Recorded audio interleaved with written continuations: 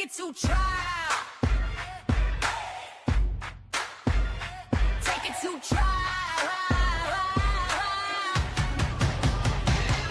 Welcome in, grab a seat, hit the like and subscribe. Cause SweetP's on the mic with that spicy little vibe. Got the courtroom streaming in the chat, going wild. We're debating heavy topics, but still laughing like a child. From objections to confessions to the judge's side eye. If it's justice and it's messy, we gon' talk about why. Every day's a new case, every moment's a ride. And when SweetP's in the building, we be learning with pride.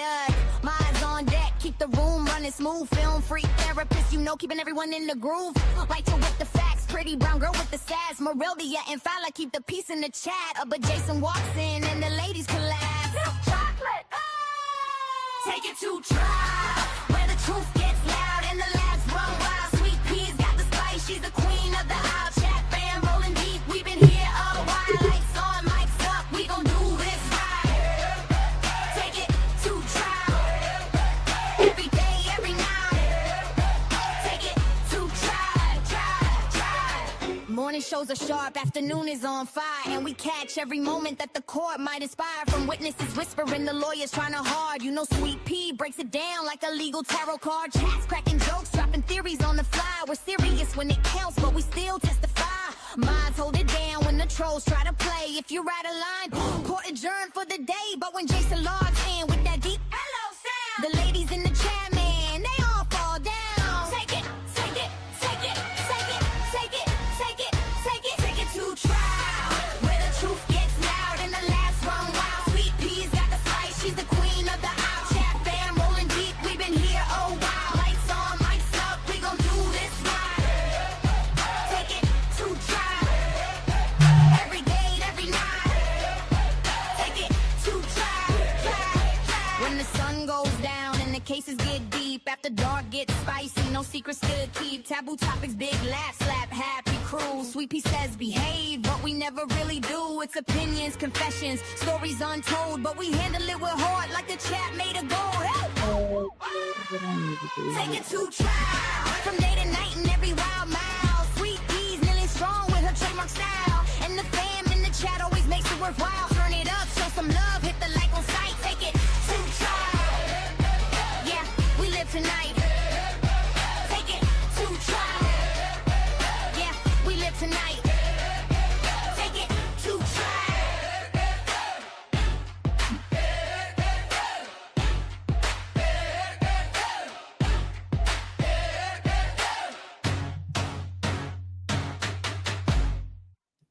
Good morning, good morning, good morning, everyone. I would like to say first, this morning has been a morning. That's my first thing that I need to let everybody know. So if y'all, I'm not even able to I started our stream, but I'm kind of finishing up some stuff in the background. Let me go ahead and share this out.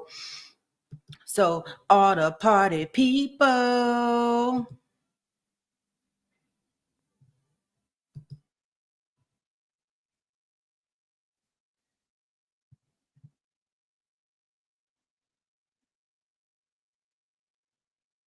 I gotta stop getting distracted. Okay, whatever. I'll look at that later. Let me go ahead and get my good mornings in.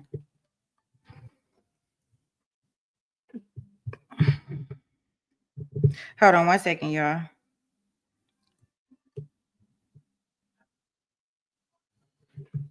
Let me do this.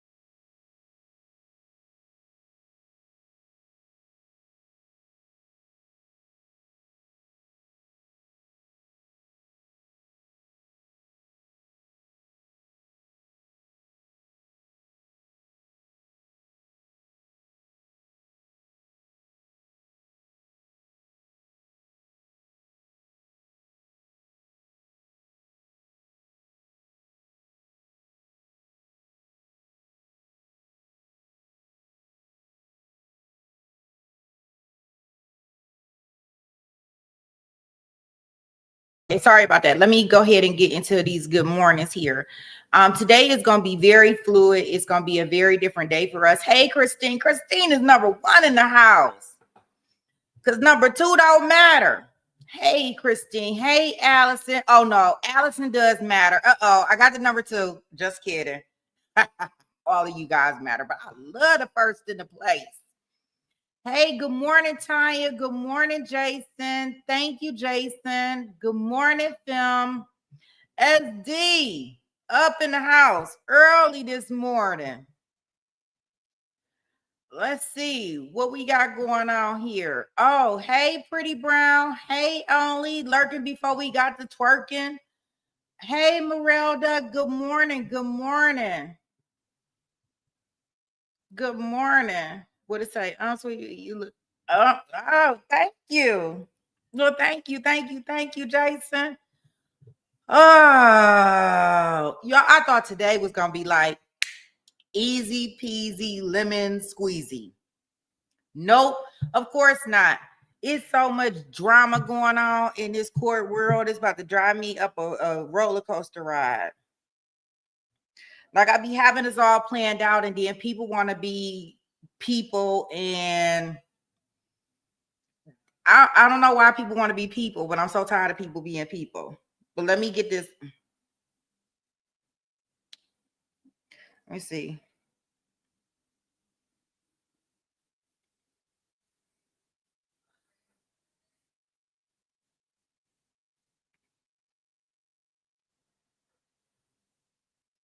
Let me see. You can change that. Okay.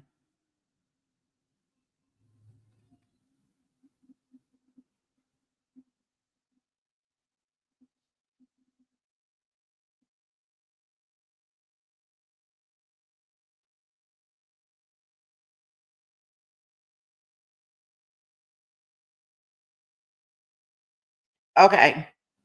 So for those that did not catch our 10 Chronicles last night, I did the 10 Chronicles just to kind of update everybody that the Brian Washington does not happen to tomorrow. Okay. That's number one on the list. Number two on the list, I am trying to find out what in the double HE hockey sticks is going on with the sentencing for Latasha Daniels, the side chick.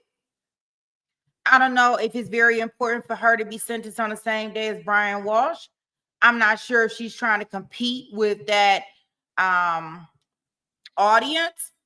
It was out here at one point in time, her sentencing, and I've seen it on Law and Crime in order for us to watch it.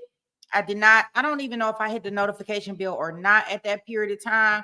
But guys, I go back out there today because it was supposed to be today. It's not there. So I don't see a live feed for us to get into the courtroom. So I'm not sure what's going on with that. So I will be keeping my eye out on there just in case we get to pop in there. I'm kind of frustrated because I do like to have my stuff kind of planned out. Then I kind of wake up this morning and I'm scrolling through my phone like people are boring. Why are we not doing any trials during this time? And then going down my list, I see, oh, okay, we have a trial set for YNW Melly. This is a very high profile case in Florida that has been going on forever, ever. We watched the plea deal with his other friend, Bortland, whatever. And we watched that a couple months ago, and he pleaded out to this. But needless to say, I see that come through my timeline this morning like, oh, we're going to have a trial. We're going to start a trial today. And I'm like, okay, well, all right. Didn't know anything about that. So I go into the court documents. Yeah, there's going to be action up in the courtroom today. I go over there to, Law and Crime that has its, set up. And of course, they didn't went in the courtroom, and it's somebody else in the courtroom. It's not his court hearing. So it looks like they did in a stream. I do still have our stream set up just in case they do. I will open up a separate room for people that are interested into that type of trial to see, because it's very interesting to see what he's going to take in that one. That's what I will tell you, because remember, somebody else already pleaded out on this one. This is very, very, very interesting, to say the least.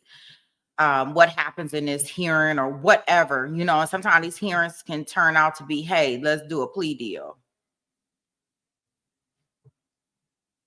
So we shall see what that turns out to be. But in the meantime, between time, I know everybody came here so we can go back into our Melody Farris wheel trial, which we will go into. Let me get that in here.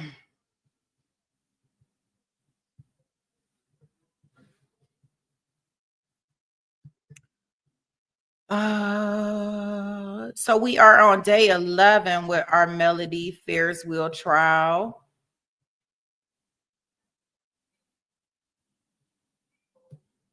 And in the meantime, while this is playing, I am going to try to find out where we going today. What are we doing here at Take It to Trial? Because I want to be in all the courtrooms. I'm nosy. Oh my goodness, I don't even know what to do with this nose. A lot of rumblings in regards to, and I'll put a survey out there. Y'all can let me know if y'all want to cover it or not. Hey, Christine, welcome back. Y'all can let me know if y'all want me to cover it or not. We got the cruise ship incident involving a young lady. I know they did do a custody hearing. It's the first custody hearing that I am seeing that is like,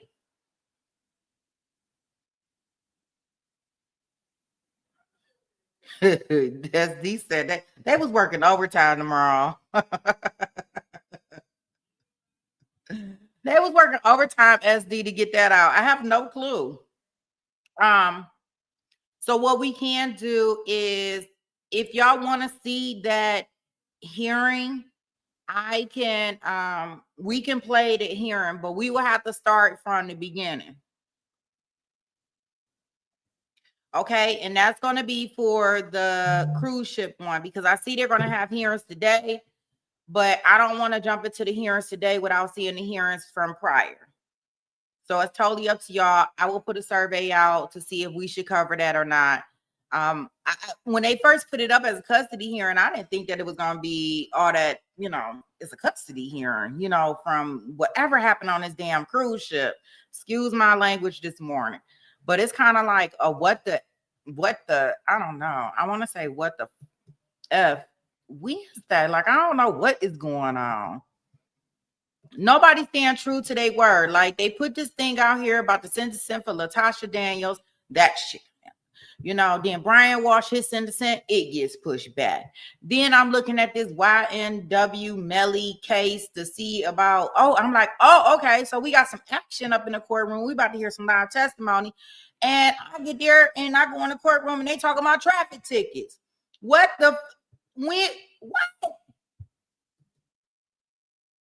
Today's definitely a what the F Wednesday, at least for me. But anywho, I'm not going to talk us all to death. I am going to put us in this courtroom. So while we're in this courtroom, I can start looking to see what is going on out here, so we can make sure that we cover at least everything that we can cover out here in these streets. And in the meantime, I will put that survey out if y'all want to cover this cruise ship one. But like I said, we have to start it from the beginning. I don't think it's like long testimony that we have missed, but I know I have not covered any of it. Okay, crew. You say it's December, I guess. Well, I look, I just want things to run smoothly. Like, I need all this stuff to happen. All right, crew. Let's go in here and see what our judge got to say.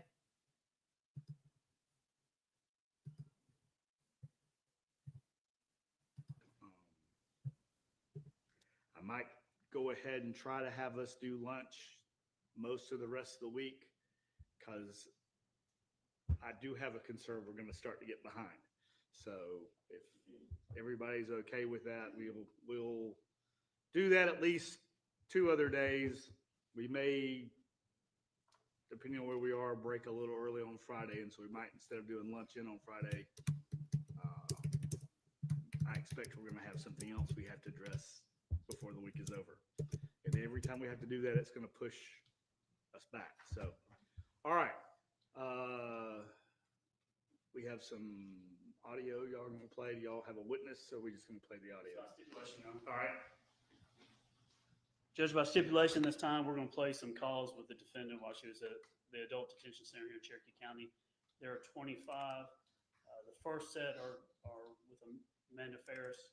There's 6 calls here. At this time, I tender in 2 evidence calls, 1 through 25. Any objection? No, all right. Y'all agree to the foundation that they were voluntary calls and she's aware of them, and instead of making the witness come in from the jail, and that there's a recording at the beginning explaining to them that the calls are being recorded. In order to move things along for this jury, we stipulate. All right. Just calls. 1 is the June 25th, 2019 call. I'm going to play it now. All right.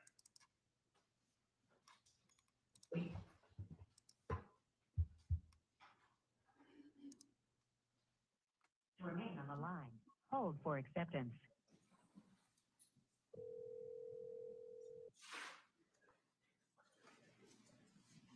It's 8 minutes, 3 seconds.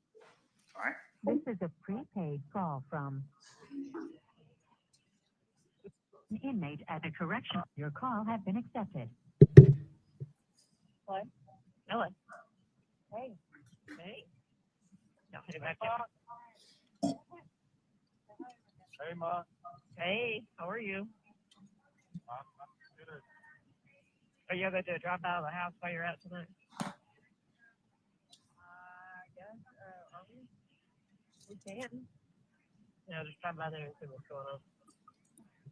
Okay. What are you doing? Well, I came back downstairs and wondered, I've been walking, and then it came that I actually got phone time. So. Oh, well. Oh. Yeah.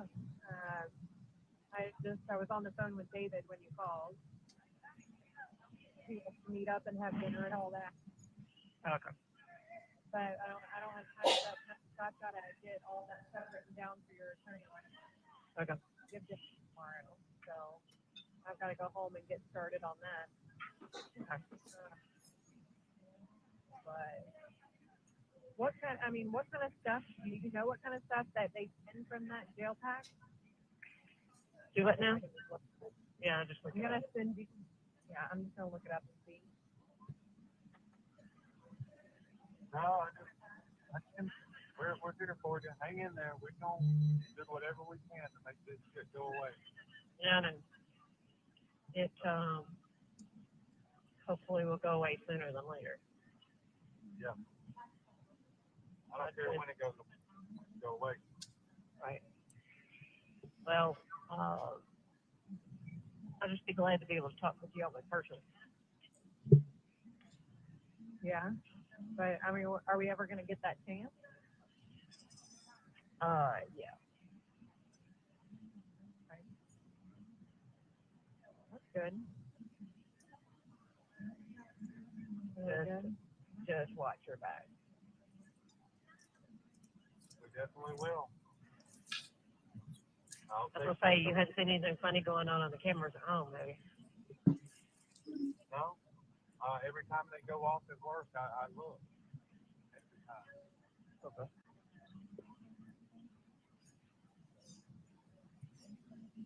Well, is Russ Jane keep a check on Chris on Facebook?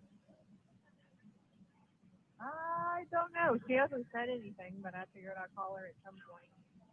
Okay. And see if she's heard anything. But you said something about a picture? Chris sending a picture? Of what? I don't know. A picture of you to the paper? Yes. Have you seen it? No, I haven't. I just heard about it. I couldn't find anything. I don't know what it is. Well, I don't know if it was on the news or in the paper. I figured they just copy everything online. I thought. But I haven't seen anything yet. But all I do is I'll occasionally check online. I can't watch the TV or read the news. Well, I know that one of them was on the news. I think it was either. Well, I don't remember now what she said that it was. That said that the media said that it isn't sold to them. All about that money. That's what it is. Money, money, money. Yep.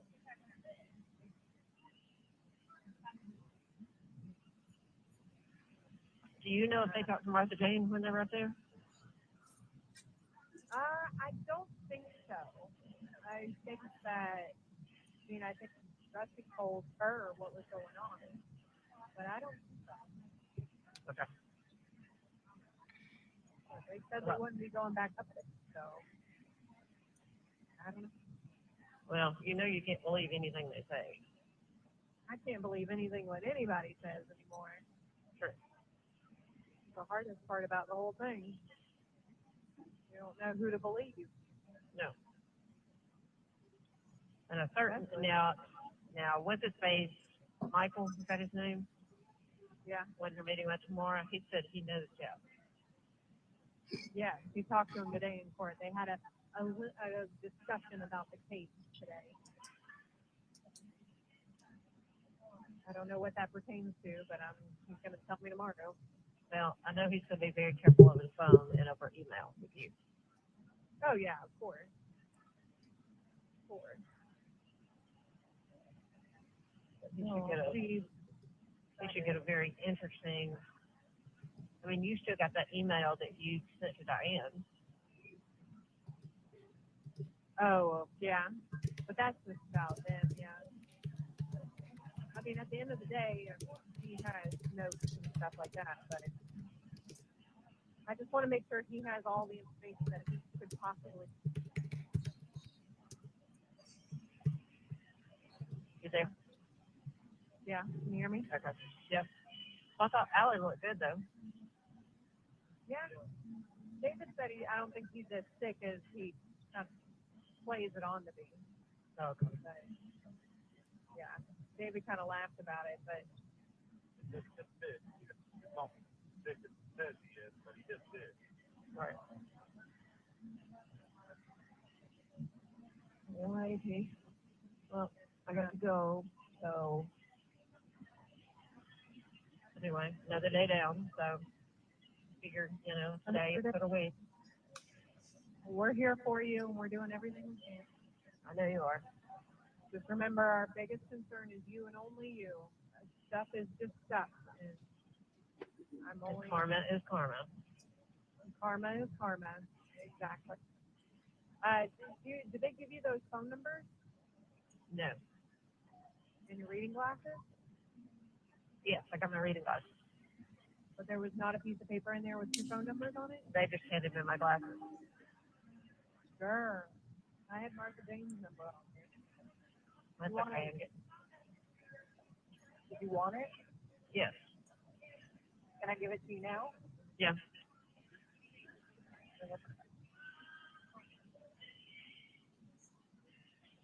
You ready? Yes. 931. Okay. 581. Okay. 3343. Okay. You can call her and talk to her. I'm sure she'd like to hear from you. Right. All right. Well, I guess just call me whenever you can, please, and I look forward to hearing from you. Well, I'll just wait since I've only got basically one call or 1 15-minute slot, and I'll call you tomorrow when I know that you will have time to met with him. How's that? That's good. All right. Fine. Okay. Talk to you later. Okay. I love you. Love y'all. Bye.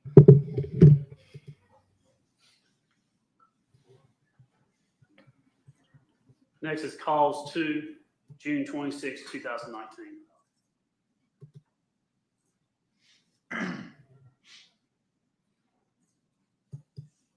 Remain on the line. Hold for acceptance. It is 2 minutes and 9 seconds long.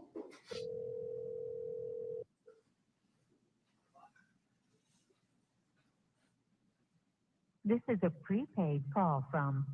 Your call has been accepted. Hey. Hey. I spoke to your attorney. And I mean, I can't say good things because obviously we're stuck in this situation. But everything is handled as can be handled. Make it quick because we're fixing to get a lot now. All right, you're going to probably see a guy come to meet you tomorrow. You need to sign off saying that we're allowed in the house and that we're allowed to use the lock. Okay. Because Scott and I are getting the lock changed tomorrow evening.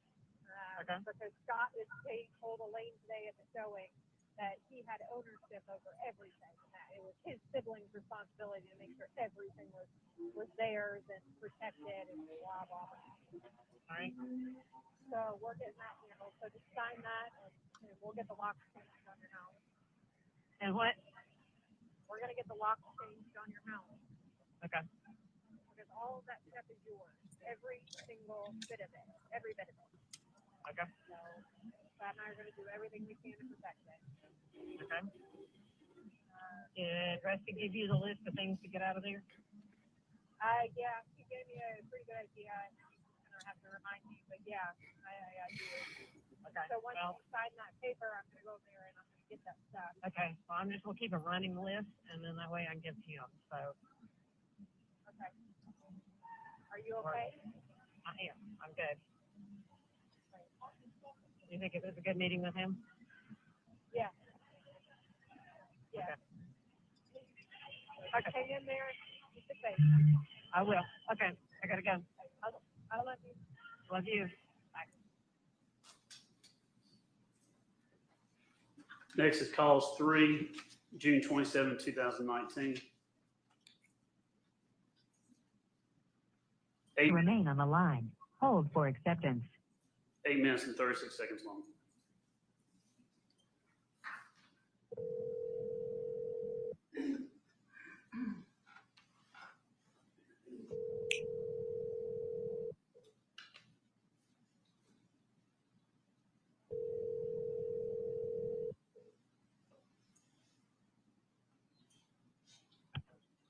This is a prepaid call from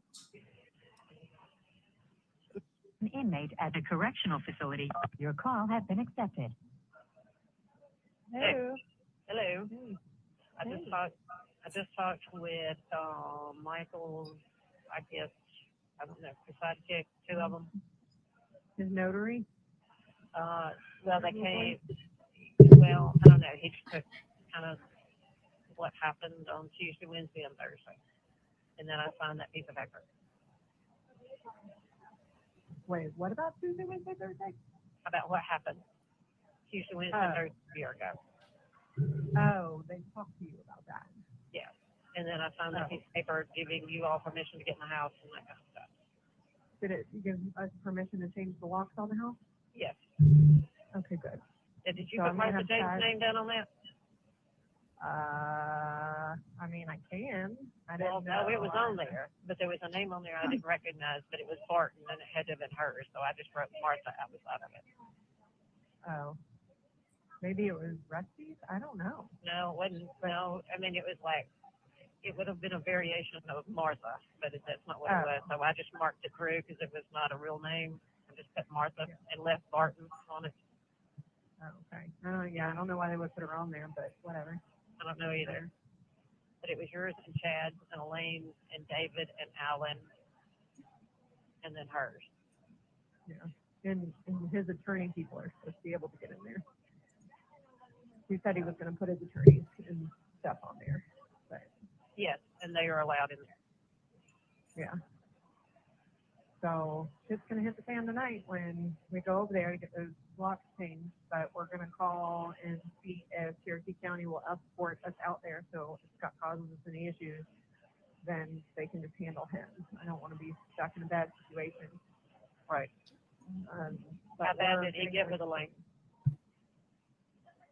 She said that he didn't show out, He wasn't like whatever, but he was very entitled. He said, this house is mine and my siblings, all of this stuff in it is ours.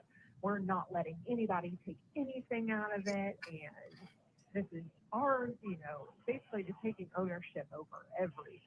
And Elaine didn't want to say too much back to him because it would have upset him even more than he already was.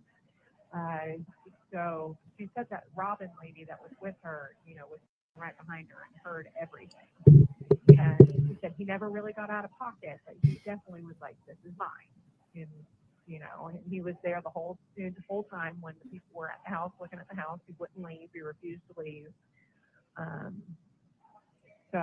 And Elaine had said that she could tell that he had been in the house because she showed it the last time before he went up to Tennessee to be with Martha Jane. She knew kind of where stuff was, and she said that when she came back this time yesterday, things were moved and out of places. So she knew somebody had been in there and the door to the kitchen was unlocked. So that's why it's so important that Chad and I get out there and get those locks changed.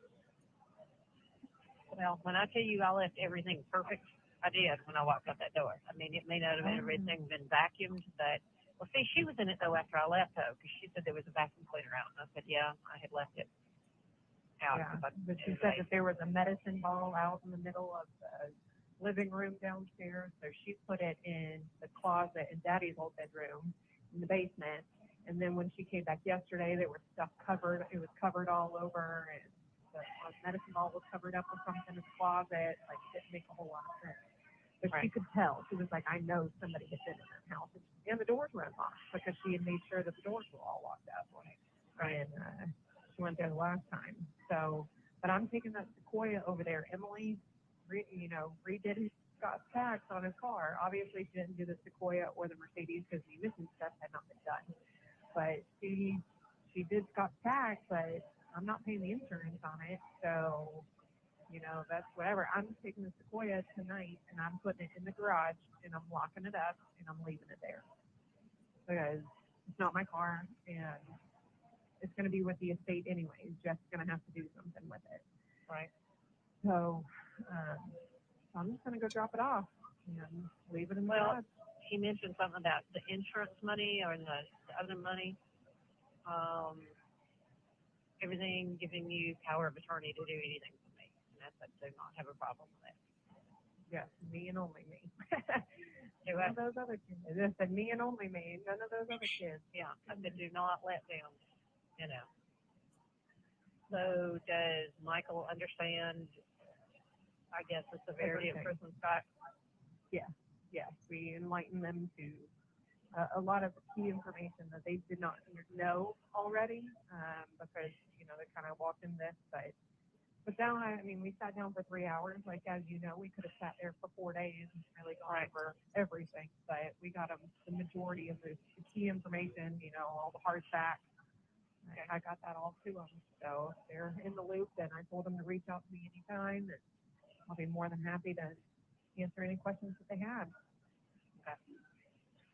But everything is as good as it can be, and now we wait. Because he's, I think it's going to be, well, I'll let you know. I know. Did he tell you about court? Yes, but do not. Okay. Do not. And that's why I just said that. Yeah, and it can be changed. Yeah. But I'm going to plan on that. But I'm glad they got over there and were able to talk to you today. Good. Yeah. And he said that Michael may be back this afternoon because we're fixing to go on lockdown here. And so anyway, he said that probably Michael will be back this afternoon, or they would be back this afternoon. Okay. So, okay. But how are you? Did you eat today? I did. We actually had egos this morning, so. Oh wow. I actually had that, and so that's just keep hope. Keep hope. I know. I'm trying. My stomach has been. I was so sick yesterday. I called out of work, and so today I woke up and Chad was sick and I was sick. Our insides are just up over there. Right. Well, call Rusty back, tell him that I met with him, Okay.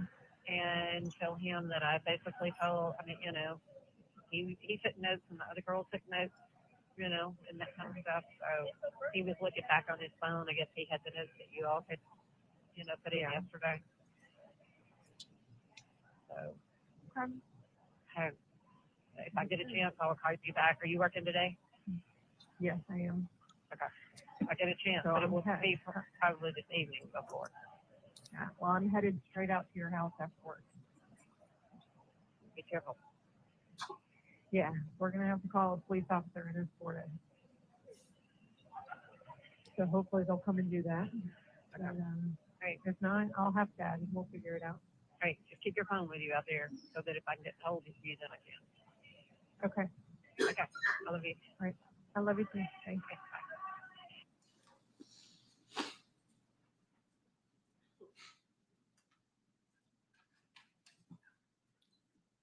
Next one's calls for July 5th, 2019.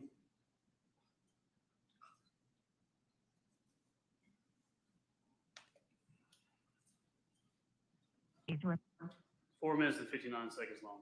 remain on the line. Hold for acceptance.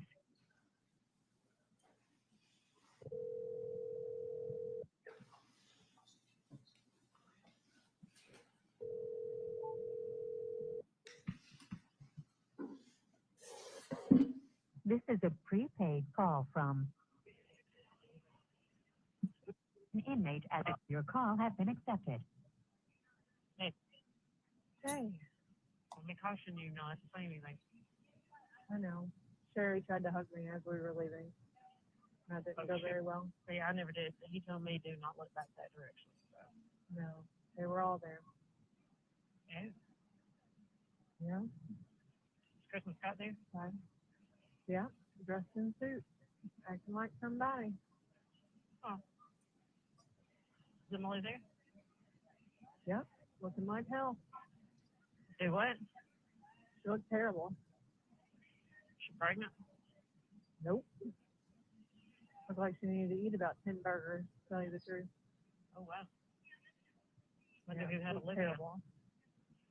For Chris, because he wasn't there because he was a warrant out for his arrest. Well, probably, I'm sure he doesn't want to step foot in the courthouse, but no, she didn't have her there. But John and Nancy were there. Did you talk to Michael afterwards? I did, yeah. Okay. Yeah. There's a few questions for people, but otherwise I still stand the way I do. Do what now? But I have a few questions, but otherwise, other than that, I still stand where I always stood. So, how are you? Are you okay? Yeah, I am. They brought me straight back over here, and I sat downstairs in a holding cell for 30, 45 minutes, I guess, and then they brought me upstairs, or brought me to my regular place. We got in the car. I booked out of there because Sherry tried to give me a hug, and I was in the mood to talking to anybody. And so we got out in the car and we were pulling out, and then Michael texted me and asked me where I was, so we came back and talked to him and Scott for a minute. Was that Scott who was sitting next to me? Yeah. Okay. Yeah, exactly who that was. That's who he addressed at the end of it. Okay. And it was always a pleasure. Right. So about the carpet Yeah. on the stairs, Uh-huh. really? I figured that's when Motley did it. But I don't know. I figured if there was, that was because Motley. Well, Michael said there wasn't. Well, yeah, that's what I want to know. Why wasn't there any carpet taken? But, we'll talk about that another time, and I'll handle that later. But, Well, I sat and wrote down everything and told him during the trial what all was, wrong. yeah, we talked to him during the break and everything. Okay. So he asked a lot of the questions that I want to ask. But obviously we're getting the nitty gritty of it later on. Right. But Right. next, we'll do your bond hearing, and we've got to figure that out. I just don't know if we'll have any property substantial enough to. Because if it's out of county, it's got to be double. So we'll see how that goes, but you'll still have one nonetheless. Okay. Have you talked to Rusty about what they said? No, but I was curious to know if he watched it live stream, but no, I have not. I haven't called anybody. I don't feel like talking to anybody. Right. I did talk to David briefly, but it was just for a minute or two. Right. Okay. Well, you need to call him and about that, what they said that he said, Yeah. and be very honest with him. Yeah. One of the only really questions I have.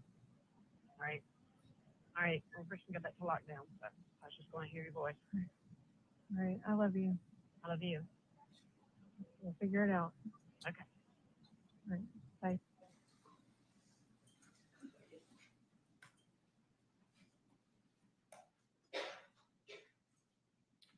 Calls 5, July 5th, 2019.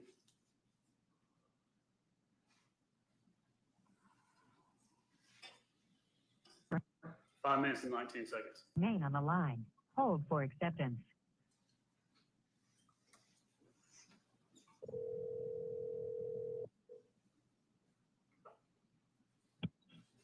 This is a prepaid call from. Your call has been accepted. Oh, okay. Need him? Picking up Cameron from her friend's house in Jefferson, so we won't be at visitation tonight. So she has to do a little soup for me. You're over here all day. Until noon, but we hightailed it out of there as quickly as we could.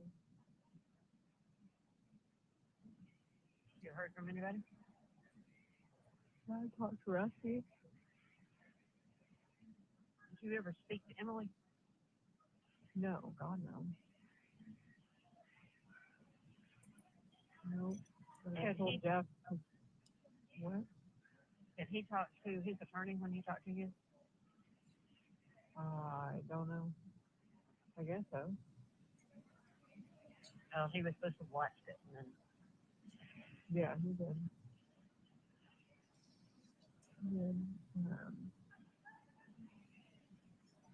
But yeah, it's all very unfortunate. Well, I guess I just didn't realize that you could sit up there and lie. I mean, he's under oath. But I know he lied about one thing, so I don't know. Well, I mean, Michael said that they could. Well, it's all opinions and whatnot, so we just got to get into the nitty gritty of it now, unfortunately. Well, of course, by me not being able to go back and watch it again, I was trying to figure out, remember some of the things and how it was worded. Yeah. Have you watched it again? No. But I was taking notes throughout the whole thing. Oh,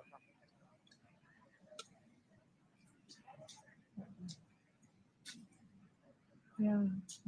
Patricia Steve there? For a little while. No.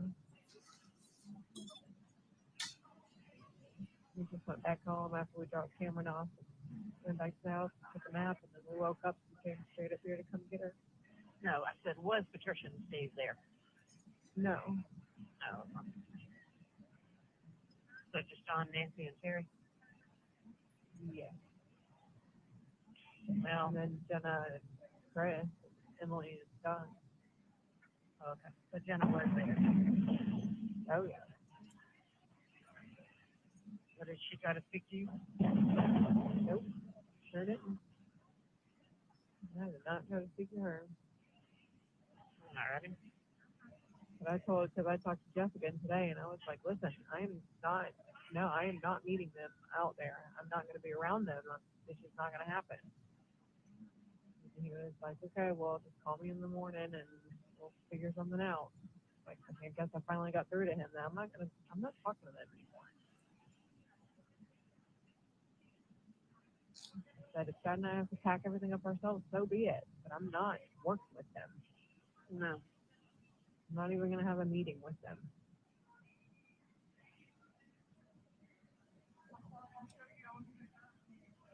I'm going to jump that hurdle and wait. Unfortunately, Michael told me that they'd be back over here, very soon to talk to me about it all. So, what, today? no, not today. I'm assuming first part of the week. Yeah. Yeah. I have to get everything. He said there's going to be a lot of stuff to go through, so it's going to take a while. Well, it sounded like they did not have a lot of the test results back. Yeah, exactly. Got to get that all, and then he said if he needed to hire anybody to go over anything, no, it's just going to take nothing but time. Alrighty. I just wanted to hear your voice. Yeah, I'm glad you called so I could forewarn you that we weren't going to be there, man. I didn't want you to think that we Well, weren't showing up. actually, I didn't think that you would be. I mean, just because you've been over here earlier today and it's storming over here now. So. It didn't even really, it thundered at our house, but it never really rained, but it looks like it came a pretty bad storm up here in Jefferson. There's a lot of leaves down and things. So, never truly stormed. Alrighty. So I guess just call what you can. Alrighty. I love you. All right.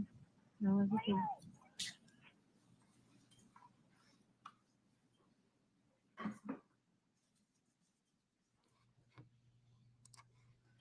Call 6, July 8, 2019.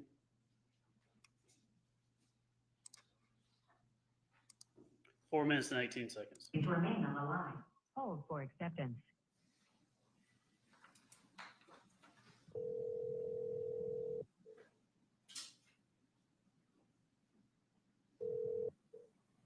This is a your call has been accepted.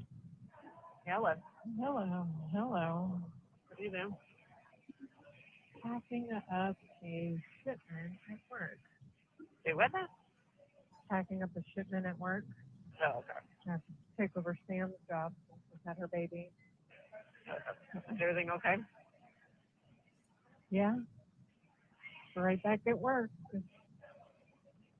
Living our beautiful life. Exactly. What's going on in there today? It's linens and towels and clean clothes and all that kind of stuff today. So That's good.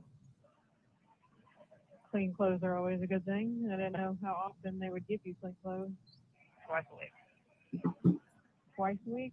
That's it? Mm-hmm. Jesus. Do y'all have to do your own laundry, or do they? No. They're bringing in a big thing and they hand it out to you and you change and the other back. Alrighty then. What'd you eat for breakfast this morning? I don't know. Kind of like a biscuit and cornbread. Why? That's it? Just bread? Mm-hmm. Did you ever get that food ordered from commissary so you could actually eat something? I do. I can send you those packs that Wanda was talking about so you can actually have something to eat. No, I had ordered, granted, the only thing that's on there is kind of like Doritos. But it's enough to get by, and hopefully it's not going to be much longer. I don't know. Thanks to your boy Rusty. I don't know. Yeah, I know. I'm really mad at him, and I really honestly, I don't want to talk to him. I'm sorry, but I'm just too selfish of him to lie like that. Well, of course, I haven't heard what was really said. What? But he told me enough that he was being selfish, and if you're telling me you're being selfish, then obviously you know you did something wrong. So As far as he I'm told you concerned, that? The reason you're, yeah. So as far as I'm concerned, He told you that? yeah, from his mouth, that he was being selfish and he was scared. He didn't want anything to happen to him. He's a coward. Is that what he called himself? No, that's what I called him. Oh, But he called himself selfish. And that's just not a good enough excuse to me No, to not gonna lie say like it. that. I'm not going to say anything in here. I'm just going to take care of it when I get out. I just want you to understand that I don't think people have your best interest at heart. I don't know. It just really frustrates me. I go above and beyond for you, and then he doesn't even tell me, that he had done anything like that. So I just walk into it blind, and then we all look like fools. Yeah, I mean, and I couldn't say anything, I know. that it will be taken care of. Alrighty, well, we don't have much time, but I just want to tell you I was looking. Make sure you're okay. I'll be at work until 5:30, and then I gotta go pick up Chad from work. Alright, We have plans to go home and stay home tonight. alright. Great. Right? I love you. you, and I'll call me when you can. Okay, bye. Okay, bye.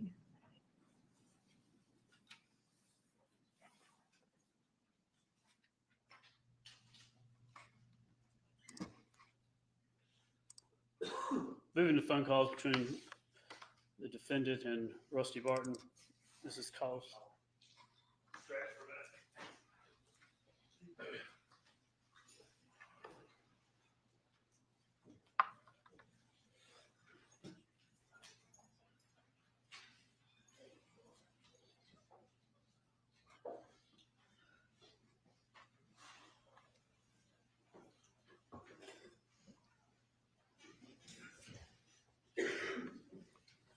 Call 7, June 22nd, 2019.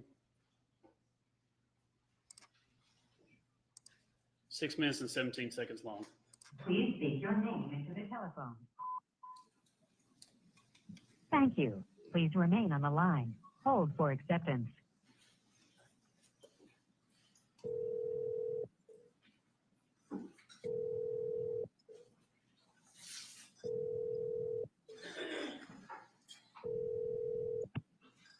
This is a prepaid call from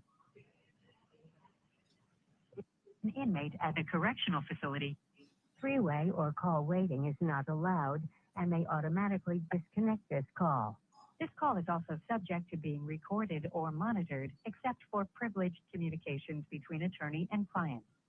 Please select from the following options. If you consent to this call being recorded and to accept this call, dial 1 now.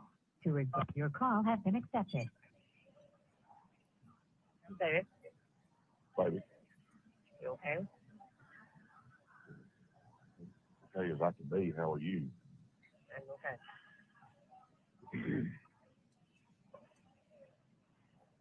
Amanda came and Chad came yesterday morning. I talked to him. She called me as soon as she got out. Talked to her. All this week I talked to her and Chad both. Okay. Did you see her the other morning? Yes, I met them Wednesday. Got the puppies, got your stuff.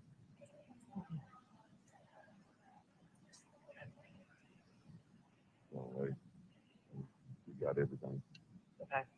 Or they did. Well, I went before the magistrate judge yesterday. It has been an immediate frenzy here. Okay. It's kind of hard for me to understand you. I said it has been a media frenzy here. I'm sure that's what she said it was at the court hearing yesterday. And it's, you look on the internet and that's all there is. Yeah. Yeah. I guess the only good part about it now is, Atlanta has so many things going on, but it's one of many. So, but it's getting quite the attention. Oh, I'm sure. Yeah. Yeah. Probably by design, though. Oh, it is. My cellmate, who is very nice, by the way. That's what Amanda said. Very, yeah. And she came in last night and said that at 10 o'clock last night that the media was still surrounding the jail out here. She knows it's because of you. She does. And the others who had visitors and phone calls and that kind of stuff, of course, their family and friends and whatever had watched the news. Right. And she's trying, and she's put the word out to don't mess with me, don't, you know. Right. So far, there has not been any trouble. Yeah. That's good. Hope and pray for no trouble there, that's for sure. Yeah. So I pretty much just, it's in a room that's kind of like just like a dorm room, and it's got 2 beds and like a mat. And I pretty much stayed in there because I had a horrible cold. And it just felt like crap yesterday and last night. So Right. anyway, I just stayed in there. And in that way, you know. But Amanda's at work now. So Chad said that he put money in some account that's where you could make phone calls. So yeah, he did. well, so this thing shows up as Irving, Texas. Yeah, that's what Amanda said. I wish they'd have told me because I almost didn't answer it. Right. But then I said, no, I don't know what anything anymore, so I thought I better. Right, and I don't know that it comes up as that every time either. Right. So I'll just, whatever it is, I'll just answer it. Doesn't matter. Well, have you seen Martha Jane? I have. I've been to see her, I guess, every day. I didn't go yesterday, but I talked to her. Okay. I talked to her every day. She I went to see her. She okay? She's just devastated, you know. Do you still have a key or way in her house? I do. Right. They'll just go in there and empty out the garbage, and I think there was a wine bottle sitting on the kitchen counter, and they'll just throw that away, and Okay. you know, that kind of stuff. Okay. Tell her I'm okay. But I will. I will tell her that I talked to you. right. Amanda's at work or should be at work, so call Chad and tell him that you talked to me. Okay. And then tell her I will try to talk to them tomorrow. I don't know how often that I can get on the phone. Okay. Yeah, they're gonna try to come see you tomorrow. Okay. Yeah. Tell her to I think see Elaine tried to come to see you yesterday, but you can only have one visit per day out of the way it's right. planned on. Right. And she said, I'm gonna go see Mama again Sunday. Right. Okay. There's a time limit on this. I got to go. So I'll try to call you again as soon as I can. Okay. Okay. Paul. Love you. I love you. Paul. Paul. Did they tell you all? Do what? Did Amanda and Chad tell you all? They did. Okay. All right. Strong. Yeah. Yes. All right. I love you. Okay. Bye. Bye-bye.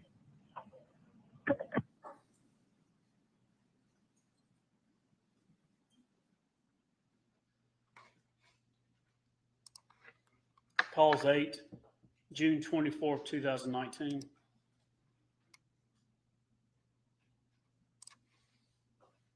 Swimming. 5 minutes and 50 seconds long. On the line. Hold for acceptance.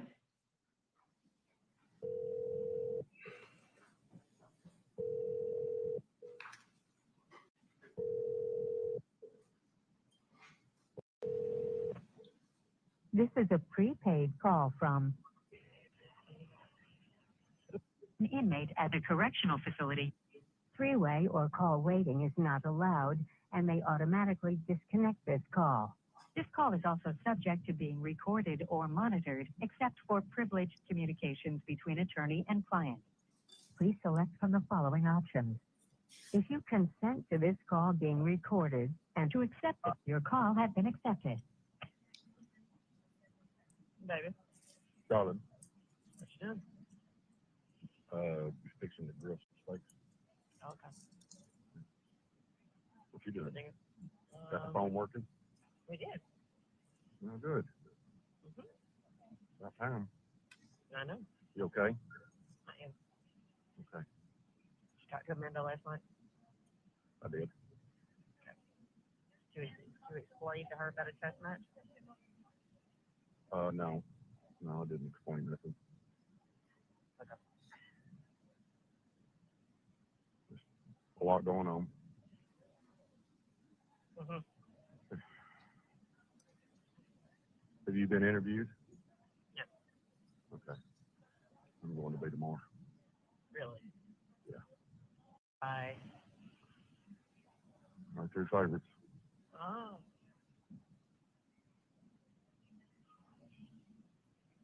Well, Amanda said her Wednesday, but I did not know who she was referring to. Said what? Amanda said she was on Wednesday. I thought she was meeting with the attorney on Wednesday. Okay. Well, I did not know who. Yeah. I think she's meeting the attorney on Wednesday. Okay. That's what I got. Okay. Well, there is a well-played orchestra.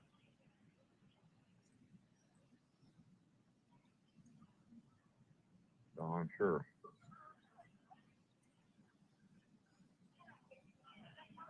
Did Amanda tell you about Chris? No, I don't guess. Okay. I'll ask her. Okay. She told me that Scott had contacted her, but I hadn't heard anything new about Chris. Right. Oh.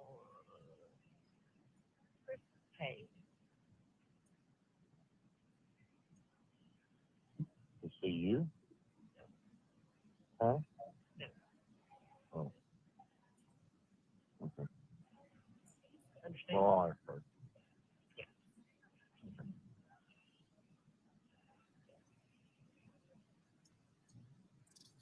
Interesting. Mm-hmm.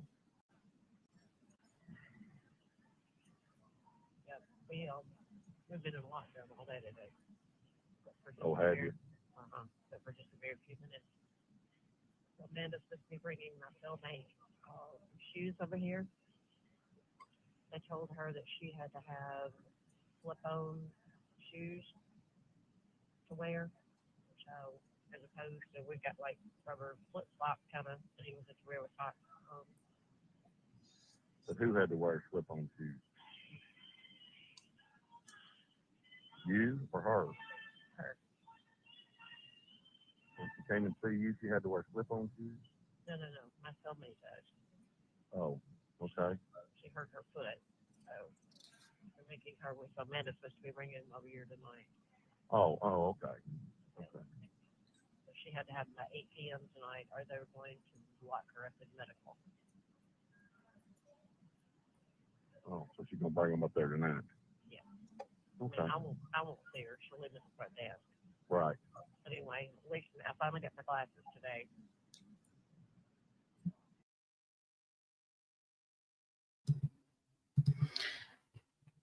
Hey guys, just to kind of give you some quick updates in regards to what I'm working on back here.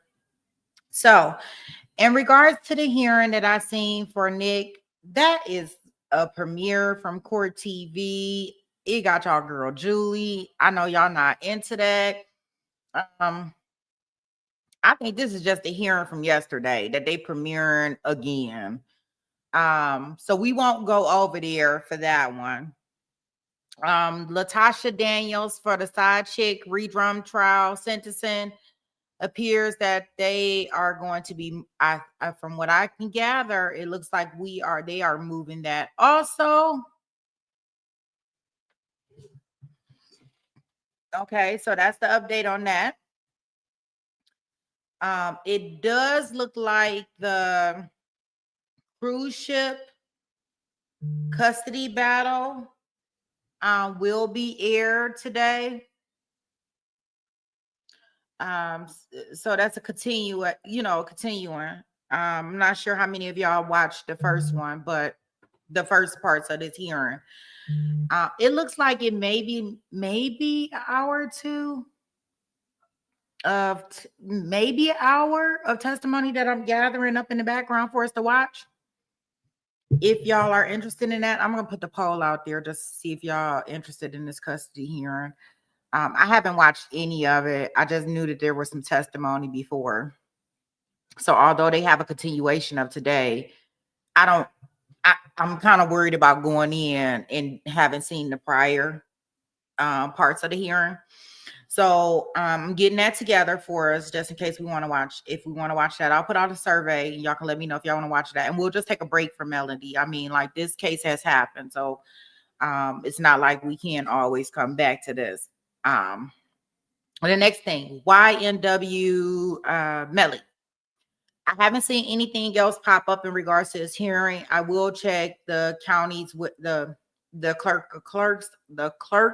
of court's office to see, but there was supposed to be a hearing today.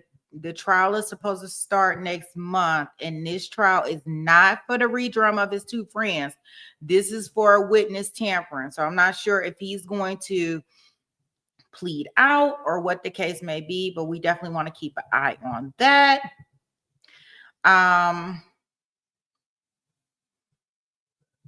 Okay, yes. And that one right there, Frank, I didn't cover that only because they didn't allow us to look at testimony.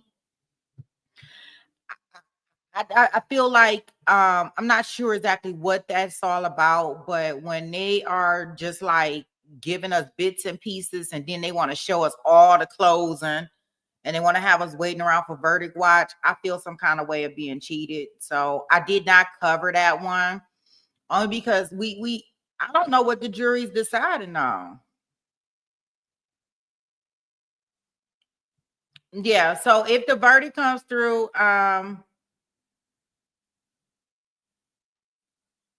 yeah, so if y'all want me to show the verdict, I don't have no problem with it. I just didn't cover the closing arguments or anything because I don't know what's going on with that case. They didn't show us, they didn't give us gavel to gavel coverage. They just gave us their opinion, as far as I'm concerned. So we will so today is going to be like a hit or miss kind of day. I will put that the survey in there in regards to the cruise ship custody battle. Okay, so I can know exactly where we're heading, like what direction, so I can get it together for us. Okay, all right, I will keep an eye out on that one. As the California is a little behind, so a little behind, so I don't think court has actually started just yet. All right, guys, I'm gonna take us back in here.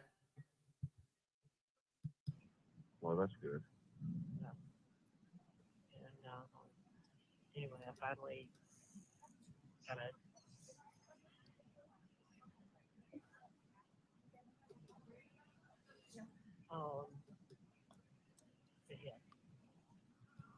Yeah. Just handcuff.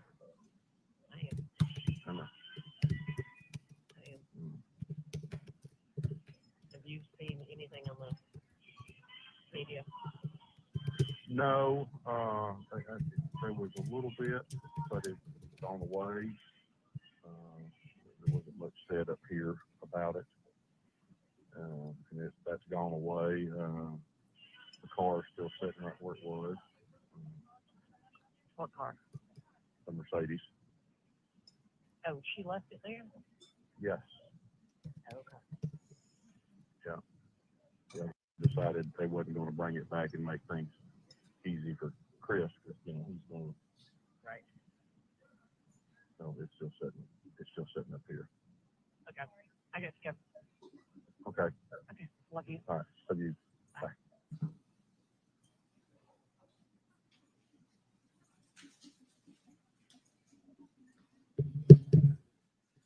Calls 9, June 26, 2019.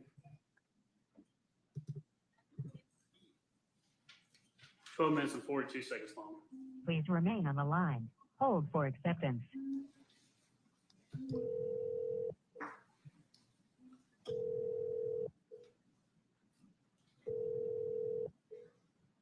This is a prepaid call from an inmate at a correctional facility.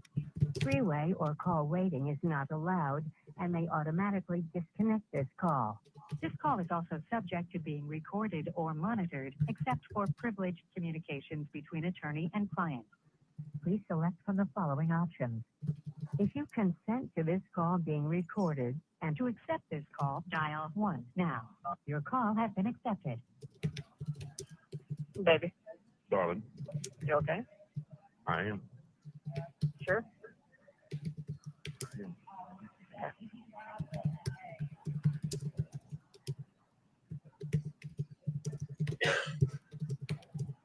Amanda was here last night. Amanda and Alan came. Okay, good. Good. How's Alan? He was good. He was tanned and, thin, but he's going, I guess, coming Tuesday for another treatment. Right. How's him doing? You know, she's okay, but obviously just tore all the pieces.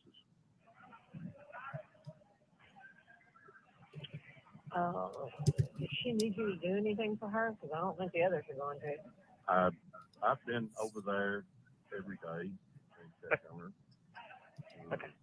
Including yesterday evening. Okay. And I don't know what the others are doing. I know somebody has gotten the mail that their system's on, but I've been by to check the mail a couple of times. I wasn't getting it every day, but by a couple of times every time it's been gone. So I figured, well, It may be James and Sarah. It could be. I know they've been to see her a couple of times. Okay. What time did they leave yesterday? Probably about, no, maybe before that. How long were they there? Hour tops. Oh. Okay.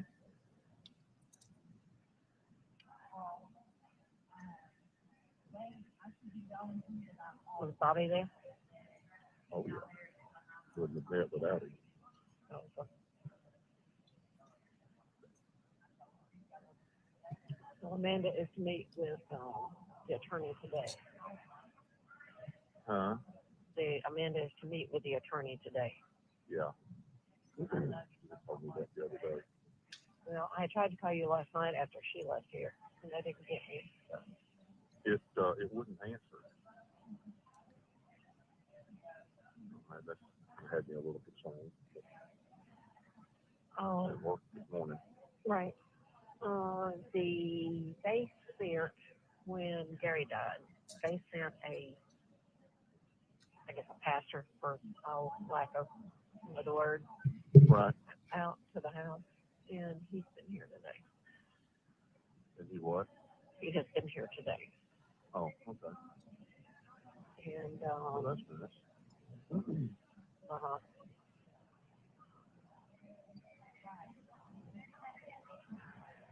Well, let's just say the orchestra is playing well. Yeah, there's no doubt. You need to explain that to Amanda.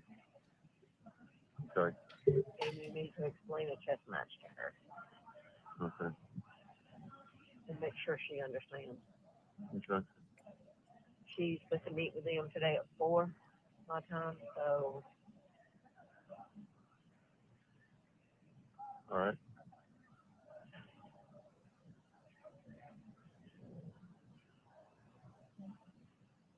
So, how the kittens doing? They're good. 2 are gone and 2 or 4 are still there. Oh. When will they leave? They left, I think, one Sunday and one Monday. Okay. Is everybody else okay? Yes. Did it make the news there? No. Okay. But didn't. There was something in Nashville, but to my knowledge, there hasn't been anything in the Oklahoma news. Okay. What they saying now? Just reported that somebody was, picked up here for all that. It was, wasn't that bad. I don't know that it was even on the TV. I think it was just on the internet part of it. Well, Alan said last night that he's been checking like all times of the day, and he said that they had done several retractions. That they had what? Done several retractions. Oh. Okay. So you can call him. Have you talked to him yet? No, I have not. Okay. Have you talked to David? No, I have not. Okay. The only ones I've talked to have been Chad and Amanda. Okay. And Martha. Okay. Well, you need to stress to Amanda that she needs to find out what trouble Chris is in. Okay. And have that dealt with. Have that brought up. Yes, and dealt with.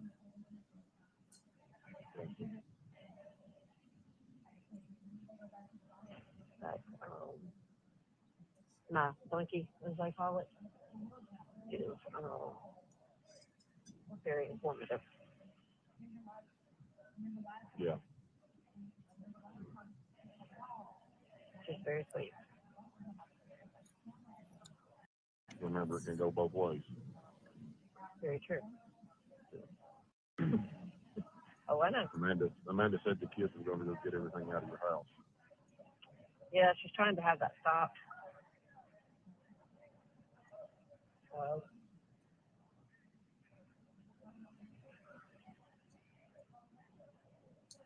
like I said, a very well played orchestra. Yeah. Yeah, what they do. Uh-huh.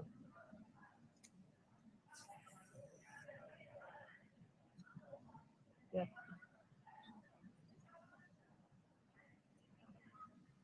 It's a full-time job. I think Chad, Scott kept contacting Amanda about his car tag. I think Chad right finally set him straight.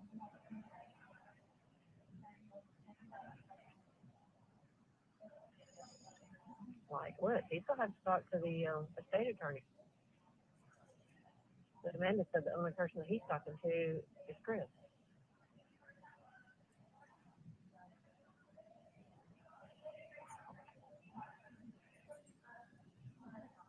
Yeah. The stuff is not as important as you. True. And that's what Amanda said. She said, Mama, at the end of the day, you are what we've got to take care of. Yeah. That's the thing that's important. Right. They're not going to want anything sentimental thing. Yeah. And they'll make sure she don't get it, probably. Yeah. That concerned her, but she said,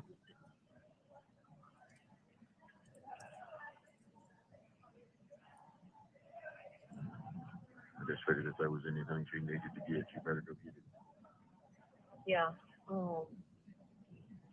I would like to tell her when you talk to her that there's 2 clocks in my study that belong to my grandparents that I really would like for her to get out. There's that antique gun that's in the basement that's my grandfather's that I really would like for her to get out.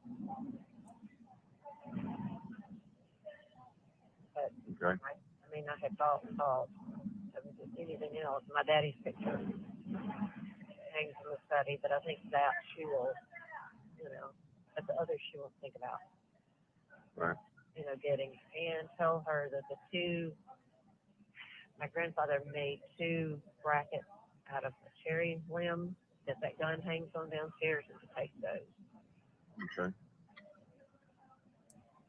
And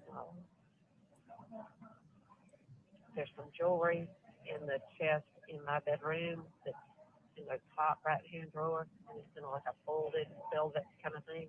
Tell her to get that out. Where's it at? in the chest of drawers in my bedroom in the top right-hand corner.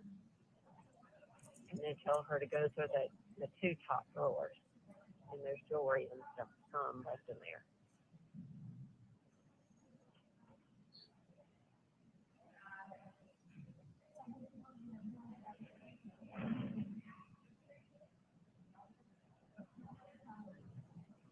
Okay.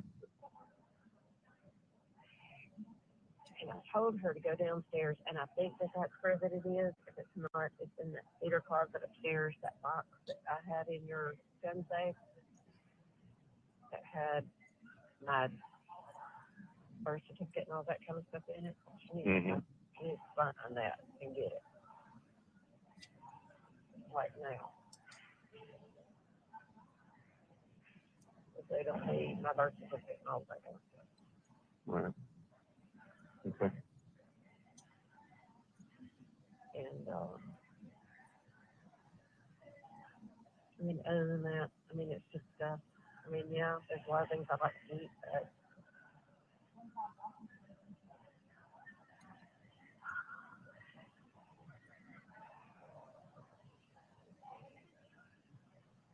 I don't know that they will actually, because I told her, I said, remember, innocent until proven guilty. And that's what the judge kept saying the other day. I don't understand, because I haven't done it.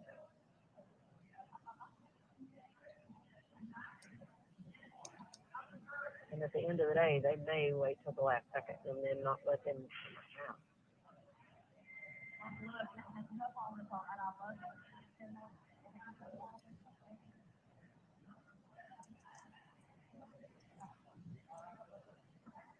But at least they pull the media away from here.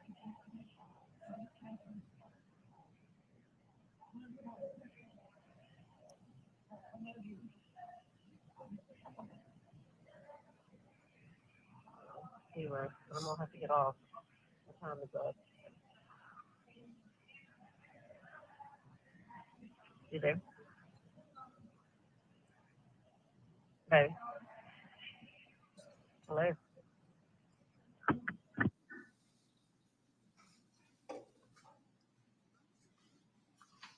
Rusty didn't hang up on my girl.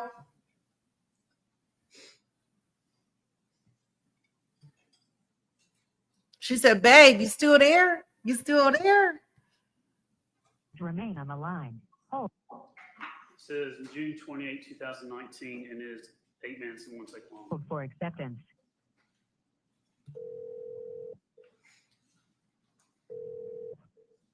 This is a prepaid call from an inmate at a correctional facility. Three-way or call waiting is not allowed and may automatically disconnect this call. This call is also subject to being recorded or monitored, except for privileged communications between attorney and client. Please select from the following options. If you consent to your call has been accepted. Baby. Baby. You talked to Amanda last night? I did not. Okay. They went and changed the locks on the house. I sent her a text, but I never heard from her. Okay. I never heard from her. Apparently Scott had locked the gate up where they couldn't get in. So they cut the gate, cut the lock off, or cut the chain off. And they had the locks changed on the house, and they moved a bunch of the tools from the barn over into the house and locked them up. And they had to call animal control because Scott has not been taking care of the animals.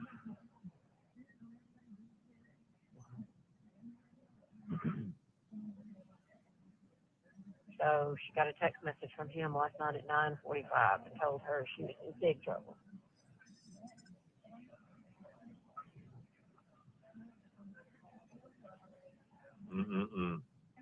So I have a feeling it can get real. Yeah. You okay? I am. You sure?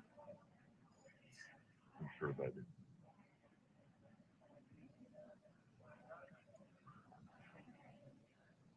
How's everybody else? They're okay. Okay. Of that MJ? Yeah, you know, like I told you yesterday or whatever, the day before, she's just devastated by it all. Because it's just, destroyed. Well, does she know what? Do what? Not, because it's destroyed your family and then the wash out to everybody else. Well, she does understand what Kristen Scott did, doesn't she? Oh yeah. She knows what Kristen Scott. She figured out Kristen Scott on her. Okay. Well, I do know that Chris was talking to Pat pretty regularly. Yeah. Well, Chris has been talking to a lot of people this time flat. All he's doing trying to get everybody to believe what he wants them to believe. Right. What him and Scott have done from the get-go. Well, yeah.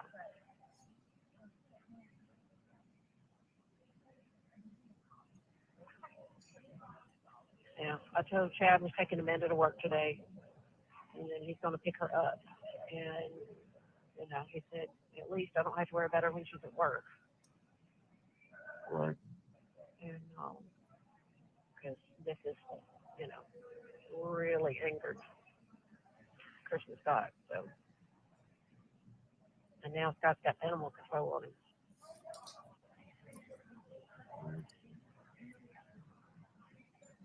I truly believe that they're the ones that brought all this on everybody. Well, yeah. And I mean, all of it. Oh, I know that. That's got to come out. Exactly. Were you asked about them? Them? No. No.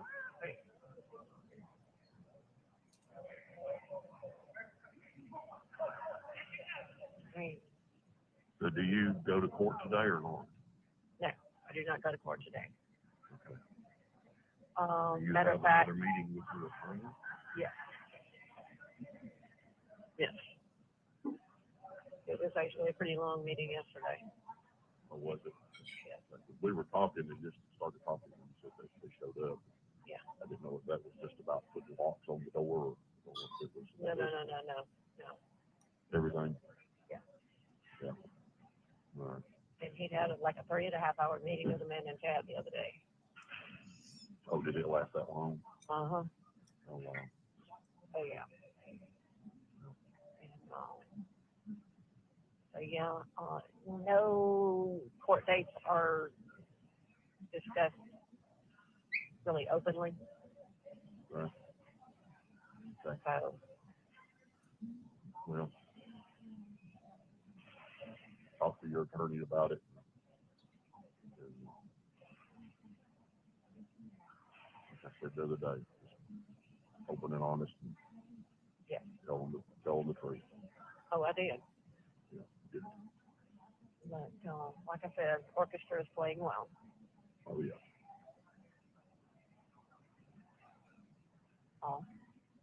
All.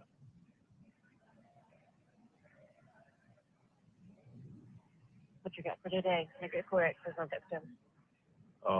I've got some deals that I'm working on. I picked up a new deal yesterday that I'm working on. Okay.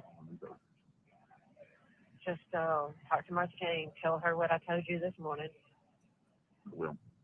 And I don't know how often Amanda's talking to her. But, I don't think too often, but I think she has.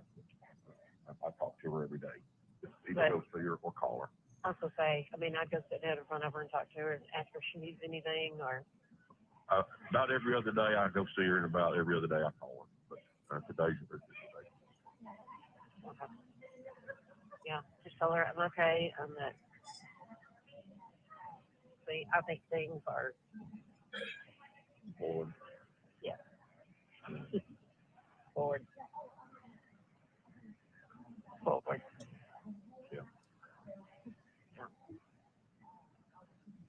All right. Oh. Oh, baby.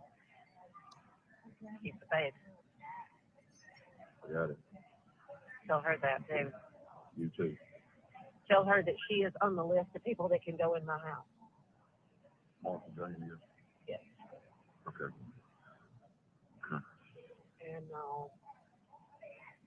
tell her about, and tell her she might want to call Amanda. Amanda won't get off until like 5:30 or 6 today. Right.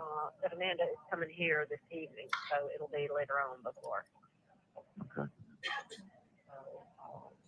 Just make sure you talk to Amanda. I'll tell her to call you, but if not, touch base with her tonight. Call her. I will. Okay.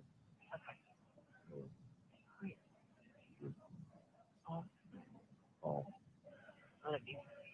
love you. Talk to you later. All right. Okay, bye.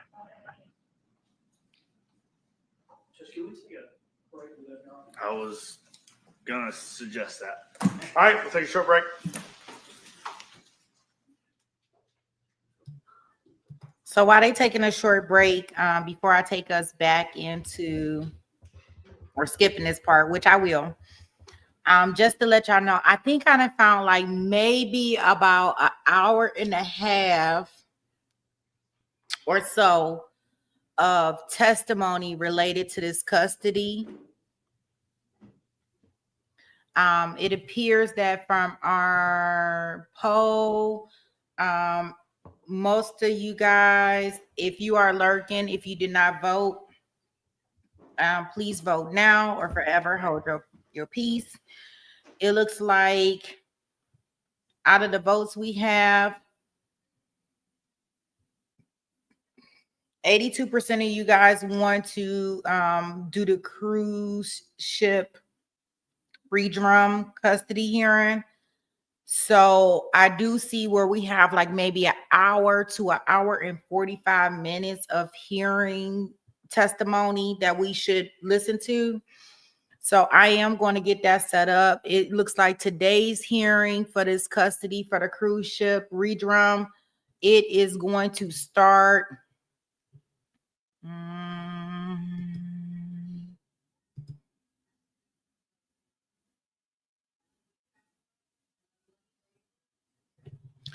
It looks like it's going to start, from all things that I can see, about 12:30. So what that means is that we'll continue to watch this until about 11:30, and then we'll go over and we'll start watching the history of the Anna Kepner cruise ship redrum. Okay, the custody hearing. So that's kind of our plan for today. I haven't seen any updates in regards to anything else out here on these streets.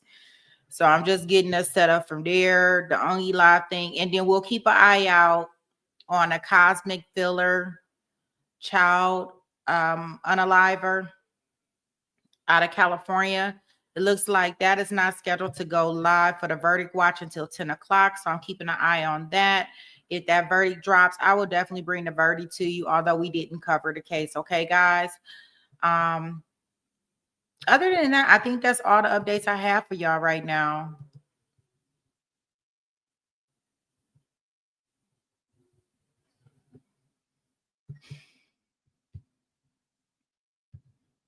Okay.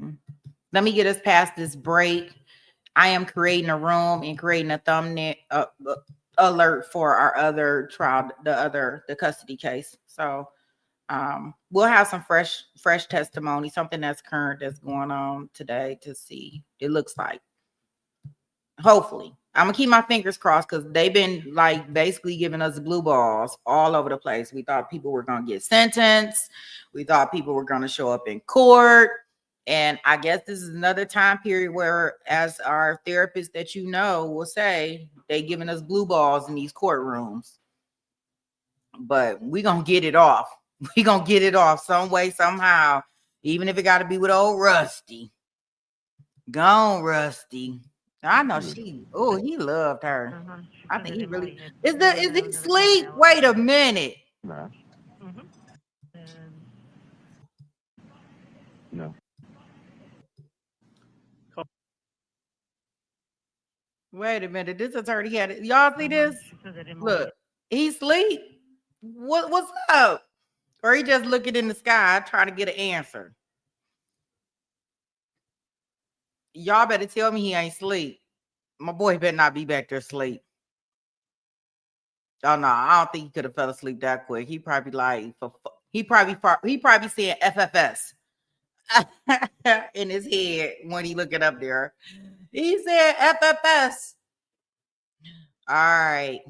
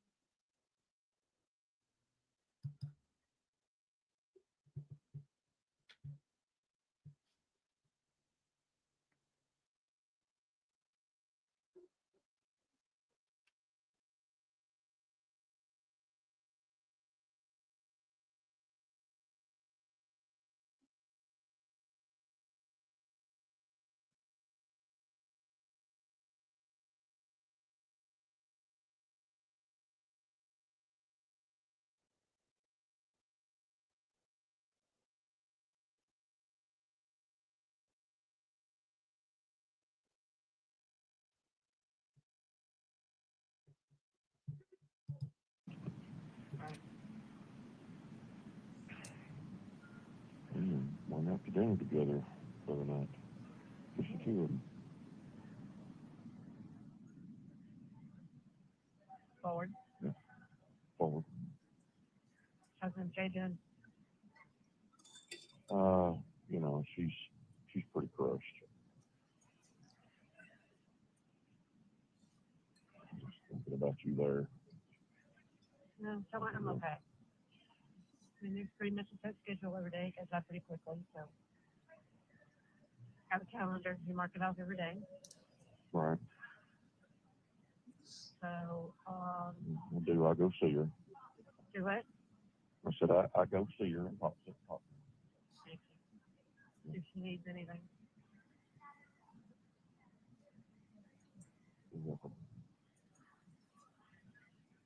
I know this is not what you bargained for with her. Do what you got to do. Have they come and got Right. Mercedes yet? No.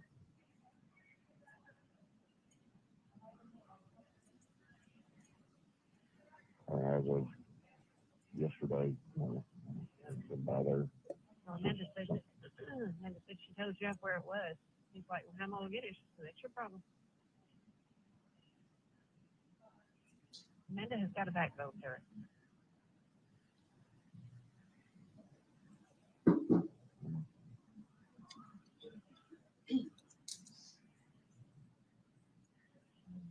Blame her on that one. Yeah. I love you. I love you. I think we're going to be out this afternoon, so maybe I'll call you this afternoon. Okay. Okay. I love you. Okay. Be strong. I will. You too. All right. All right. Love you. Love you. I love you.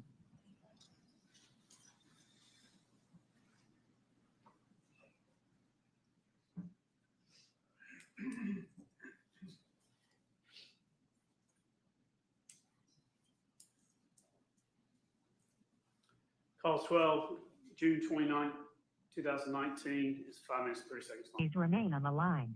Hold for acceptance.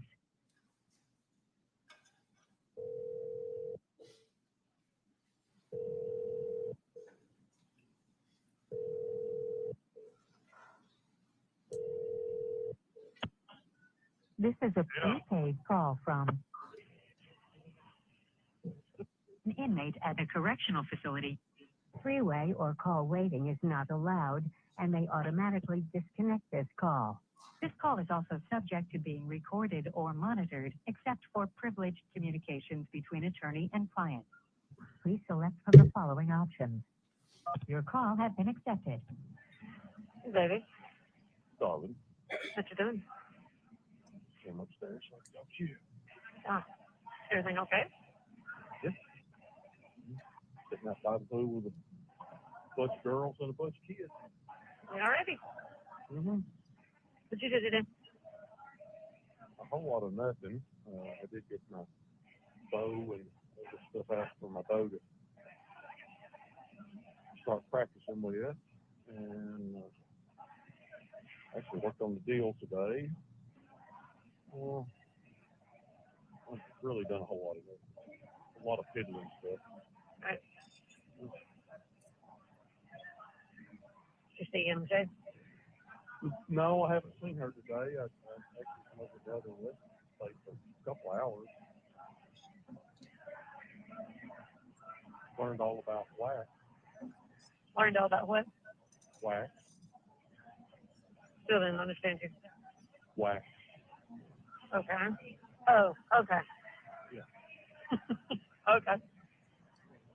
I just talked to Amanda, and she said that she had gotten a email forwarded from Jeff today that he had sent Amanda and Chris and Scott, so that I had signed over everything to Amanda, and that they had to go through Amanda for everything. Okay. So, Go over like a lead balloon. I'm sure. No matter what you do, it's still going to teach about it. Well, I think that it's probably, Amanda said that they had gone by last night after they left here and watered the horses and checked on everything and locked some more stuff up in the garage, that kind of stuff that Right. Scott hadn't done anything else. Yeah. He ain't doing nothing but working and drinking and sleeping. Mm-hmm. So they're going to come here in the morning because I got Cameron tomorrow. They're going to go get Cameron tomorrow afternoon. So I'm just going to stay with them the next few days. So Okay. and they were going to go by the house and check on things and kind of see Scott was there. All right. I said, well, please check on Lily.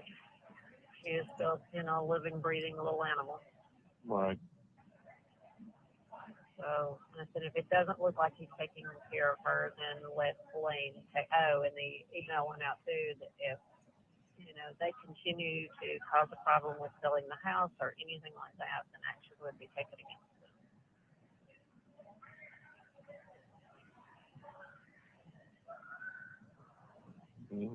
Baby, what a mess. Not kidding. And I'm sitting here. Yeah. All because of them. All because of them. I love you. I love you. I miss you. I miss you.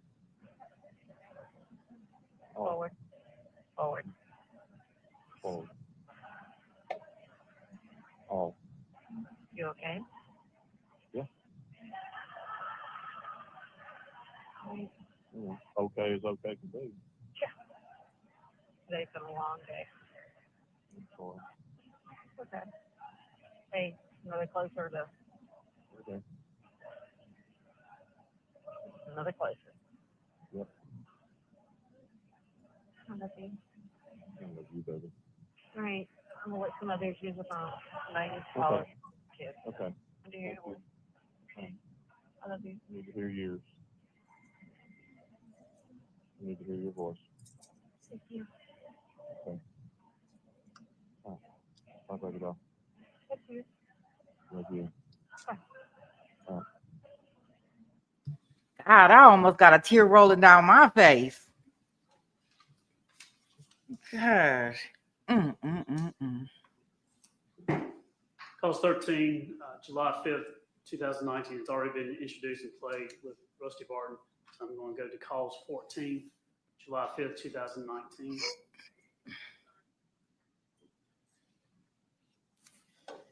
It's 15 minutes and 4 seconds. Please remain on the line. Hold for acceptance.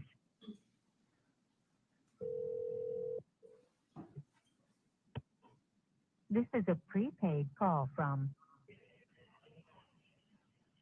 an inmate at a correctional facility. Three-way or call waiting is not allowed and may automatically disconnect this call. Your call has been accepted. Darling. What you doing? Sitting in the bed, flipping through channels. You ready? I didn't tell you earlier. Figured you were eating dinner. Yes. You know, and there's 20 people over here. No, okay. You okay? They were having a surprise birthday party for a guy whose girlfriend had dumped him, trying to make him feel better. And at the last minute, he told him, and he didn't know it was for him. And he told him he wasn't coming. Yeah. So anyway, all the small group bunch in there eating leftovers from yesterday. So I think that yesterday. You okay? That's right. Yes, I am. Good visit with Chad and Amanda. Chad did most of the talking. It was a good conversation. Okay. Yeah. Yeah, she sounded better when I talked to her earlier. Did you talk to her since I talked to her? Yeah. Okay. Yeah, it was good and went very well, and they were very, very nice, and I was thankful. And, they would stay in touch. Oh, have you talked to Bobby? Actually, just got off the phone with him. Have you watched it? I think he watched parts of it. We talked about it basically in its entirety.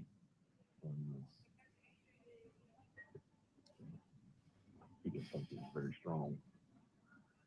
That's what Michael said. I mean, I've thought of it, 10,000 times in the last, 8.5 hours. They talked about Scott, way more than they talked about you. And like, okay, Scott went in the house, Scott went out of the house, Scott went up here, Scott went over here, Scott did this, Scott, the only one seen a gun was Scott. It was all Scott, like, hello, are you listening to your own words? Yeah. And it's like, yeah. And so what did they have on her? Well, she's the spouse, and she had been having an affair. That was it. Well, am I remembering correctly that the T-shirt and the cream has not come back anything conclusive? I never understood whether it did or whether it didn't. I couldn't really comprehend what he was saying. No, I couldn't either. But I'm thinking that, y'all live in the same house, you're around the same thing, you're doing the same thing. It's Oh, yeah. hard to want to have each other's DNA on, Exactly. clothes that could have been there for whatever. I don't know why that makes sense. It don't seem like that's really powerful stuff to me.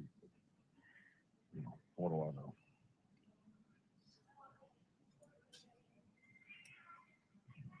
But it sounded like there's a lot of stuff that hasn't come back yet. Yeah, and some of that didn't make sense either. Like, it's been a year. Yeah.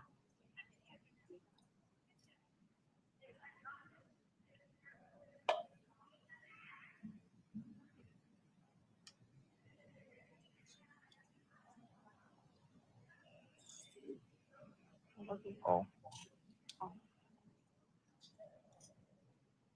You okay? I am. night, and then of course certainly haven't slept any today. Well, I understand that. Not quite remember what sleep is. Yeah, no, me neither. I think I've aged, 20 years in the last, 2.5 weeks. No doubt about that.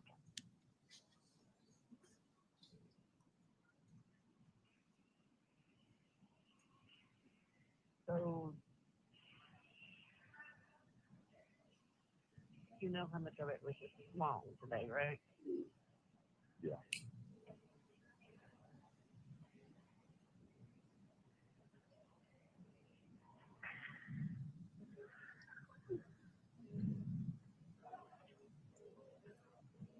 I do.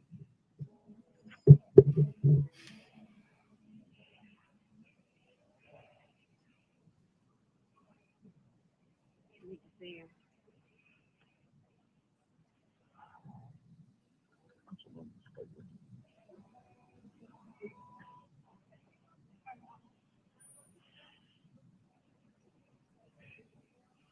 So I guess Michael or some of them will be back over here this next week.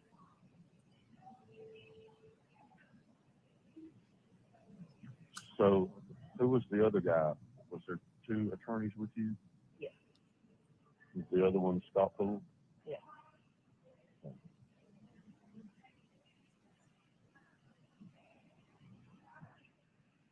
guess Michael did all the talking. He was the lead attorney. Yeah. Although Scott's name is the one on the sign out front. Yeah. Well, that's the one that Bobby knew, the person that knew him and suggested him. So I'm at least proud he's in the corner. Yeah. That means he's at least got a reputable firm. Yeah. And for him to be there with him is, I think that's huge too. Because he can get corrected if he needs to. Yeah. But that was what Michael had told me, was what Bobby had told you. Yeah.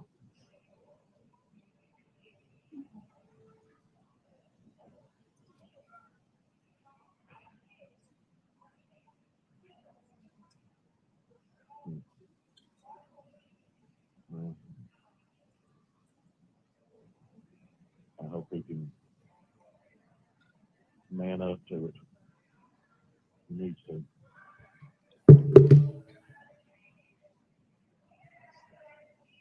Well, I think once all the evidence comes back in, Yeah. we haven't done anything. So,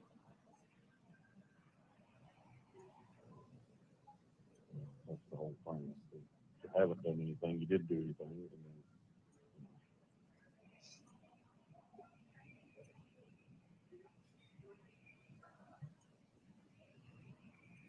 but I was glad that Amanda told us better. yeah. Tell me right off the bat that she had talked to you. We're good. Well, like I said, Chad did most of the talking, but she was there. I mean, she started the conversation, but he did most of the talking. But it was a very good conversation, and I was most thankful for it. And I think I answered her questions.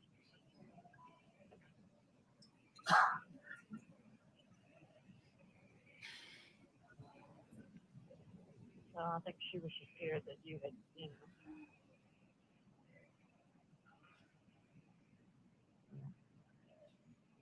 So I think I answered her questions. no, she said you took notes.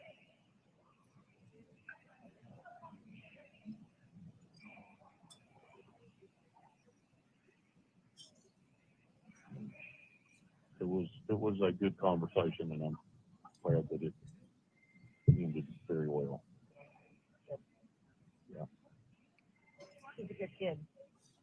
Yes, she is. And he is too. He is. Bless their hearts, they've had the weight of the world put on them. Yeah. They certainly have.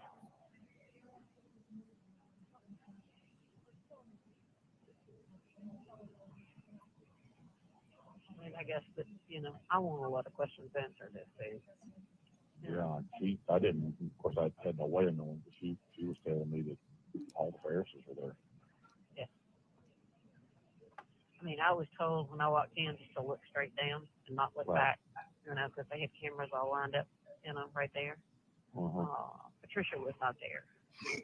Oh, okay. But John and Sherry were. Right. And yours, and I reckon Jenna was there. Yeah. She said Jenna looked like hell. She said Emily looked like hell, too. Yeah. She said, Emily, she said she is way smaller than I am. Wow. Yeah. I said, well, was she pregnant? She said, no. Thank goodness for that. I wonder if Chris Payne was there. She was not there, but we didn't know where Olivia was either. So. Wow. Yeah. They were probably close. Now, I was taken in like an armored, thing. Right. And I was backed. They backed into the courthouse and put the door down so I could see out and see, and then when we pulled out, we kind of went out the back way. Right. But I managed to have left pretty quickly after court and then went back and talked to my. Yeah, that's good too.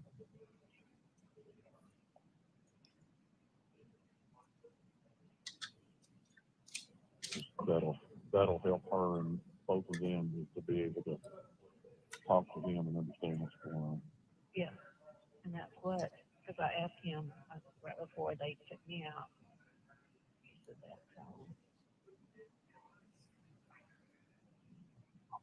She said, is there anything you want me to tell her? I said, just explain this to her. Right.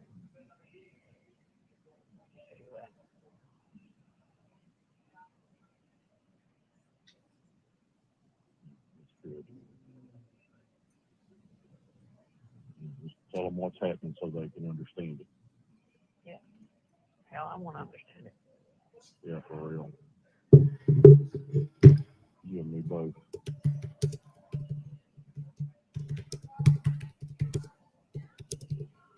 Understanding is you're the easy target. Oh, I know. I do know that.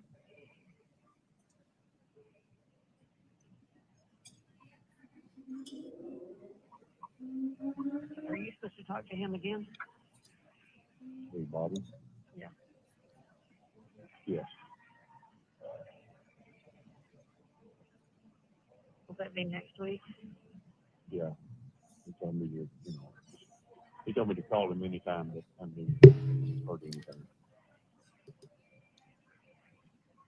I'm sort of hoping that your guy contacts him and they talk. Okay. Well, he did say he wanted to talk to you. So. Yeah. I think that's probably very doable, but I think that we have to do it through Bobby, and then Bobby tell me to answer. This call will be terminated in 2 minutes. Got 2 minutes, baby. I know. I love you. I love you too. Oh, Be strong. Be strong. you be strong. I am. I am too. Staying in strength. Were you really scared I wasn't going to die you then? Yeah. Come on now. I should knew it better than that.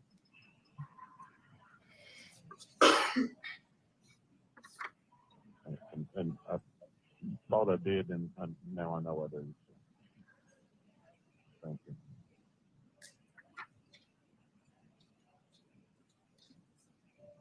Kind of wish you'd give me a heads up on it, but. Yeah. Part of the chess match. I know. This call will be terminated in 1 minute. All right, baby. I love you. All right, darling. Okay. I love you too. I'll call you in the morning when I can. Okay. Okay. If you will, because the weekends are kind of like a scattered kind of thing, so just keep the phone with you all the time because it'll be kind of a different schedule. Okay, yeah, it's the tough part. I never know when you're going to call. So I know. it's like, as soon as I get in the shower, you call. And as soon as, I know. you know, we sit down to dinner. Anyway, I'll do everything I can, darling. Okay. Thank you. I love you. Okay. I love you. All. Be safe. All right. All, darling. All right.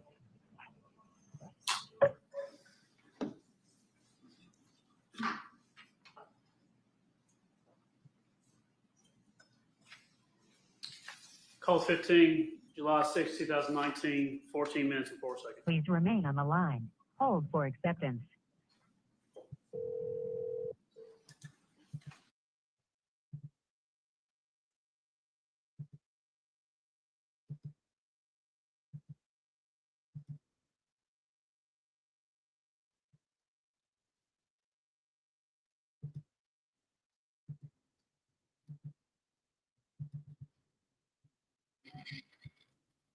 Okay, that's me pausing. So I'm glad. Just in case y'all hear. So what I got playing in the background is I don't know what they doing today with these feeds, but I did just see something saying and I want to try to keep an eye on all of this because I want to bring whatever y'all want to see. I aim to please. So right now, what I got playing in the background is this. So what I can tell you is right now, I don't see anything as far as court movement yet.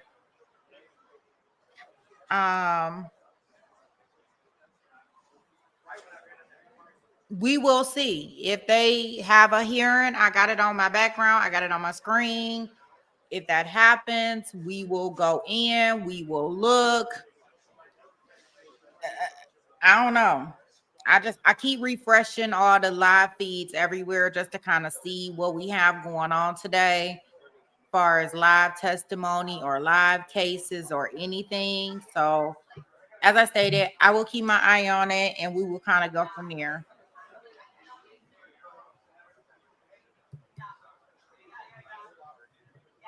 So let me put us back into what we are currently watching. And like I said, if I see anything, I will put us in there.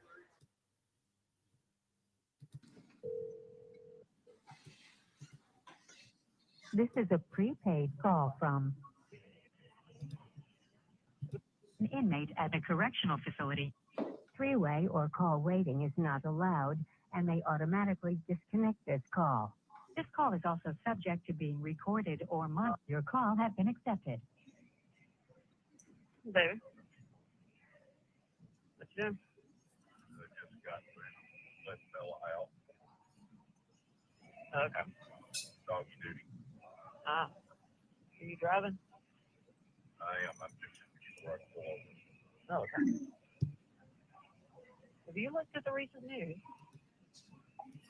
Huh? Have you looked at any recent news online? No.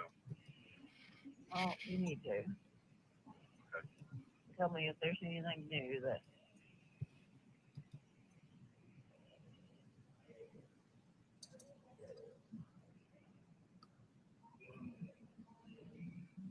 Where are they this weekend?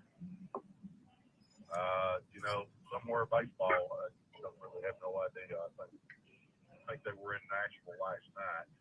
I saw a picture a little while ago. It said dinner in Nashville. And it was Deanna and Mason together. And I got a picture yesterday of Mason in a baseball uniform somewhere.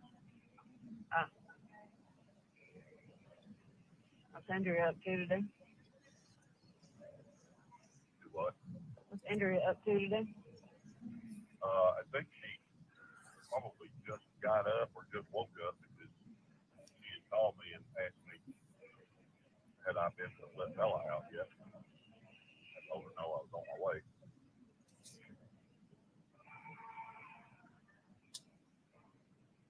How are things with them? Oh, just floating along, I reckon.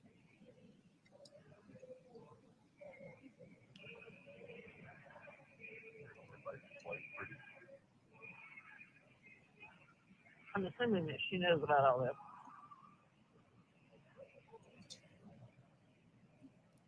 Her and Deanna have got to sit down.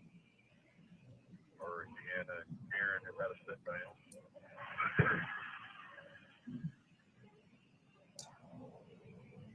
And I know Andrea's watched the court yesterday.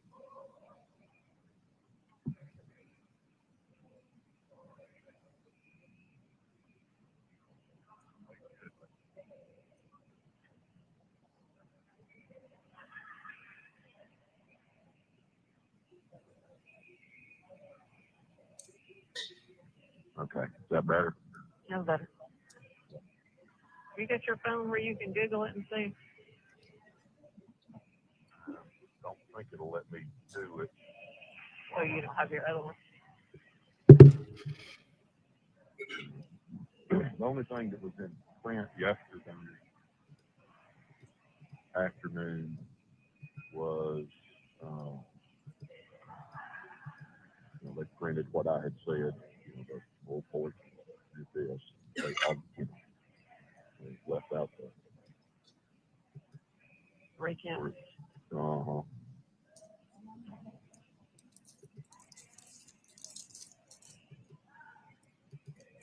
Well, I had just overheard some people talking in here, and because it's something that came out late last night.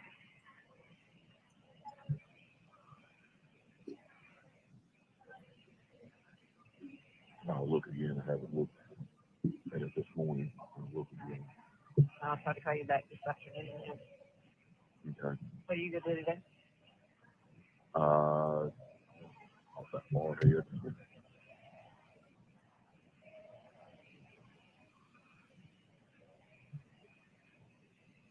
What's the weather doing there?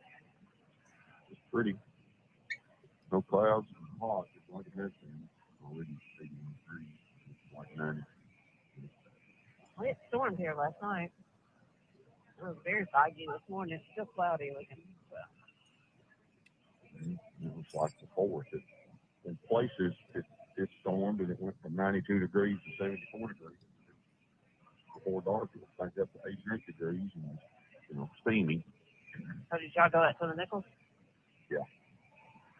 And yesterday, it was just plain old hot.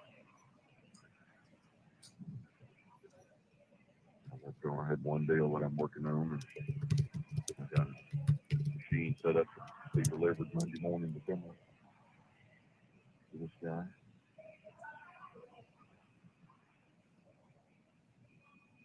Guy that owns a storage building, got to meet everybody. Oh.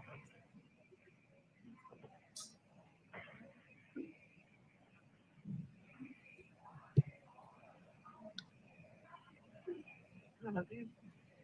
I love you.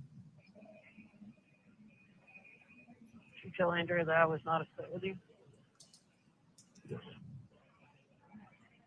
She's good.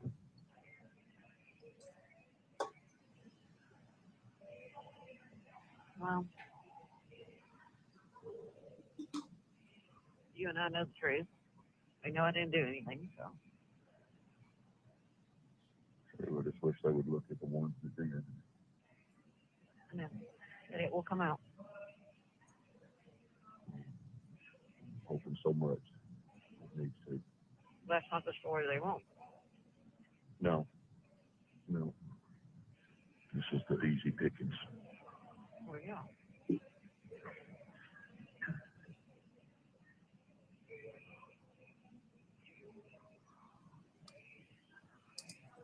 Today's Cameron's birthday. So. Do they have her? Yeah, I don't know whether they have her all day or not. I don't know. But she said they were going to Longhorn and eating dinner, so I'm assuming that, I don't know whether they'll take how much of that. I don't know. Yeah, hopefully they'll have a bit of a good day and a distraction. Yeah, what I told her, I said, just try to, you know.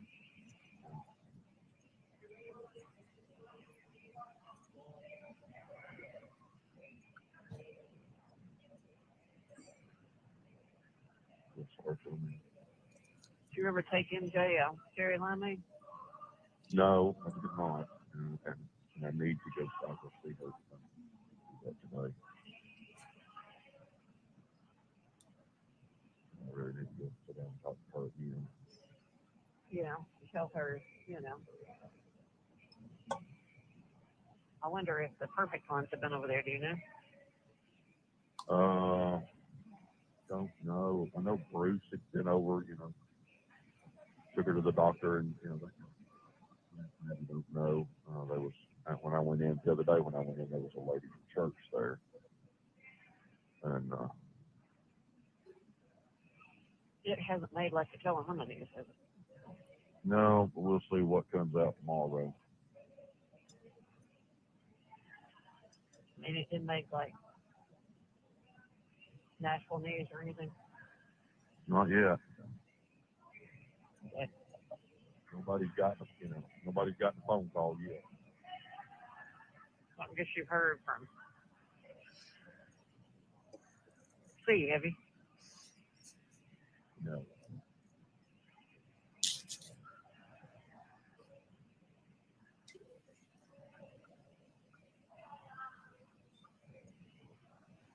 Would you wind up telling George? The very minimal.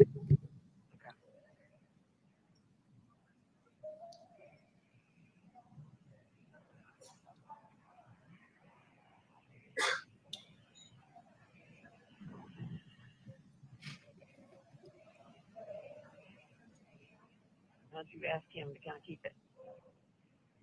Yeah. Which is not necessarily the easiest thing to do with George. No, but I'm kind of thinking maybe he, you know. I think he's got enough class about him to, for the most part, keep his mouth shut. You know, Andrew and Greg's buddy, Brad and Kelly, live right around the corner. Brad told Andrea that George had just asked him, "Do you know anything about our mutual friend?" Brad just told him, "No, I don't know anything."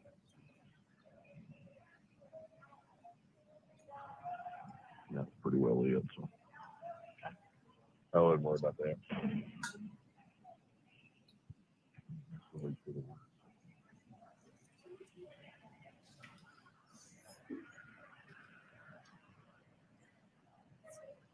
Your safety and getting them to look at the right ones. Yeah, get me out of here so I can work on it. Yeah. Got you and Amanda got to get them, but y'all got to get Michael to get the Georgia people to, you know, make sure they investigate the right people. Oh yeah. And I want the test results. Yeah.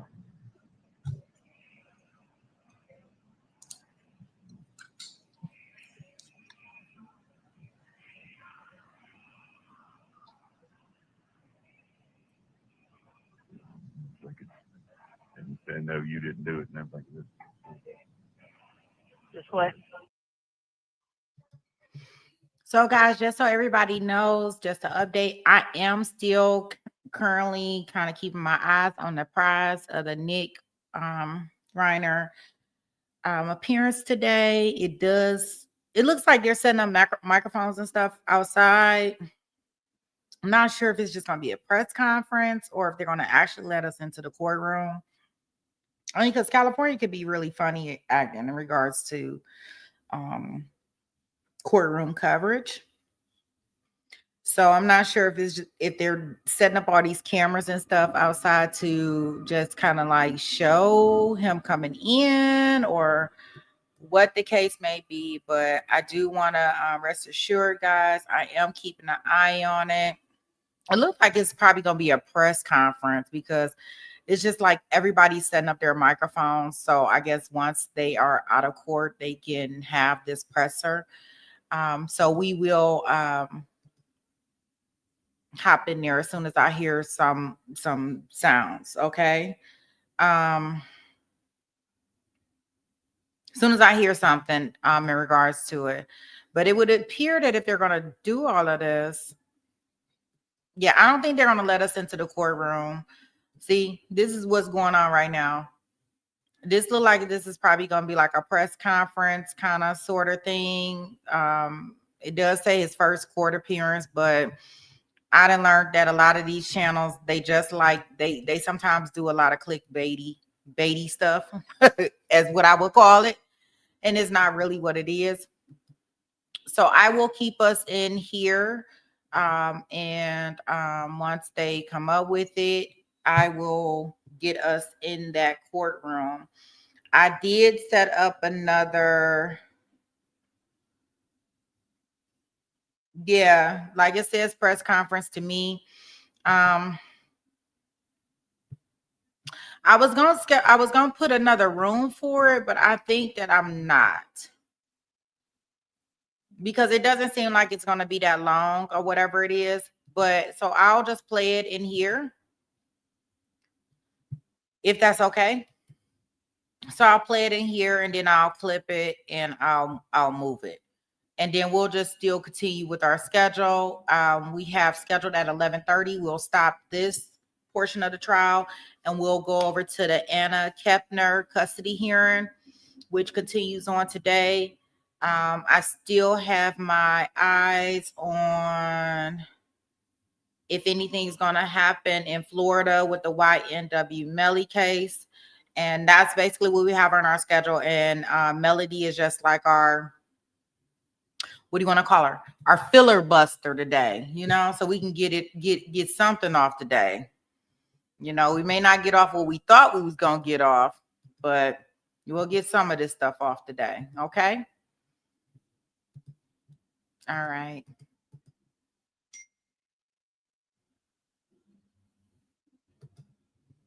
Okay, here we go, guys.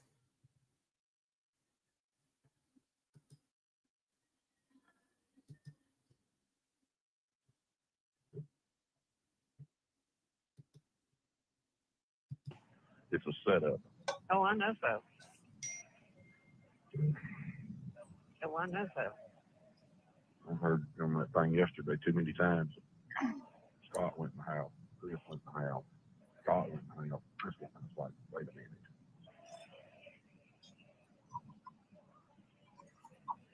I heard too many, I don't recall. Yeah.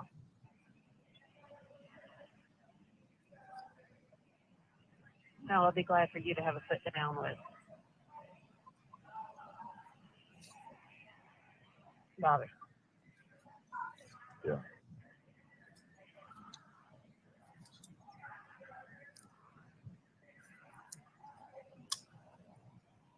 I love you. I love you.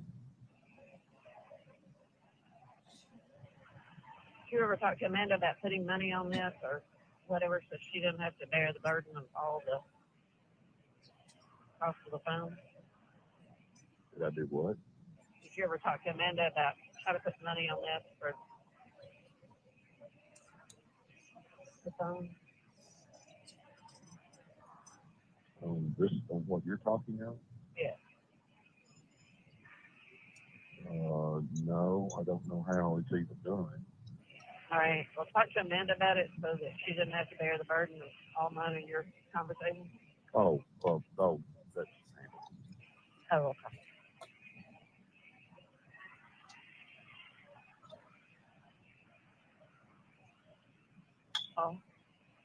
all darling.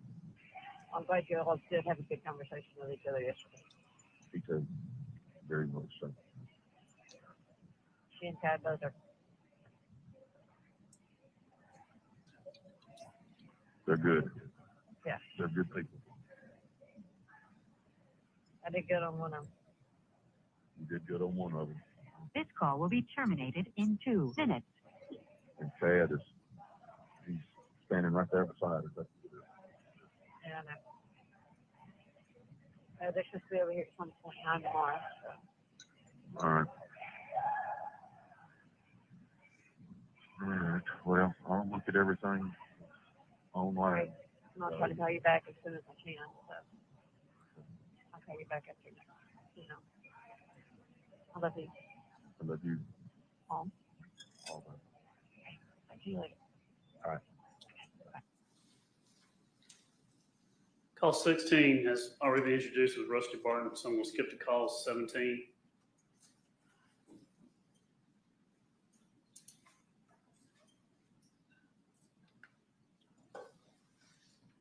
July 8th, 2019, 4 minutes and 47 seconds. Please remain on the line. Hold for acceptance.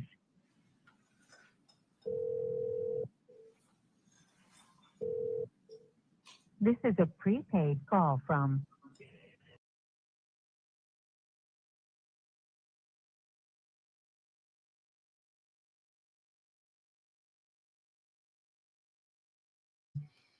Okay, as y'all can see, I did stop it. They are showing the first appearance, so we are going to hear.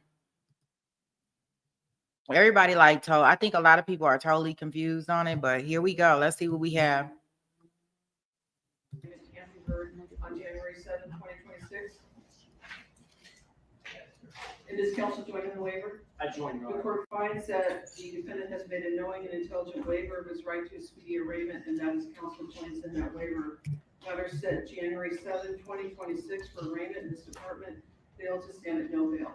Anything further on that case? Not by the defense, Your Honor. Anything further? No, thank you. Thank you. Thank you, Your Honor.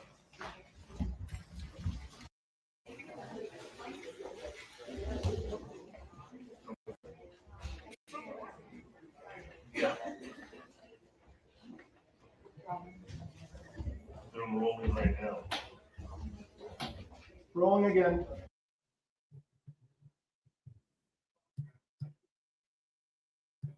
Has made a knowing and On behalf.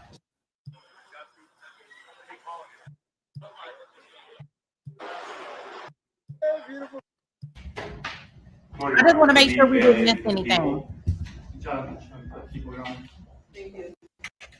And counsel, how would you like to proceed today? Your Honor, if we could, I would like to ask for a continuance of the arraignment. I want to complete at this juncture. It's too early.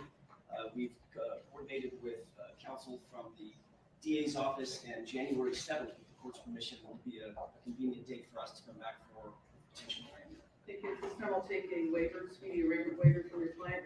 Mr. Reiner, you have a constitutional and statutory right to speedy arraignment. Your counsel is requesting that your arraignment be continued to January 7, 2026. Do you waive your right to a speedy arraignment so that your arraignment can be heard on January 7, 2026? And does counsel join in the waiver? I join, Your The Honor. court finds that the defendant has made a knowing and intelligent waiver of his right to a speedy arraignment, and that is counsel joins in that waiver. Matter set January 7, 2026 for arraignment in this department. Bail to stand at no bail. Anything further on that case? Not by the defense, Your Honor. Anything further? No, thank you. Thank you. Thank you, Your Honor.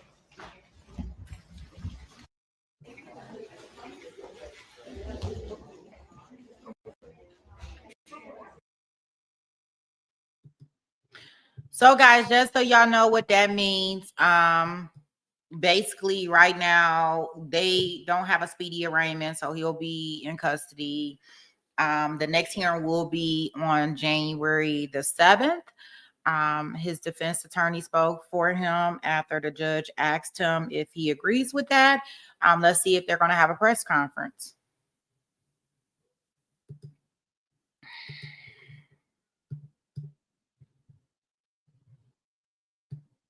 I didn't know what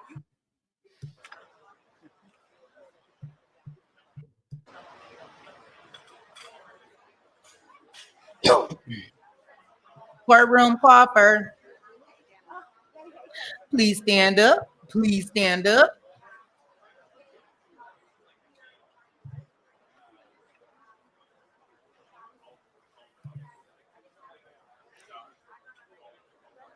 So I'll keep it on this. We'll see if they're going to come down and talk to us, the defense attorneys. I mean, I don't know if there's much more for him to say. What? We did still is just what I thought. We still didn't see him. Nah, I don't know. Very uneventful. You got that right, Dr. Rachel. Welcome, welcome, welcome. So arraignment on January the 7th.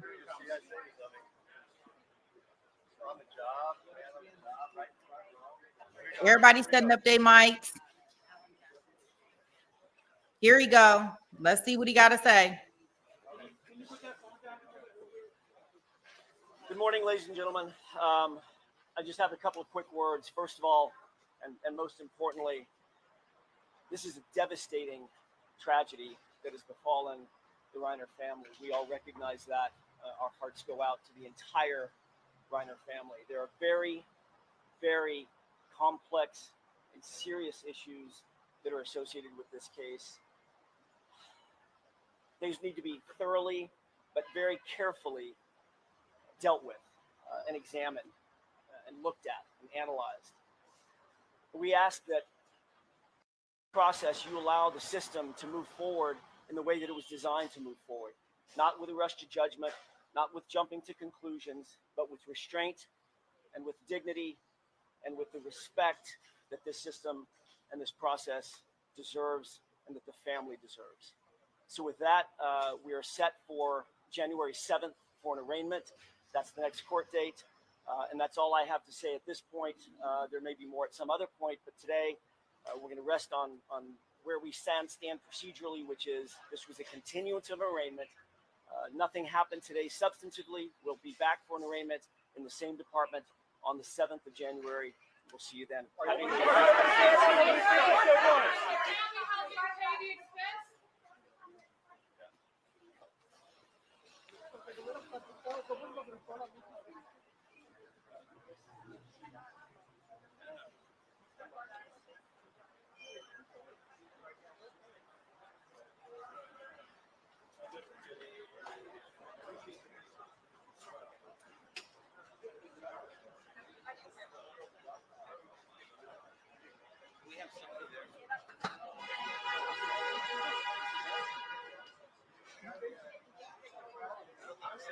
Well, I technically don't feel like we need to follow him to the car. Okay, so he came out here and he said, don't be rushing the judge. Don't be talking about stuff that y'all know about. It's going to be handled in the courtroom. Please allow it to happen. We'll see y'all on January 7th. Y'all thought y'all was going to see him today, but I think not. Basically, that was it. I don't have to watch him go to his car.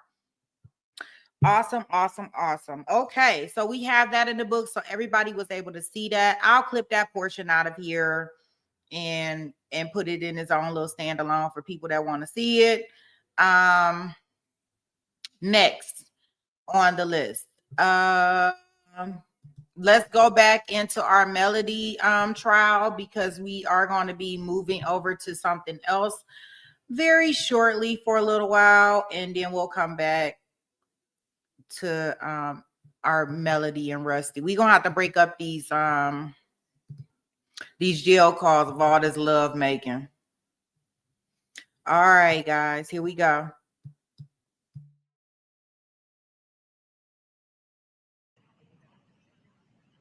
An inmate at a correctional facility. Three-way or call waiting if your call has been accepted. Hey.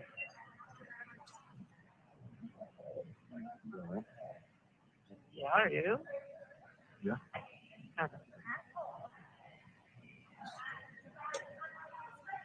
I got to talk to Bobby for a minute on the Do what? phone. I only got to talk to Bobby for a minute on the phone. He just had a family emergency. Okay.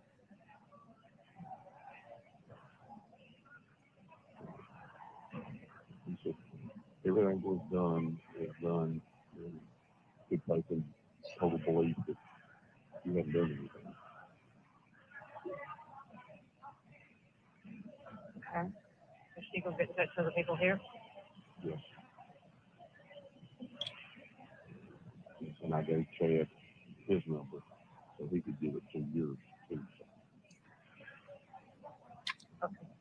So you talked to Chad too? I texted him. Okay.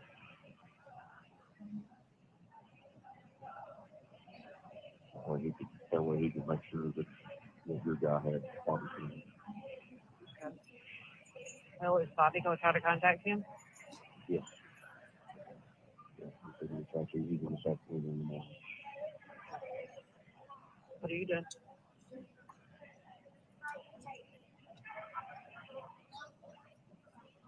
Darwin, Ready? what are you doing? Waiting on my customer to fill out a credit application so I can get it to you. Anything else with them? Yes, sir.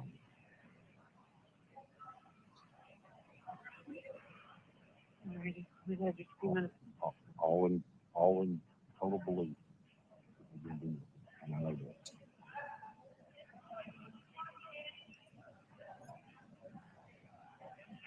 Well, I just hate seeing Amanda so upset. Well, I do too. But, we'll let them two talk and we'll see what they say. Okay. Okay.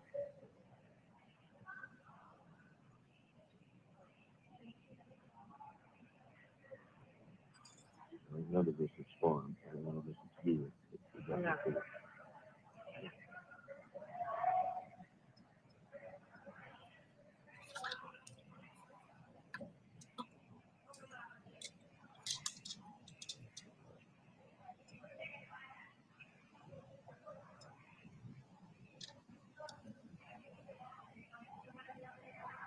Anything? I love you. All, baby.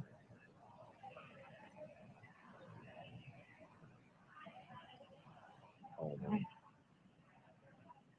Forward. Forward, baby. Definitely. Gotta get me out of here. Yes.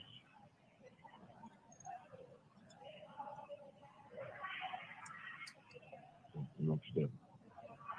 Alrighty. Is everything okay with Bobby? Yes. Yes. I mean, I don't know what the family emergency is, but yes. It's okay. Alrighty, well, we have just a few minutes in between. He felt good. Huh? He felt good about it.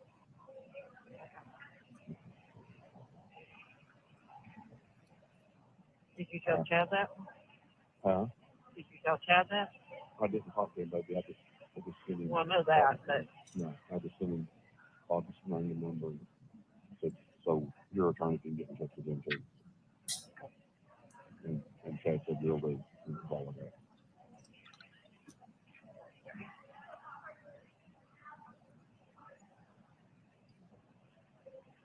okay. I love you. Alright, I'll try to touch base with you tonight after I talk to Amanda. Okay, good. Alright. All right. Okay. Love you.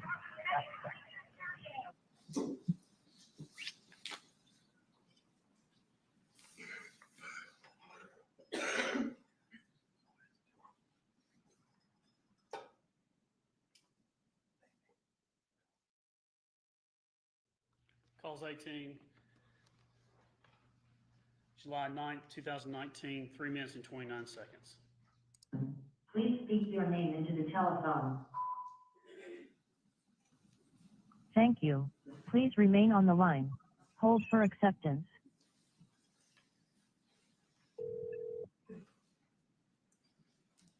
Hello? This is a prepaid call from Melody Farris. an inmate at the Cherokee County Jail, Georgia, carried by Consolidated Telecom.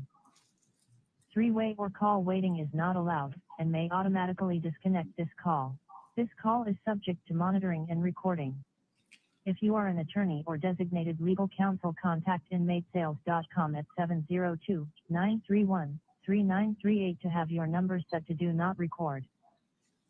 Please select from the following options if you consent to this call being recorded, and to accept this call, dial 1 now. To reach, your call has been accepted. David. Darling. A whole different number. Yeah, because we got a whole different system. No, this one was said 93. It was like a local number. Oh, was it? Yeah. Okay. I was like, what? but I answer every number that, but I don't know what it is. Right. This is a whole new phone system. I finally got it to dial out. Oh, okay. Wow. But it said that there was only like $5 on the thing. So let me see. You will go to inmatesales.com. Okay. Then Should be some down there in the mail tomorrow. do what now? There should be some in the mail tomorrow. Okay. Right. Everything okay? I haven't heard a thing from nobody, neither the father. Okay. Are you going to try to call him again tomorrow then? Well, I mean, he and I have text, and I had to give Chad your guy's name, so nobody's talked to nobody today. Okay. Well, I haven't heard anything today either. Okay. Okay. All right. How about you? I just wanted to hear your voice, so I'm gonna leave. I'm gonna leave a little bit of time on this so that I can get it with you in the morning or something. Sure. So, Forward. all right. Forward. All right. Love you. Amanda was here a little bit while ago with Alan. So. Oh, okay. You still got his number? Yes. Okay. Yes. All right, baby. I love you. All right, darling. I love you. You okay? I am. Are you? I am. As that kid can be. Yeah. All right. Fine. Yeah.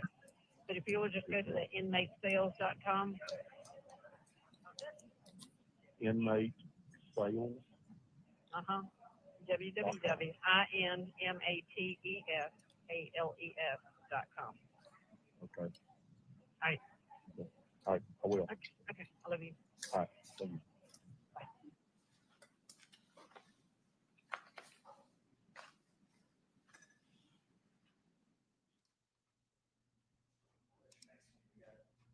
Sir, What's your next one? How many you got? 19, and there's most of these are short, Judge, but Yeah, food's here, so we You can wanna just stop? go ahead and break now. And all right. So, all right, we'll break for lunch. We got food for you in there. We'll take an hour. So I'll go stretch your legs somewhere. Did y'all like going over to the park better, or? Okay, all right. We'll try to do that again. Since I realize the only bench over here is the one with the sculpture in it.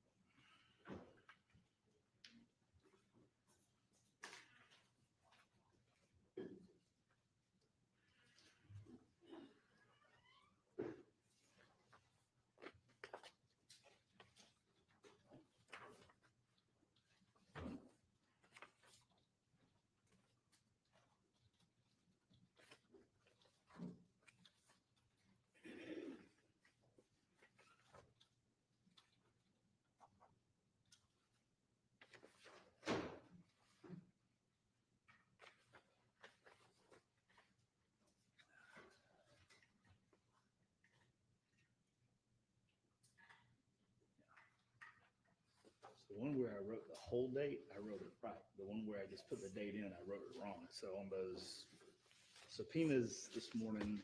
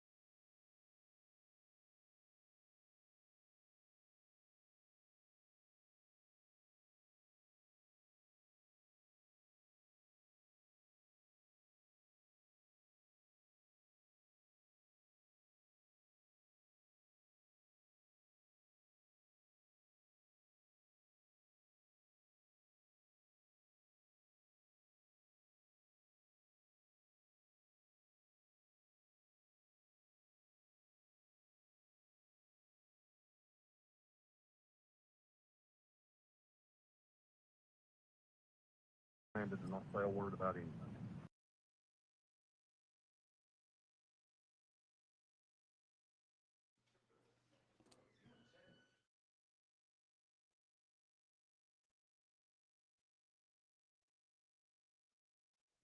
Oh, it's.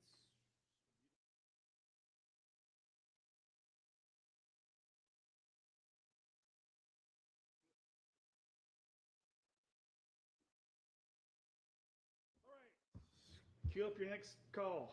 Please, the court, counsel, we're on calls 19.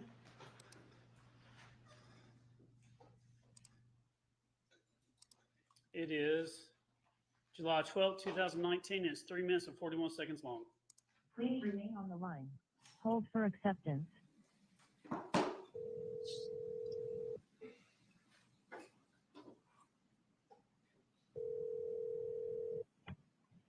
This is a prepaid call from Melody Farris. an inmate at the Cherokee County Jail, Georgia, carried by Consolidated Telecom. Your call has been accepted. Hey, baby. Baby. Hey, can you get me on speaker? Yeah, kind of, sort of. I need to make this really quick. All right. Working on it. So I'll be in space. So bear with me for a second. Okay.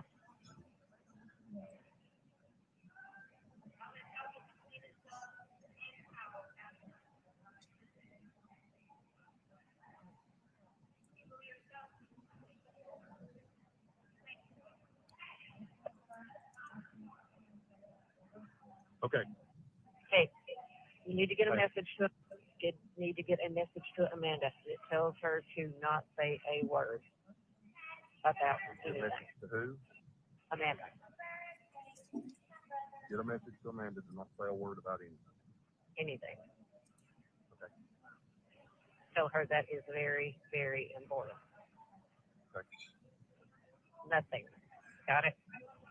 Got it. You understand what I'm saying? I do. Okay. Everything okay in your room? It is, but it's got to do with the neurosurgeon. Oh, and? I get a MRI about a week and a half. Okay. You think everything is okay? Yeah. Okay. I don't need anything else to worry about. Do what? I don't need anything else to worry about. No. This is Mary. What were you telling me last night when it kept cutting off? That Martha says that Manny's office had called her to be a caregiver. Well, she can't get down there because she's, in a nursing home. Or, yeah, but they can do an affidavit. Yeah. So, but I just can't imagine Manny's office. She just No, walked down it wasn't. No, it. So get Amanda to text you Michael's number, Okay. and then you can get it to her. Okay. But it needs to Well, be she done talked like. to him. She called him back and talked to him. Oh. Yeah. I don't know. Weird. Well, go by there today, okay? I am. I'm gonna get the phone number myself and just see who it is. Okay. I was gonna say, but go by there and talk to her. Yeah. Yeah. I will. Tuesday. Listen, Tuesday. Tuesday. Understand? Uh-huh. No, if you cut out Tuesday is your bond hearing. Yeah. Yeah. Well, what did you say? Just Tuesday. Tuesday. All right. I got to go. We're locking down. I'll call you back. Okay.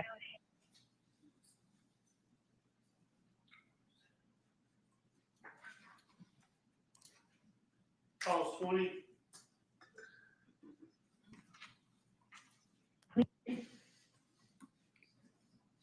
July 12th, 2019, 6 minutes and 42 seconds long. Please remain on the line. Hold for acceptance.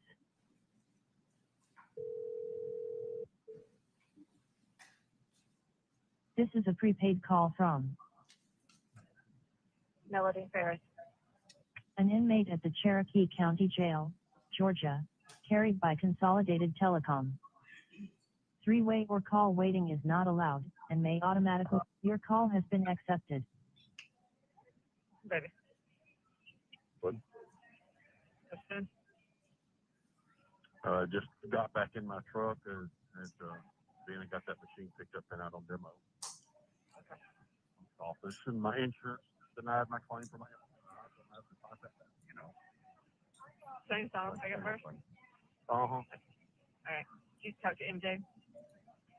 I have not. Okay.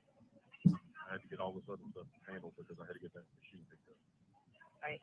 Can you do that like pretty quickly after that? Yes. Yeah. What do I need her to do? I mean, understand that she can do a affidavit or. Yeah, she just needs to talk. Well, she needs to talk to Michael's office. Okay, I'll get her to make sure she talks to Michael's office. Well, have her call Amanda. Well, she can't call Amanda. Amanda's at work today. Yeah, just have her call Michael's office. Yeah.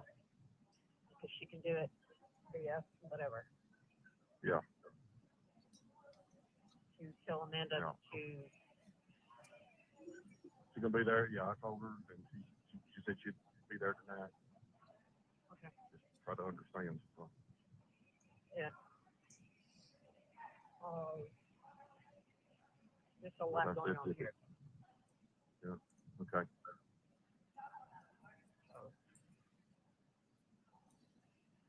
You okay? Yes. Well, lots of chess match. Do what? Lots of chess match. Very. Yeah. In capital letters.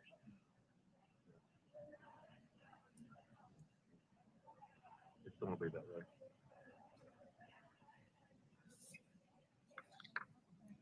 Did you ever talk to Amanda? Tell her what Bobby said? I have not talked to her. Talking to her is not simple. No, it's not.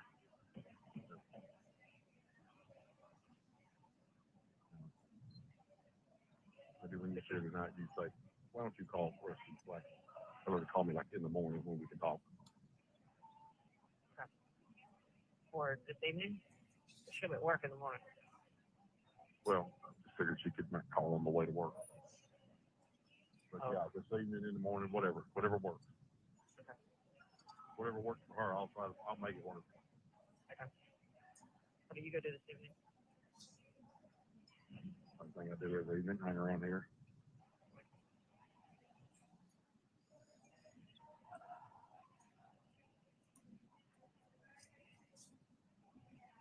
Oh, Have you heard any more from him?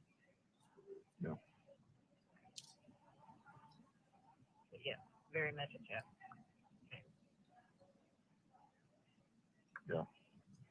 Kind of what I figured.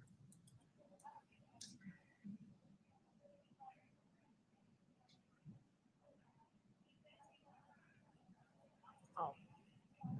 Oh.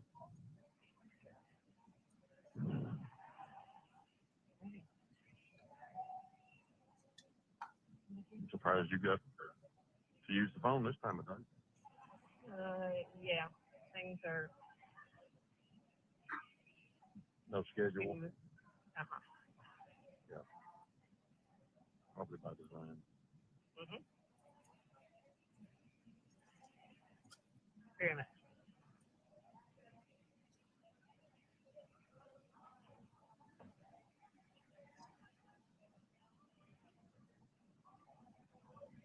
Someone from Michael's office came today and enlightened. You? Mm-hmm. Good. But yes, be careful who you tell Tuesday.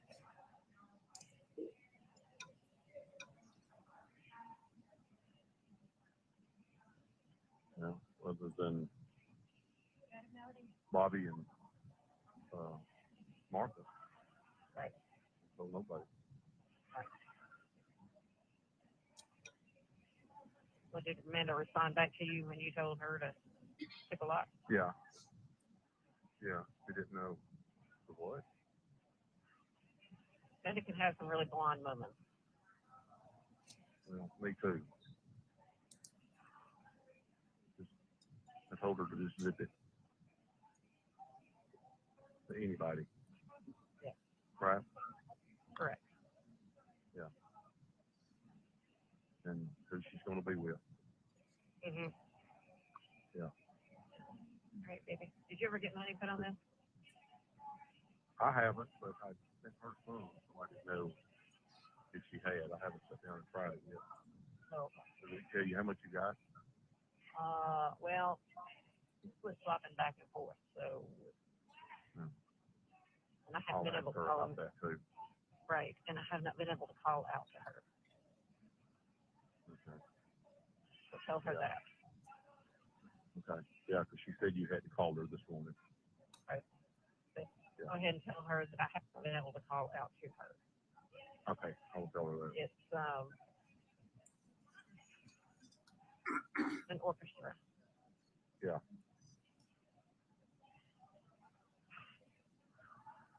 I got it. Explain that to I her. will. I will. Okay. I love you. Okay. I love you. Okay. All right.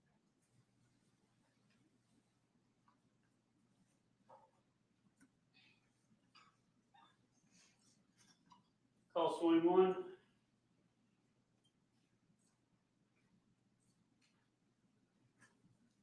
July 14, 2019, 1 minute and 9 seconds. Please remain on the line. Hold for acceptance.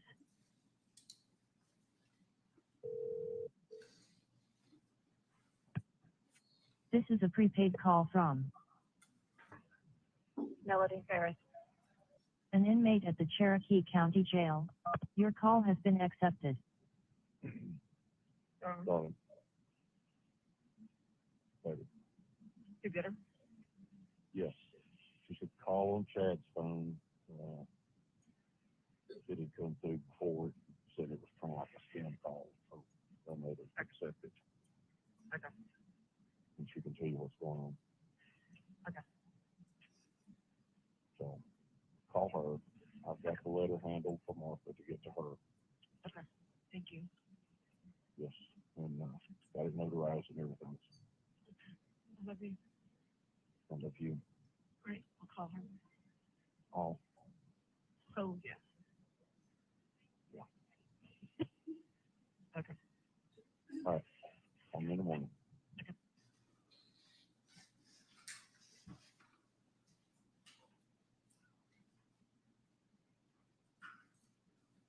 Calls 23.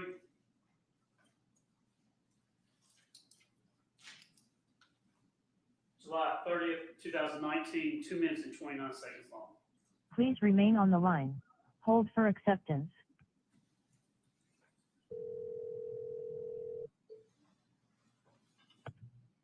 This is a prepaid call from Melody Farris. an inmate at the Cherokee. Your call has been accepted. No. Darling.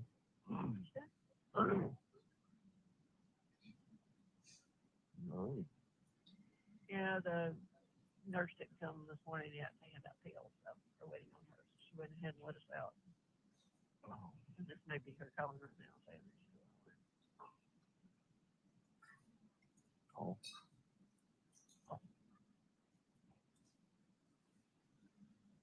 You okay? I am. Did you ever hear from anybody last night? No. I talked to Chad a while ago. Still playing Chad. Yeah. No doubt.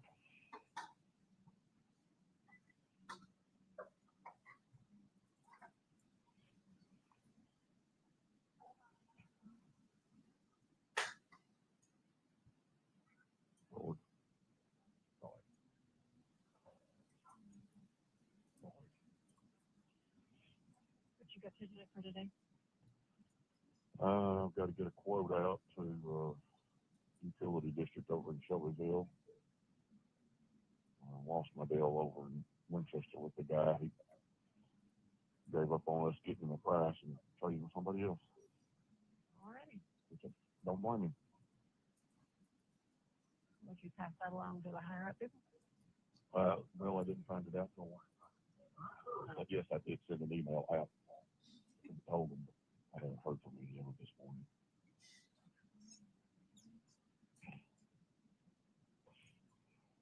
Oh, Oh, darling, simple, no rules. simple. Very, very simple. Very. All right, here comes the nurse. I'll try to call you back when we get back out. Okay. Okay, love you. Love you.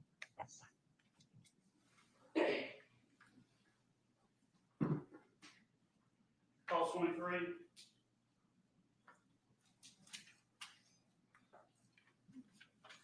July 31st, 2019, 5 minutes and 40 seconds. Please remain on the line. Hold for acceptance.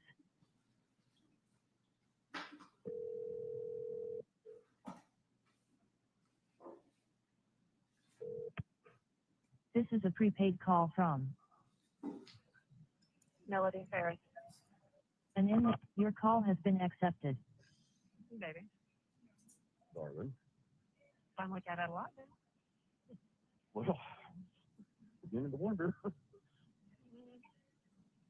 Well, this morning we got out for breakfast as usual, which is at 7, between 7 and 7:30.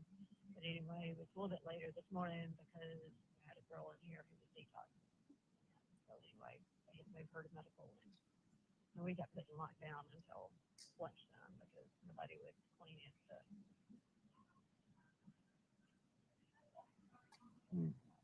Such the education. Like I told Amanda a few minutes ago, I said, I didn't get put in here to clean up after somebody's been detoxing off drugs. Yeah, really. I don't want to come in here and get some Ajax and penicillin on here. Yeah. That's true. Have you talked to MJ today? No, I called her just a little bit ago, and she didn't answer. I mean, like 10 minutes ago, and she didn't answer. Okay, well, she started to rehab. I need you to tell her something for me. It's about your dad and Maxine, but don't act like you know. Okay. But I need for you to get up and just tell her that I said that what we blamed my mother for telling about your dad, just put it at that it was not her, it was Pat.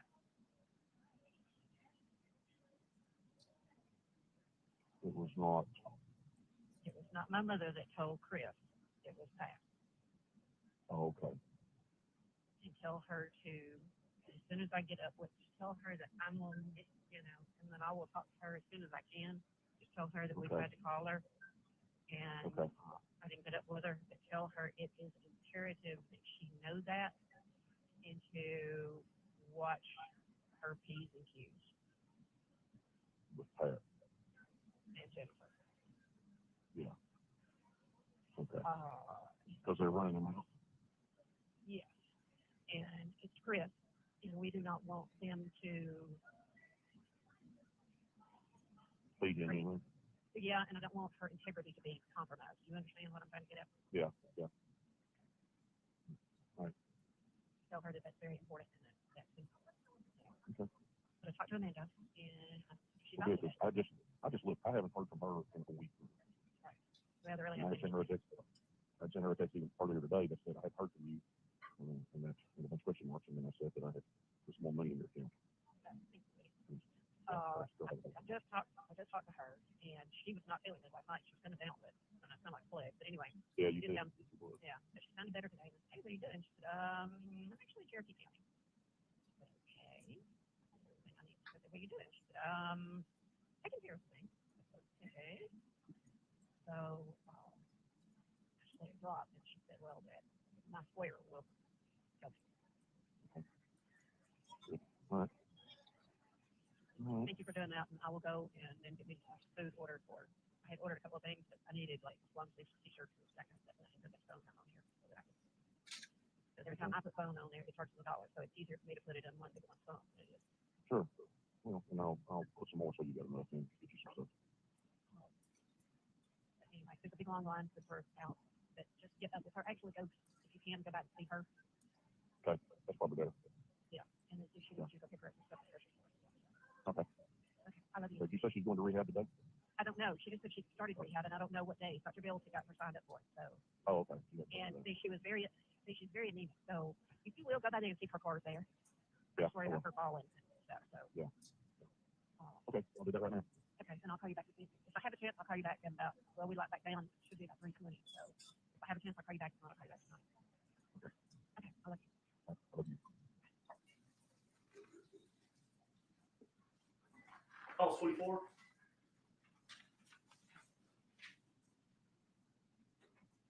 August 8, 2019, 4 minutes and 6 seconds long. Please remain on the line. Hold for acceptance.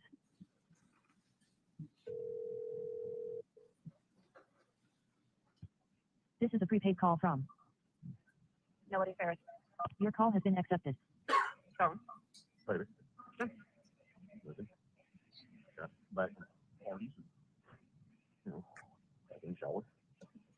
Such things as that. Well, you know, you could go get your biscuit and then come home and get you put out at least, one of the showers. I know. And I have done that. I think we'll do that. No, I called Amanda this morning. She doesn't answer. She has the day off. I called Chad. His phone is not accepting phone calls, so he must have gotten his phone though. So about normal. Not normal. Not normal. I'm like, you have a job. Yeah, I had never understood that concept of being completely off grid when you got 12, 13-year-old daughter. Yeah. But mother's But got you a didn't mother even that meet you. yeah, a mother that kept walking around saying, well, like, can't fix that either. Everybody else okay? It's okay. Everybody up? Another day. School? Another day? Yep. All I'm just paddling was up. He was already up and dressed and making her lunch when I came down this morning. All right. That one is self-sufficient, I tell you. Yeah, be careful. I had one like that was very self-sufficient. That would be Emily. But you were too, so. Well, it's true. Well, yeah, I mean, heck, man. Let's see, what grade she in? 8. Oh, heavens, yes. By that time, I was up, get myself ready. I mean, I was on the bus at 7:03. What time the bus picked up down at 4th Street Church. Headed to school, and then I'd come home and I'd go to store and work. So, She's up and at 'em. and, I was cooking, at home, and, I did all the yard work and all the house cleaning. And, so, yeah. I think that was about the time that my parents decided that they were going to adopt a baby, and I told them I didn't. No, they weren't, because I didn't need anything else to take care of. It's just what you need, man. I'm like, no, no, I can't do anything else.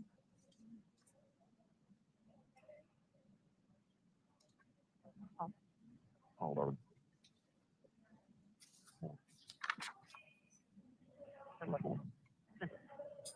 Very. All right, baby. Hope you won, and we're not out for very long, so thanks to me. I'll call you back in store. That'll be good. Okay, love you. Be careful I today. love you. Bye.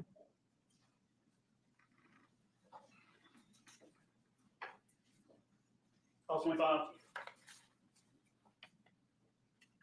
October 12, 2019, 57 seconds. Please remain on the line. Hold for acceptance.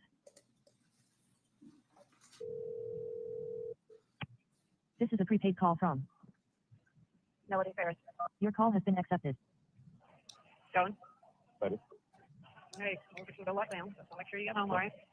I'm home in bed. Alrighty. You have my picture on. Everything's good. Alrighty. I love you. I love you too, baby. Sweet dreams. You too. Forward. All right. Forward. Oh. All right, baby doll. All right. I'll let you know. All right, baby. Good night.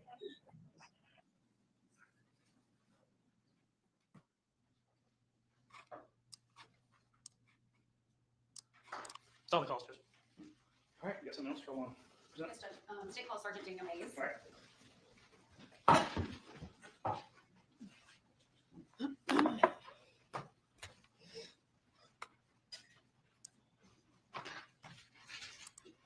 All right, Sergeant, if you could raise your right hand, please. Do you swear or affirm the testimony you're about to give in the matter now pending before the court will be the truth, the whole truth, and nothing but the truth, so help you God? Okay, you can have a seat. And I know we've referenced you here and there, but could you please introduce yourself to the jurors? Sergeant Daniel Hayes, How are you employed, Sergeant? Cherokee County Sheriff's Office. How long have you been with the sheriff's office? I was hired in January of 2007. How long have you been a police officer? Since January 2007. Are you post certified? I am. Can you tell the jury how you were employed with the sheriff's office in 2018? In 2018, I was a detective in the criminal investigation division. What does that mean? We're assigned to follow up on cases that patrol, can't handle themselves. We heard about all of the units and how it was divided by Sergeant Kuykendall. What unit were you assigned to as a detective in 2018? At the time, it was called Day Shift Persons Unit. We responded to calls involving crimes against people. And was his description, I mean, you've been sitting here, was that an accurate description of how you got assigned cases? It was. Did you get assigned this case back in 2018? I did. How does that happen? In this particular case, we responded. We were on the scene. We found what we found. Our supervisors responded, and Sergeant Hands just made the decision right there. He said, "Hey, you're going to be leading this." All right. I want to talk a little bit about, well, how are you employed now currently? I'm still with the Cherokee Sheriff's Office. I'm a sergeant in uniform patrol at the Ball Ground Precinct. All right. I want to talk a little bit about the Farris family tree briefly. We've been sitting in court this morning listening to some calls, and there were references to several people. You can see this, so I'm not sure, right? Okay.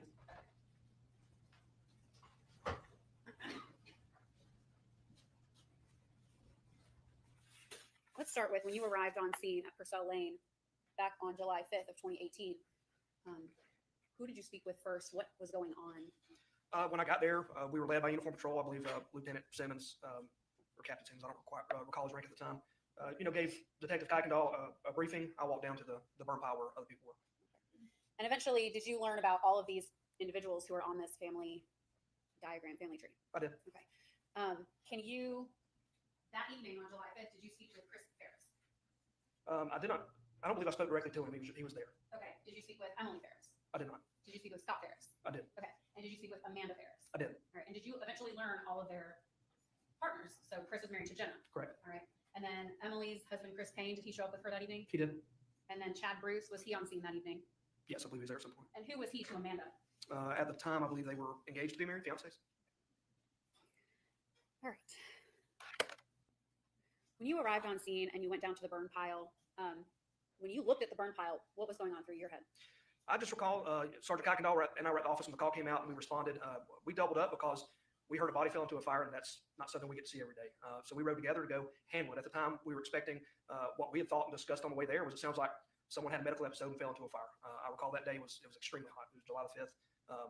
We got there and we walked down to the burn pile, and I think, at about the same time, and everyone had the same opinion, like, well, this doesn't appear to be what we thought it was.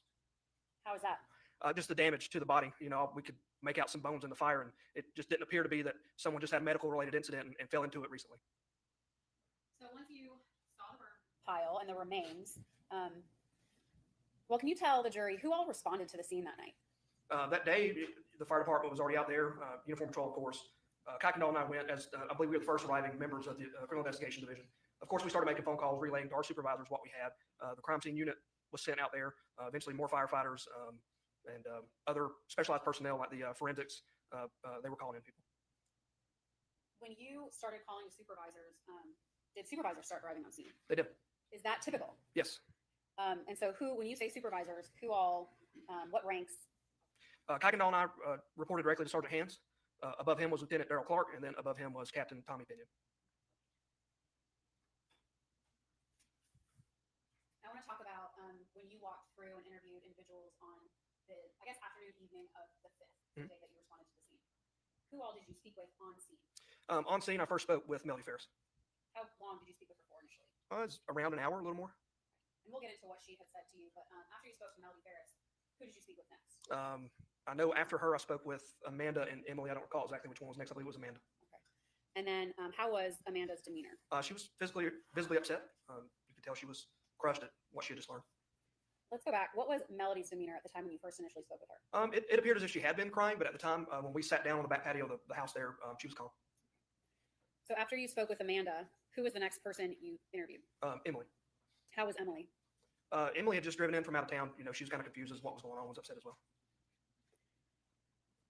At any point, did you get to go through the house of Purcell Lane? I did. Okay.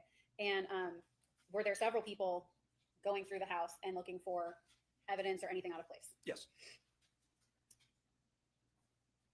And tell the jury a little bit about how you were being communicated with about what was found, where it was found, who was found by. Tell the jury a little bit about how that works.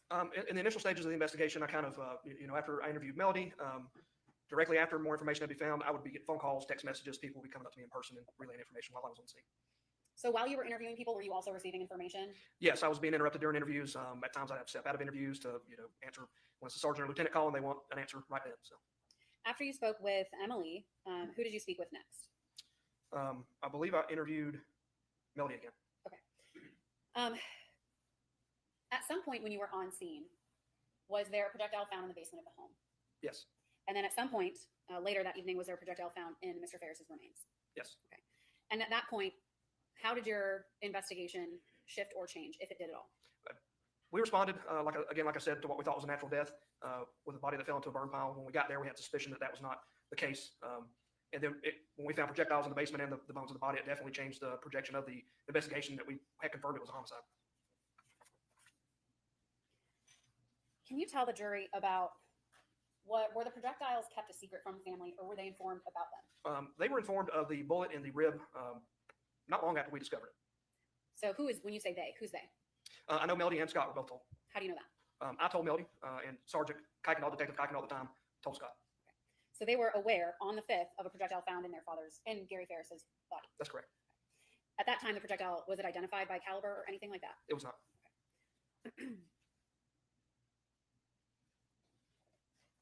Was the rest of the family eventually informed about the projectile found in Mr. Farris's remains? They were.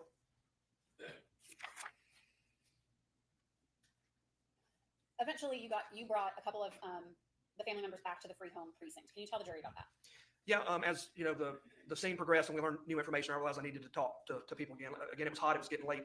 We were outside the whole time for the most part. So I determined I needed to speak with Ms. Farris and Scott Farris again.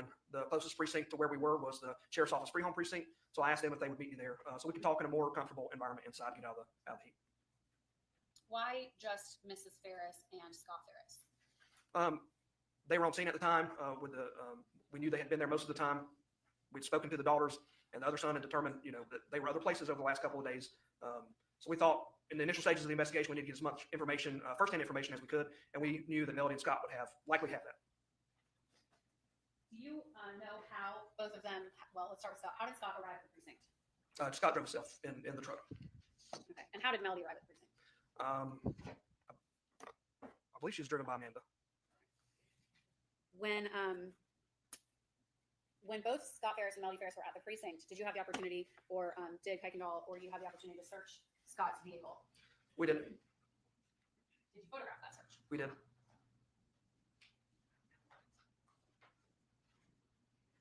Your Honor, at this time, the state moves to tender into evidence State Exhibits 8 through 32. Pace 8 through 32. No objection. I admitted. All right. President, I'm going to do the stack of photos.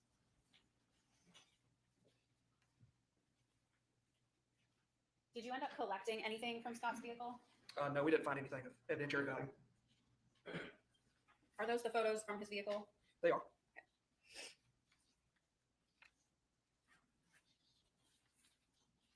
How long did you end up interviewing Melody and Scott that evening? We were there for several hours. How many several? More than 2, less than Both 10? Yeah, both of them combined. It was more than 2.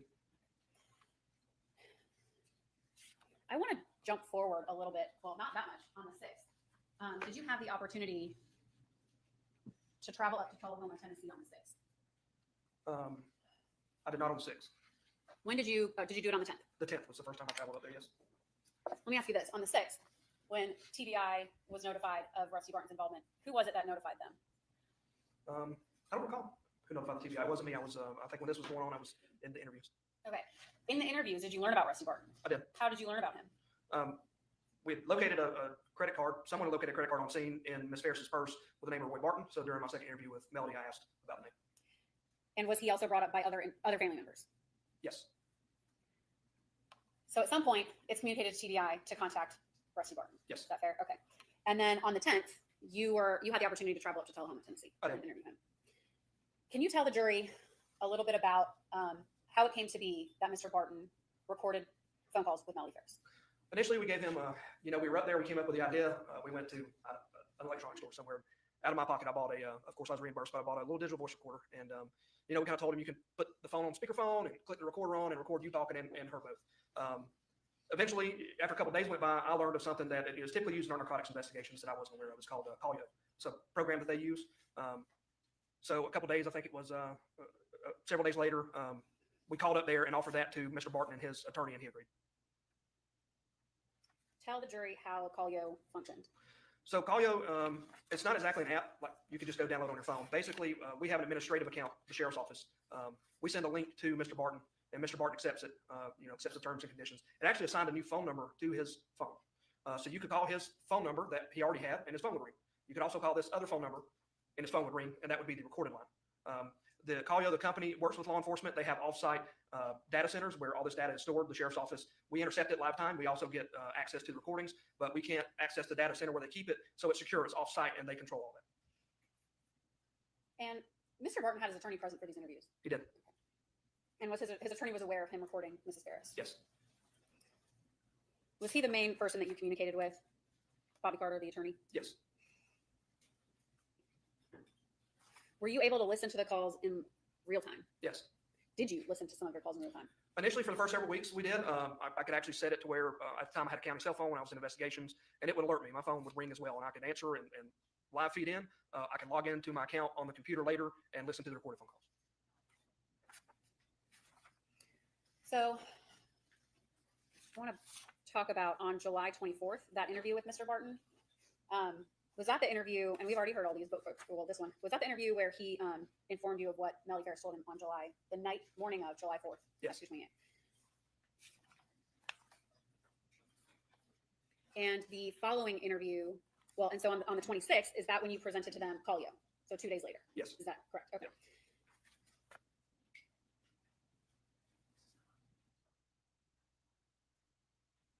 So switch these out real quick.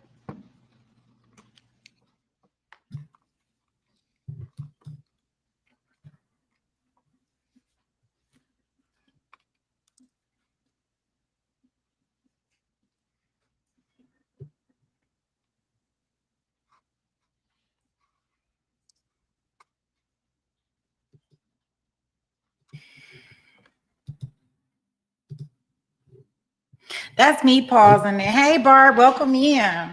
Oh, boy. I tell you, I'm back here and I'm looking like we got so much junk going on. Like, just when I thought the day couldn't be like what it is, I keep getting everybody coming in here talking about this. Oh, gosh, the Fanny.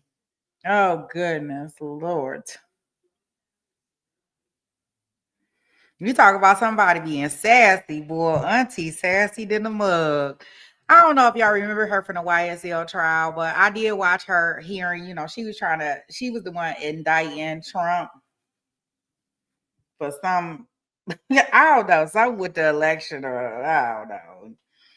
And I mean, you talk about some people going back and forth and back and forth and back and forth. I mean, they started getting into her personal relationships at some point in time with Mr. Wade, who she had hired as a special prosecutor. And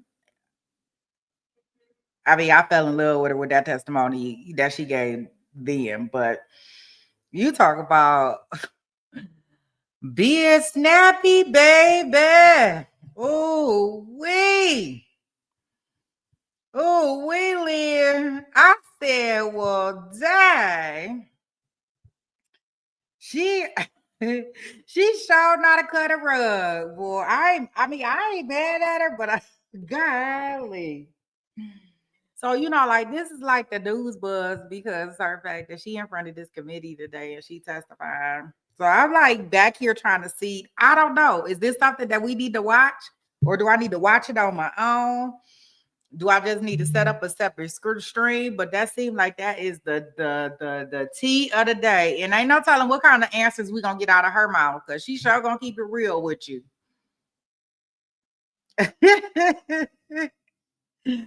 Oh my goodness, she is too funny. I'll never forget when we was in that thing and she was like, ma'am, who carries a checkbook? Like, I was paying for, basically she told him, sure, I was paying for that by myself. Like, I'm paying cash. Who carries a checkbook? Like, don't be asking me these stupid questions. So I could tell from just looking at the hearing, I could see all the neck rolling.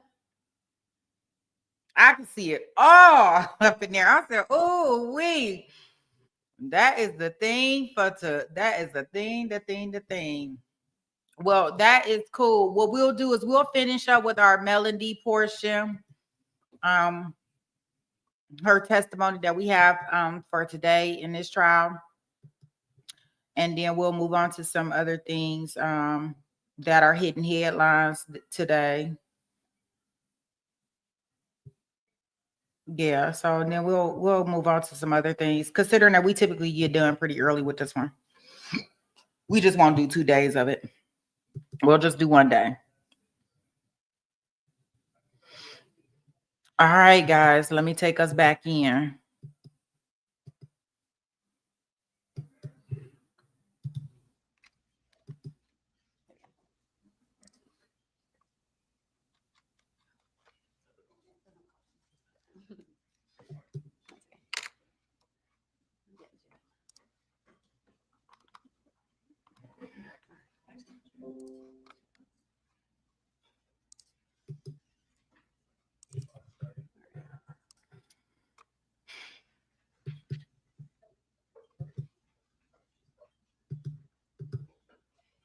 At this time, Judge State moves to tender Collio's 1, 2, and 3. All right, amen.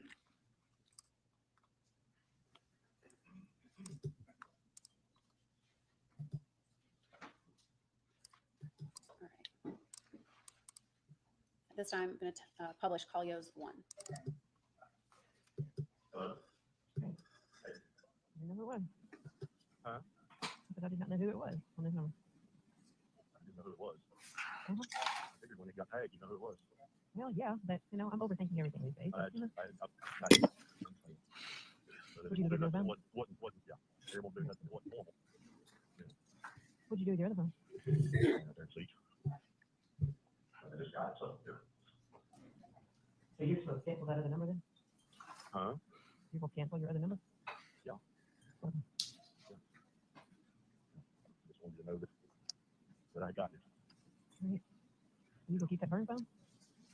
No. Don't need it. Well, don't throw it away yet. Okay. You never know when, you know. Right. This one's Verizon? Yeah. Well, no, this was not supposed to be Verizon, but it ought to be through Strike Home. The one that I'm talking to you now? 14. Is it not? Where did you go pick it up at? The phone that you're talking to me on? Where what? Where did you get the phone that you're talking to me on now? Walmart. Oh, okay. Okay, I got you. Another iPhone? Another Droid. Oh, Well, hold on, let me look at it. Oh, this is an iPhone. This is an iPhone. now you got it all your contacts. I don't have any contacts in my other one. The only number there was yours. I guess I was thinking you were getting rid of your text phone that you had to Verizon. My personal phone? Uh-huh. No. Oh. No. No, I mean, everybody's got it. So now you got personal. I know. Well, I've been carrying first on since the last week. I'm still trying to figure out, or they did, or they were bluffing that you had a third phone. I don't know. They seem to know. I just can't imagine how they figured that out.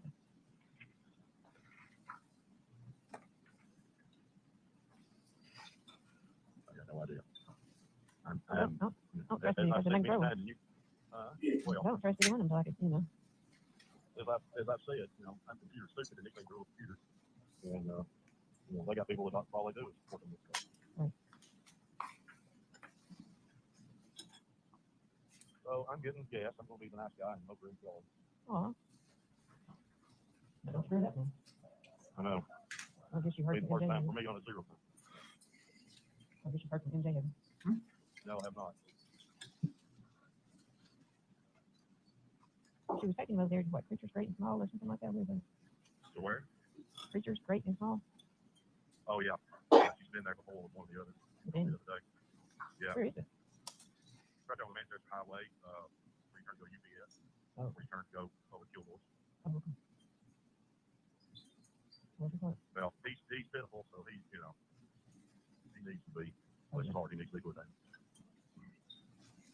Well, I know it's hard to do, but Well, it is. But there comes a time when you know it's time. oh yeah. Pour a little wine and for that. A long time. Although I think he's been about the healthiest of all of them, though. Yeah. I got gas. The big tanker puts gas in the underground tanks. They always say don't get gas when after they. That's what I've always heard. Is if it stirs it up or something. Start up.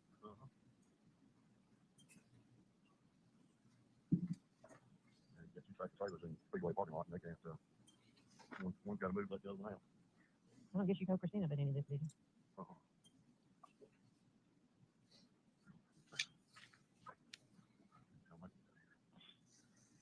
All right. I think South distracted me back, see if I can do a little stretch if I'm on yard. I will. Yeah, catch you later. I did put my hands on you. Huh? I did put my hands on you. Yeah. All right, sweetie. I'm gonna roll. All right, I love you. Catch you later.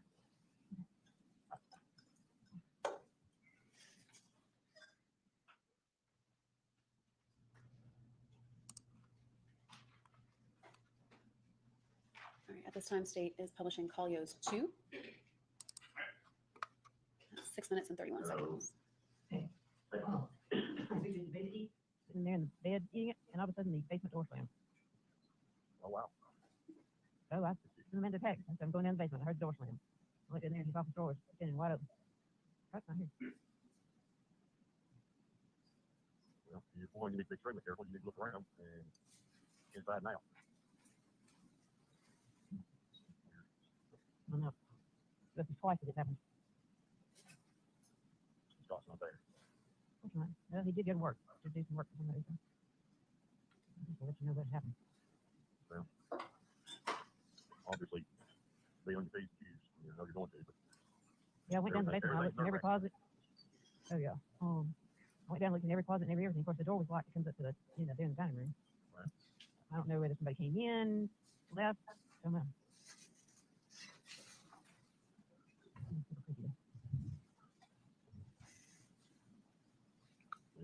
The way you could have known would have been have to look outside and see which way they ran off. They ran off. Right. How did the thing come up back to paper for? There's not a paper folder. They never was a paper folder. No. That's what you said. No. There's not one. No, yesterday when they said they wanted you to. There's not. No, there's not one, and there's never been one. Okay. I don't know where you got that. Oh, I thought they said they had given you a paper folder to record. No. No. I don't know where you got that. Okay.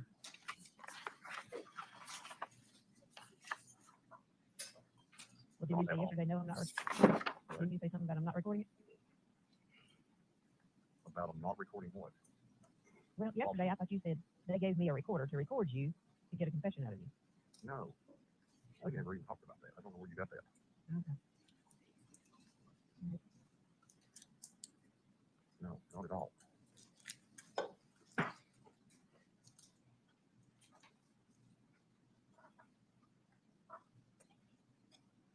I don't know where that came from. That's what I thought you said. That they had given you a paper for it. No. For you to... No. No.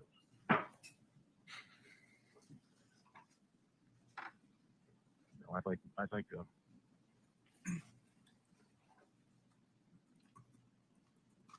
think you said that everything was probably tapped, but no, that was never talked about. You had said the other day that probably every phone was tapped. That's why you would change phones again. I figured that's what I needed to do. Because they seem to get all the numbers.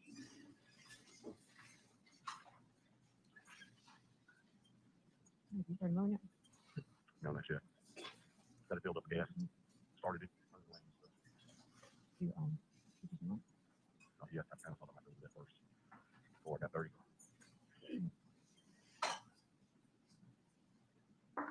Glad I don't have to live like this anymore. Huh? I'm so glad I don't have to live like this anymore. Still are.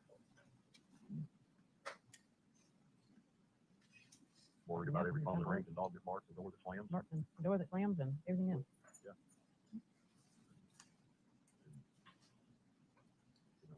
Can't remember nothing that don't. No. That's just it. And then your mind goes 1,000 directions. 1,000 different directions. And then you're wondering what's real and what ain't real. Well, even Motley and Lucy both confessed and barked when it happened. And every time my dog's barking, I run to the window.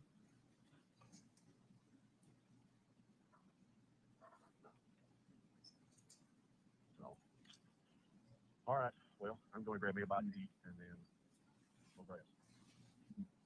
Right? Okay? Your eyes open. Okay. Love you. I love you. Talk to you later. Bye. Sergeant Hayes, at some point, you heard these calls and realized he had possibly informed Ms. Farris who was reporting her. Yes.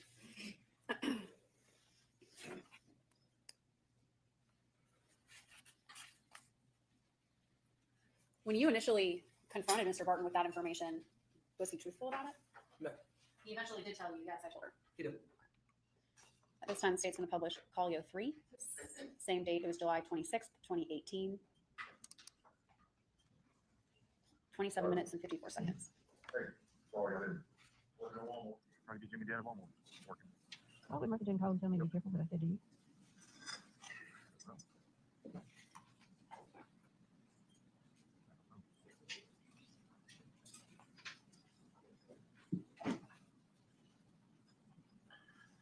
You're really confusing me on all this. What's going on?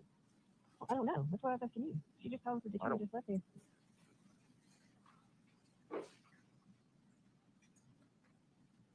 Well, it's been a little while because I've been over there and buried the dog. Yeah, she said that. She said you just left, and she said you need to be really careful what you say to him.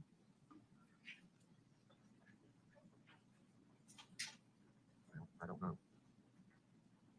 The only thing that she talked about was, everybody's phone being fast. That was about the only conversation she and I had. The rest of it was about mine. Well, she said yesterday that, or that day before yesterday, that they were going to get a search warrant for Andrea's house. Really? I haven't You heard told that. her? Well, she said that you told her. No, I didn't tell her that.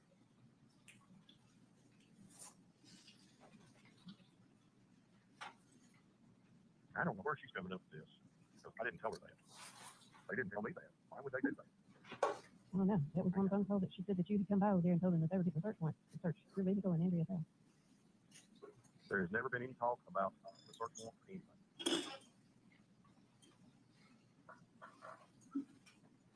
I've never heard that said that they were going to get a search warrant for anything. Well, when I talked to you and you said that you had walked out of there and the attorney was trying to talk them down because they were going to arrest you on the spot. What happened? I don't know because Bobby talked to him without me. But he told me that they were going to arrest me. Oh, Bobby did. Yeah.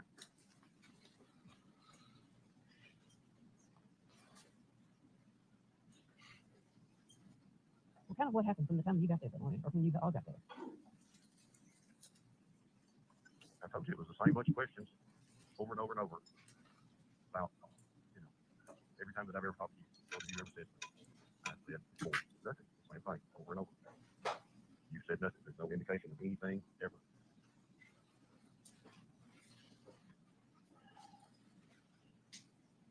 Well, I mean, I guess I've been sitting here running through my head over and over and over again. I know Well, that I don't doubt that at all.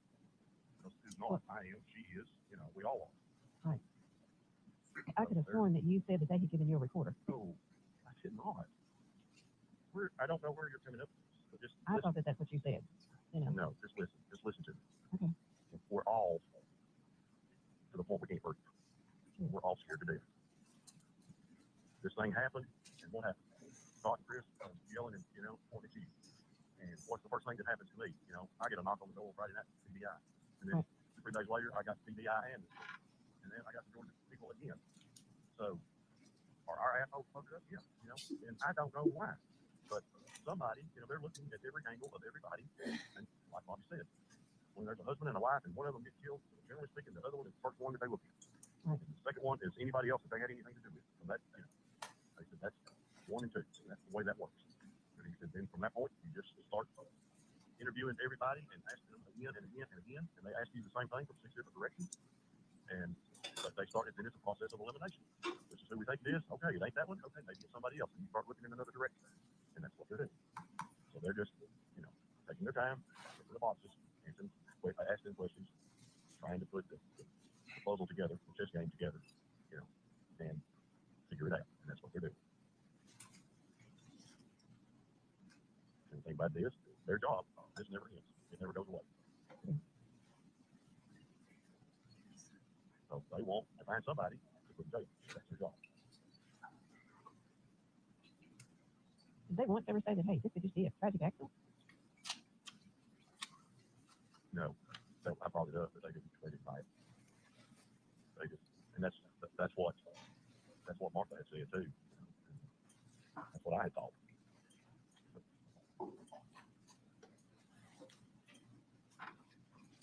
I thought it was weird that she called and told me that right after you left. It's been a while because I've been gone for a while.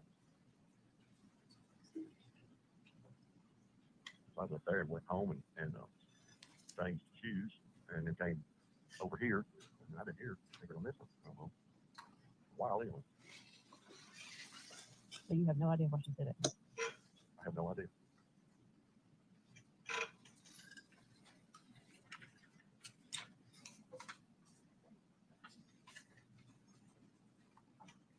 I don't know. Maybe she don't want me and you talking. Or maybe she don't want you talking to me. Maybe that's a better way to put it. Well, did they ever say that they were going to arrest you yesterday? No. That was 2 days ago. But no. Well.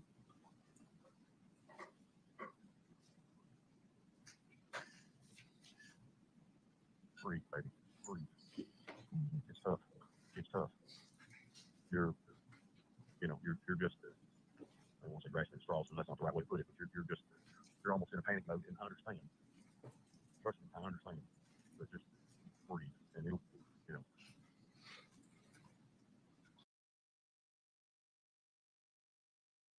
Rusty trying to calm his boo thing down. He might just wait a minute. Wait. Hold up. So just to kind of give you an update, they still are on verdict watch in regards to the lip filler redrum case.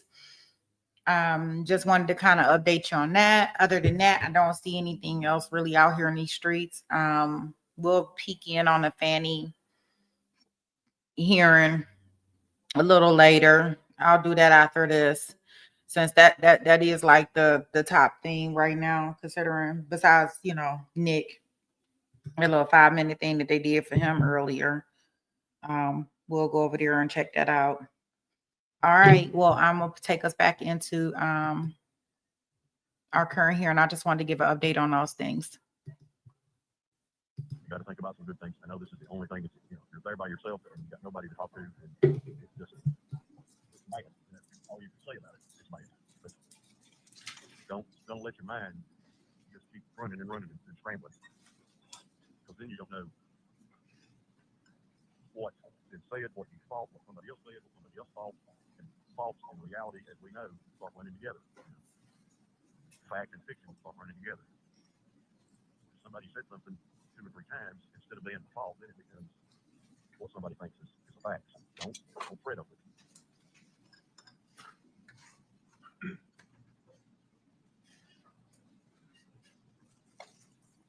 I'm sure. I've had several of those ones. I know you've had a whole bunch of them. Just chill. It's okay. I think Martha's probably just being cautious. It's okay. I'm going to call them. She's coming out here in the morning. The fire investigator's coming. I want it anyhow.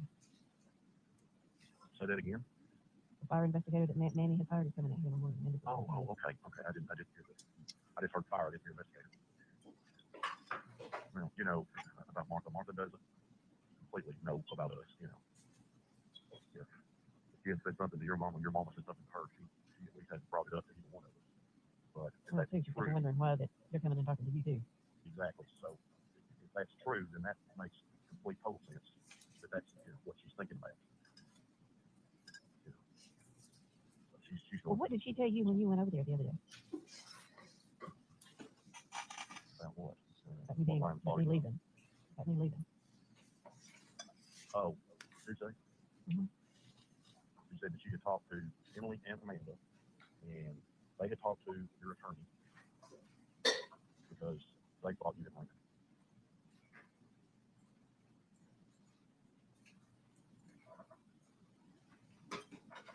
Mm-hmm.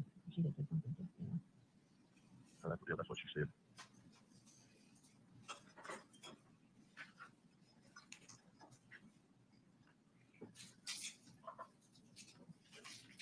Just be at ease, please. Like you told me, think about the good times. Okay? Put a good thought in there every now and then. Okay? I did say you had voicemail on this one. Yeah. It prompted me to, so I decided to do it. Kind of thought that way you would at least know that it's me too.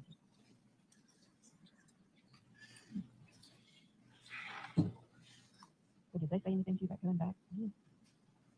No, but I'm certain that they will. Did they say anything to you about me in the text that were on me? Did they what? Say anything to you about me in the text messages that were on me? No. What was I going to say? I lost my train of thought. Well, let me see. I don't think what they had said, but no, they didn't say nothing about anything. I apologize for all the personal talking that we did about fucking him. They said, don't worry about it. We don't pay attention to that. All it was said, so that's good. Glad that didn't bother me. That's the other.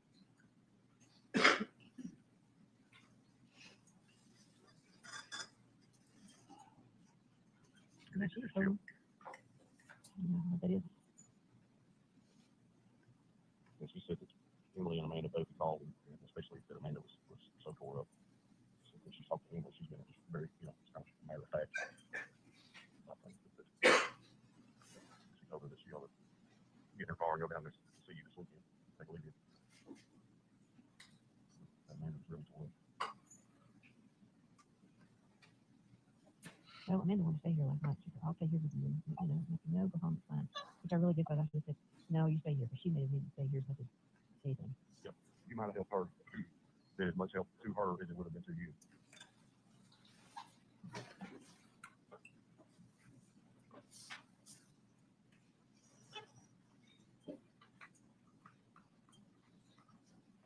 I don't know whether Michael James is trying to get me where I don't trust you.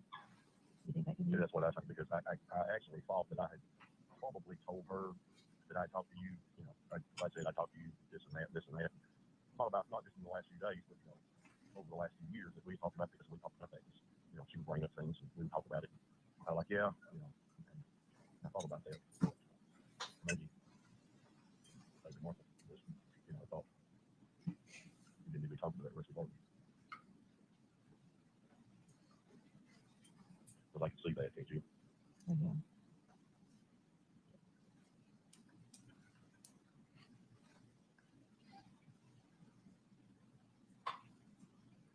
That'd be just exactly what her and your mama both would say. Mm-hmm.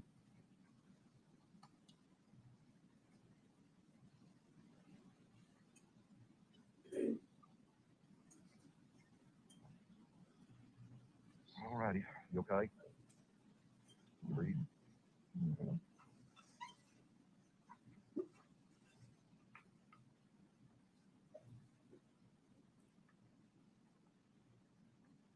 I keep thinking that the only reason they keep coming and talking to you is because they don't have anything else. Right.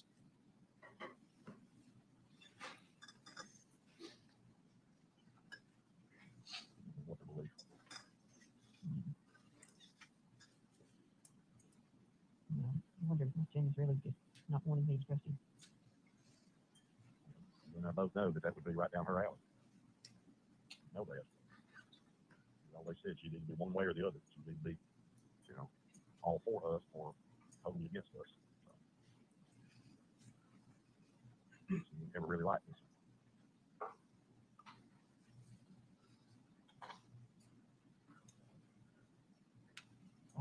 Tuesday, I thought I was unglued. I like unglued, but that many hours are in talking to you. Right. Yeah. It wasn't as long as it seemed like it was. Don't fret over it. You got to take care of you, and you got to just chill and be calm. So we can think about good things and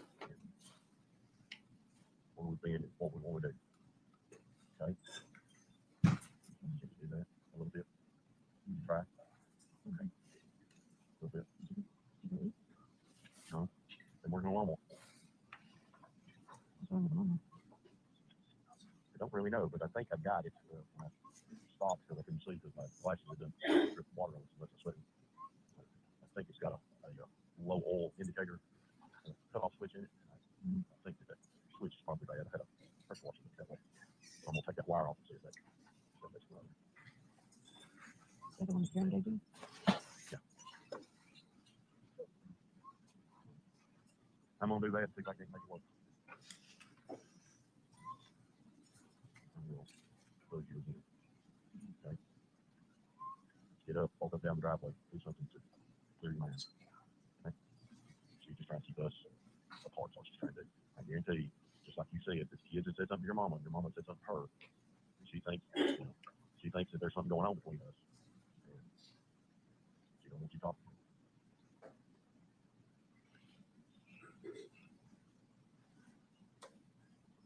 That's all it is.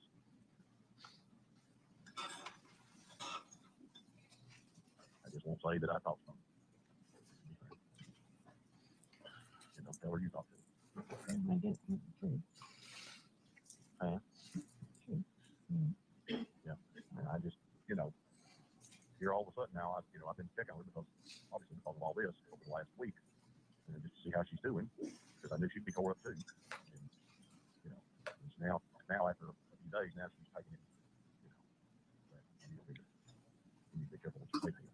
Well, she don't want you telling me anything. She don't want you talking to me, so it is.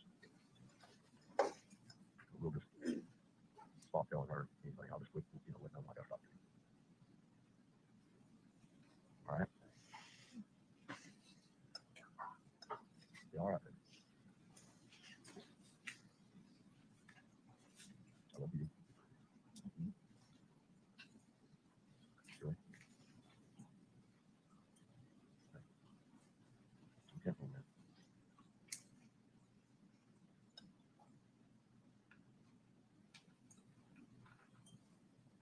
See you.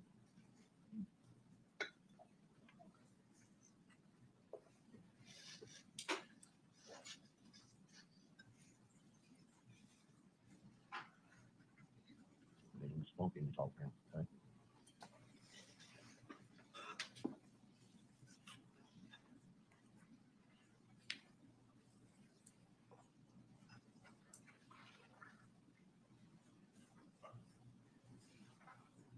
Let her get in, please. Sure.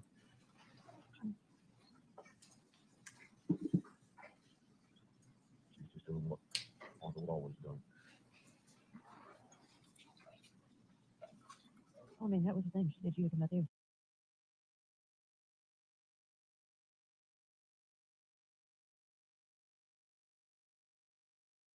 So that was a possibility.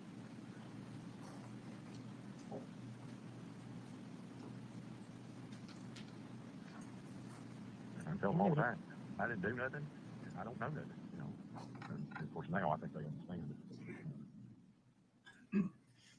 They know where I was that week. They've seen everything that week, so they know that. Well, I mean, that was the main reason that I came, because I thought, oh God, they're like a nut. Neither one of his kids are insane. No, but I bet it wouldn't take them long to come back, would it? Andrew can help me. You told her what's happening, please? No. They don't need to worry about what's going on. They're trying to have a vacation. Andrew's sick, you know. She's been in help Ned, and you know, she's been at the beach for 3 hours all week long. She felt so bad. She spent most of her time in bed. I mean, bless her heart, last week she had her tonsils out. That's one of the hardest things in the world on an adult.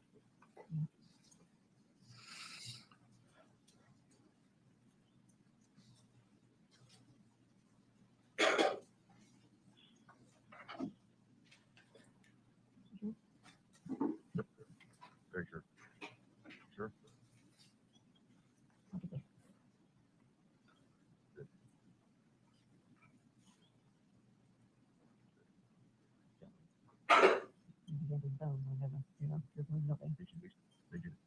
Oh, yeah.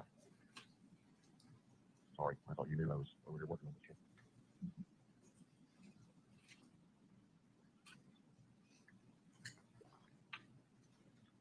All right, babe, let me get this done before it gets too much past dark. I'll be short then.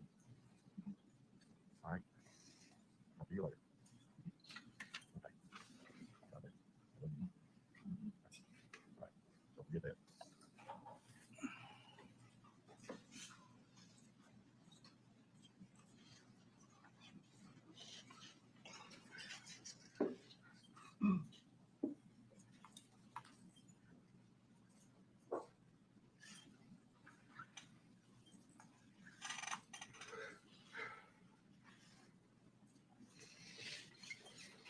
Time states in the publish, call you 4. No objection. Statements to admit, call you 4, 5, 6. All right. And this next one will probably take us to 3. Okay. This is on the 2nd, 2018. Oh, actually. Oh.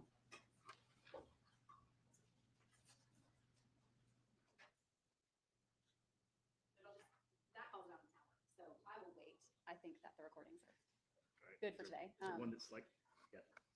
They wouldn't make a ton of sense out of order, but we can do some testimony, Judge. So we'll wait to play those till tomorrow. I think recordings. At least wait till our 3:30 break. Okay, Sergeant. So you were hearing some of these live as they were happening. That's correct. Okay. Specifically the ones where Mr. Barton tells Mrs. Farris about the recording. Yes. Okay. I want to talk a little bit about your interviews with Mr. Barton. At any point, because we've already talked to Sergeant Pope, we've heard from him, but I want to get your perspective on those interviews. At any point, did you threaten to harm Mr. Barton? No. At any point, did you brandish a weapon? No. At any point, did you set handcuffs down on the table? No. And was he with his attorney the entire time that you spoke with him? Yes, And at times, did you even speak with just the attorney, we did. Bobby Carter? That's correct. At any point, did he appear from you across the table, in your opinion, appearance, demeanor? Did he appear in fear of you? No. Was he able to understand everything you were explaining to him? Yes.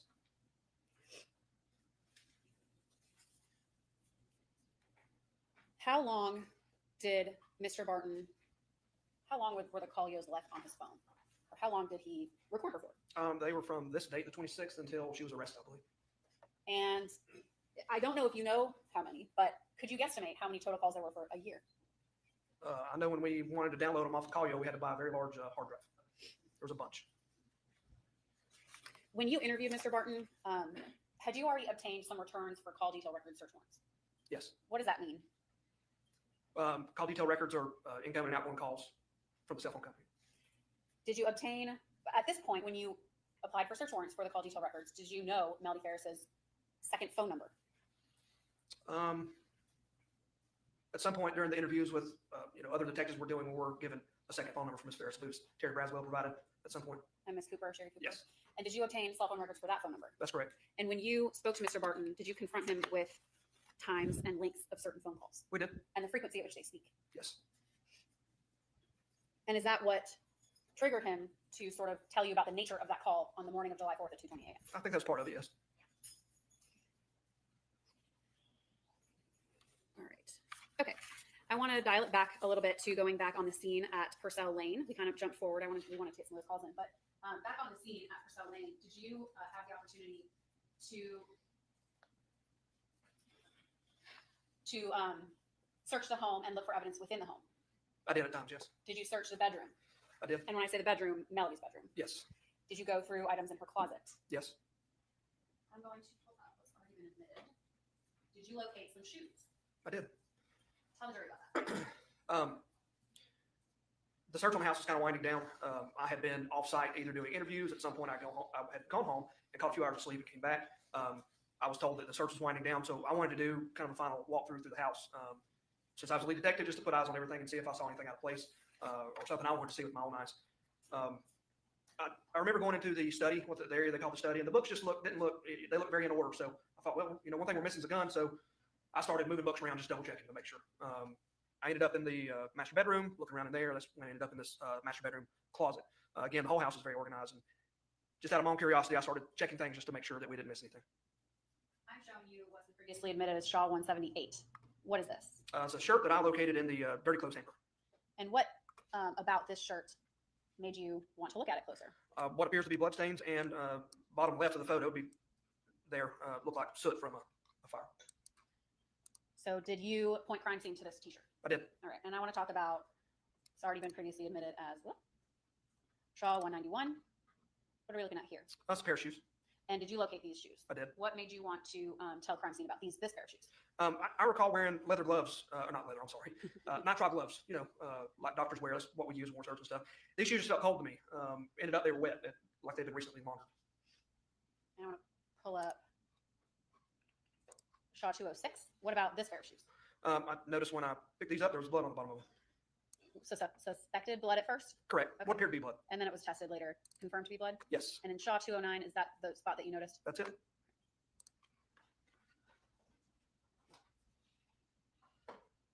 You mentioned that you searched the house, or at least the study, but other people were searching the house for a type of firearm. Yes. Were any located? No. Any pistols? I don't believe there were in the house. The one pistol on scene was located out in the barn. And then there were some longer guns collected. Is that fair? Correct.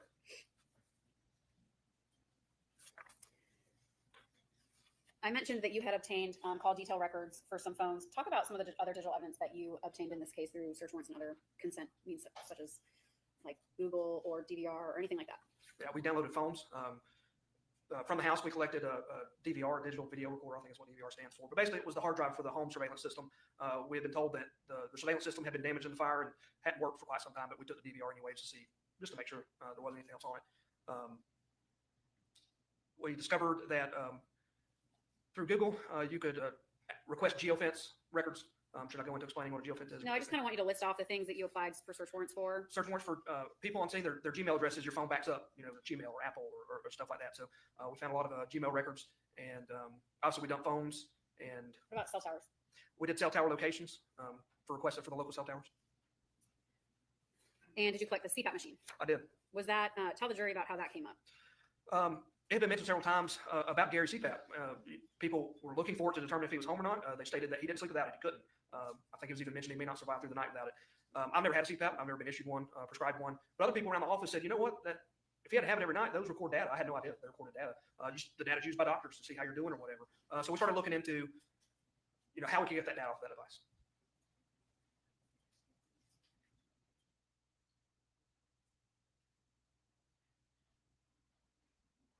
Your Honor, at this time, the state moves to tender Hayes 58, which is the raw CPAP data. You good? No, good. All right.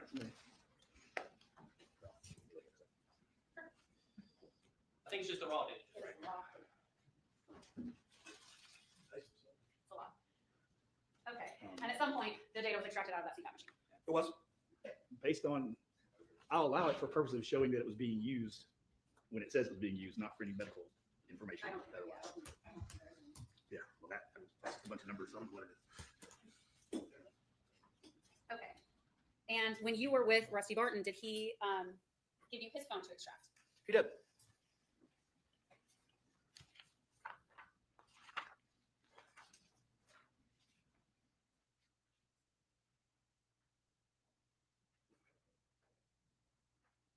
And did you get a search warrant to extract Melody Farris's cell phone? We did. Her actual physical phone that she had on her person? Correct. Okay. So when you don't have a physical phone, What can you obtain? You can obtain, call records, cell tower location data from the cell phone company. You can't obtain actual data from the phone. Did you ever find a second cell phone for Melody Farris? No. You found one phone? Correct. Physically, okay. And that was the phone that she had in her interview room with you? Correct. And, excuse me, and you extracted that phone? That's correct. At this time, the state moves to tender Hayes 7 accelerated extraction report. No, there. And Sergeant, I'm going to pull up Hayes 7 for the jury. Oops.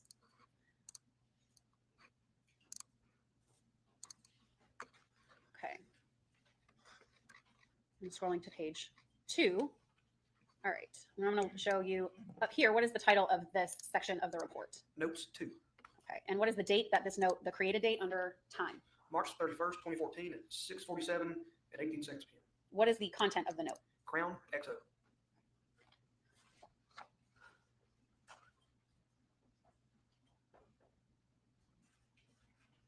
And that was in Melody's cell phone. That's correct.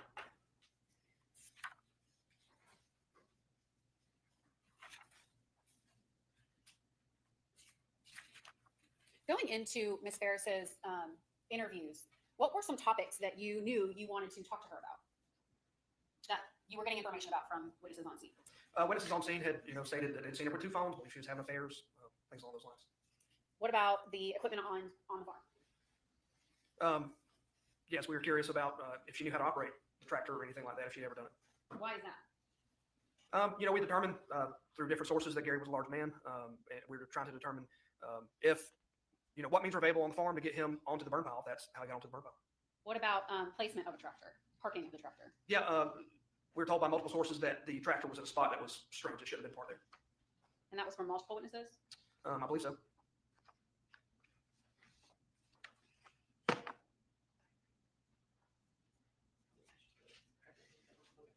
At this time, state moves to tender Hayes 33 through 50. I'm going to hand you Sergeant, these photos of the tractor, of the equipment, tractor and the 4x4. Let me go through them with you.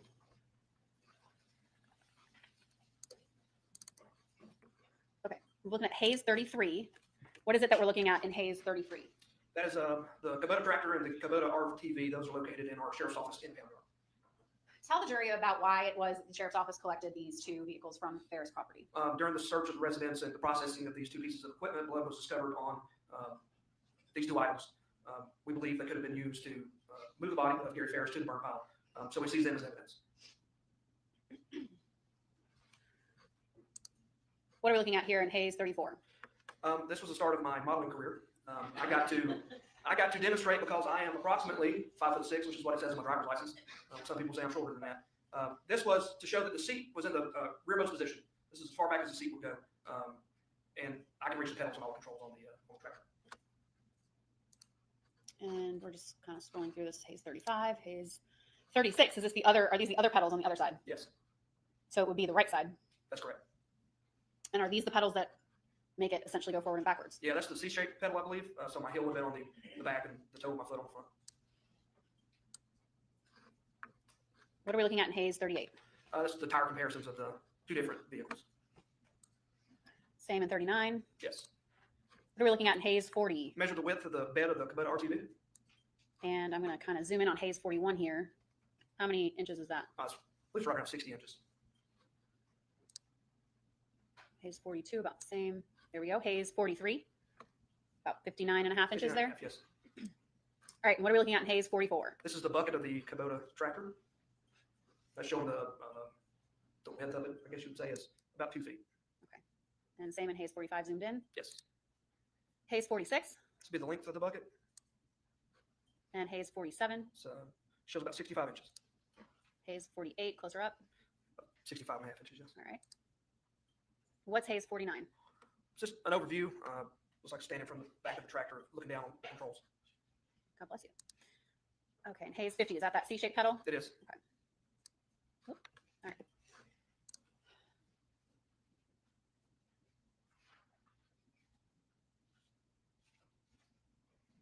So after the scene was locked down and you have spoken to Mr. Barton in Tennessee, what were some of the next steps in your investigation? We Was there more people you had to interview? Yeah, we continued interviewing people. Evidence had been sent off for different stages of processing with different entities, and more search warrants for different records as we came upon. Judge, I think this might be a good time to take a break. Okay, all right, we'll take 10 and then y'all can either keep that other thing for the hour. All right, go step out.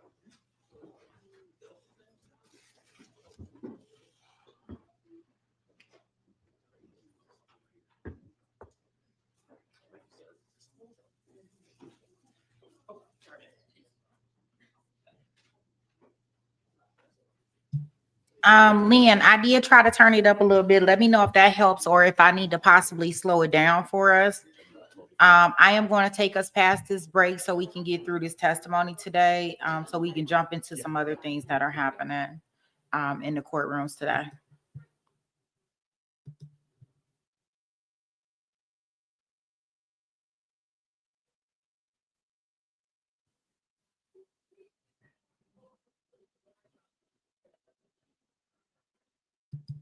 But we haven't dealt with that for 4 years, so. Exactly, Judge. Captain, if you could please raise your right hand. Do you swear to affirm the testimony you're about to give in the matter now pending before the court will be the truth, the whole truth, and nothing but the truth, so help you God? That's right. How are you employed, Captain? I am with the Cherokee Sheriff's Office. I'm the division commander for the Criminal Investigations Division. And can you actually state and spell your name for the record? HANDS, just like the end of your arms. Captain, were you on duty last week? Yes.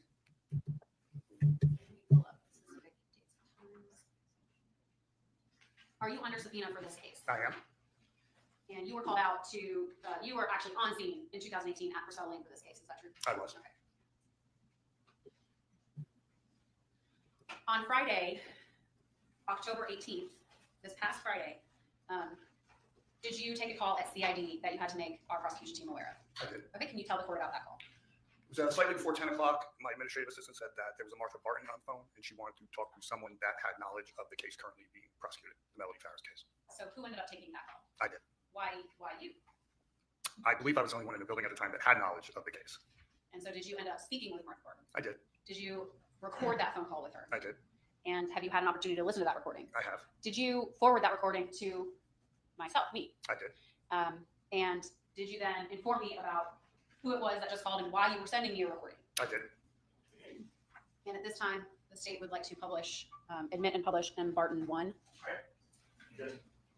For the purpose of this hearing? For the purpose of this hearing, all right. Y'all got a copy of it yet? We had it. Okay. It's 1409, Judge.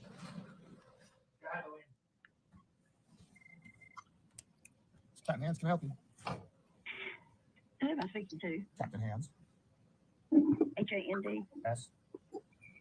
This is Martha Barton in Tullahoma, Tennessee. How are you, ma'am? Have you skipped the phone number? Well, I got a heavy heart. Okay. I'm sure you're very aware of the case of Melody Farris that's going on right now. I am. I've seen it on Court TV. Mm-hmm. I'm the person that she was coming to stay with in Tennessee, Mm-hmm. and did her mother and I were first cousins. I think I Her remember mother was your about, name. pardon? I think I remember your name coming up. Well, it's been brought up in the trial too. Yeah. Well, Detective Hoke and Hayes came to my house along earlier the TBI came. They never asked me if we had any guns. Mm-hmm. Rusty Martin, that testified yesterday, the day before, is my stepson. My husband died 10 years ago, but he and I have had a close relation. He's been very good to me, offering to do things for me. And he's the one that had a relationship with Melody. Yes, ma'am. But they never asked me if we had any guns. Mm-hmm. And I thought that was very strange because my husband was a hunter. And we had a very large gun safe in the garage because, well, of course, they were never out. This may be wrong. Mm-hmm. I hope I don't go around the bush to tell this. But anyway, I think in 1979, we built in 78.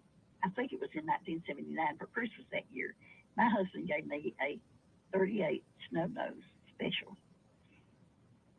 I never shot the gun. Roy went hunting. I never paid any attention to his guns.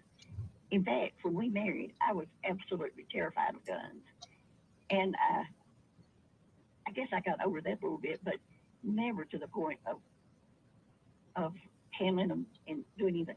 When he gave me that gun, he gave me a $100 bill rolled up and put in the cartridges. And he made a joke. And Rusty was here. It was at our family Christmas, and he gave it to me. Said if he hadn't given me the $100 bills, he'd have never gotten away with giving me a gun. It was put in a drawer, different places. I even bought him a 357 Magnum. I couldn't tell you for Christmas one year. I couldn't tell you what that gun looks like, and it's in our safe. I couldn't tell you if it's chrome. I couldn't. I'm sorry. I just don't know. Okay. And if it were a purse or shoe, I could tell you. But anyway, the 357 Magnum, my husband was sick and at home when Melody came up to help us take me to Nashville to doctor's appointments. And at that time, Roy had gotten sick. Before that, because he had a stroke and he had Parkinson's. You're talking about Roy, your husband, not Rusty, right? Right. Okay. Before that, he had kept his 357 Magnum in his closet on his side of the bed. I mean, his closet's on his side of the room. And he had gotten mine out for me to keep on my side for protection. Mm-hmm. Now, I believe the shells, they were never loaded. And I think the shells to my gun were, I don't know if they were in my closet or not, but my gun eventually ended up underneath my nightstand because I just didn't like having it in my closet. Okay. And my closet is about like Deborah McGee's closet anyway. And so sometime after he passed away, Melody wasn't here at the time. And I don't know why I did not put those in the gun safe, but I didn't. There was in one of the spare bedrooms upstairs, there is a chest at the foot of the bed that's against the wall. And I put those two guns in there. I put a TV on top of it, and I don't even know what all, but I had stuff piled up on that I thought nobody is going to move all of that stuff to get in that chest. I was very weak one day when she was here, and I told her for several things were that I shouldn't have, but she had a way of, well, she was family.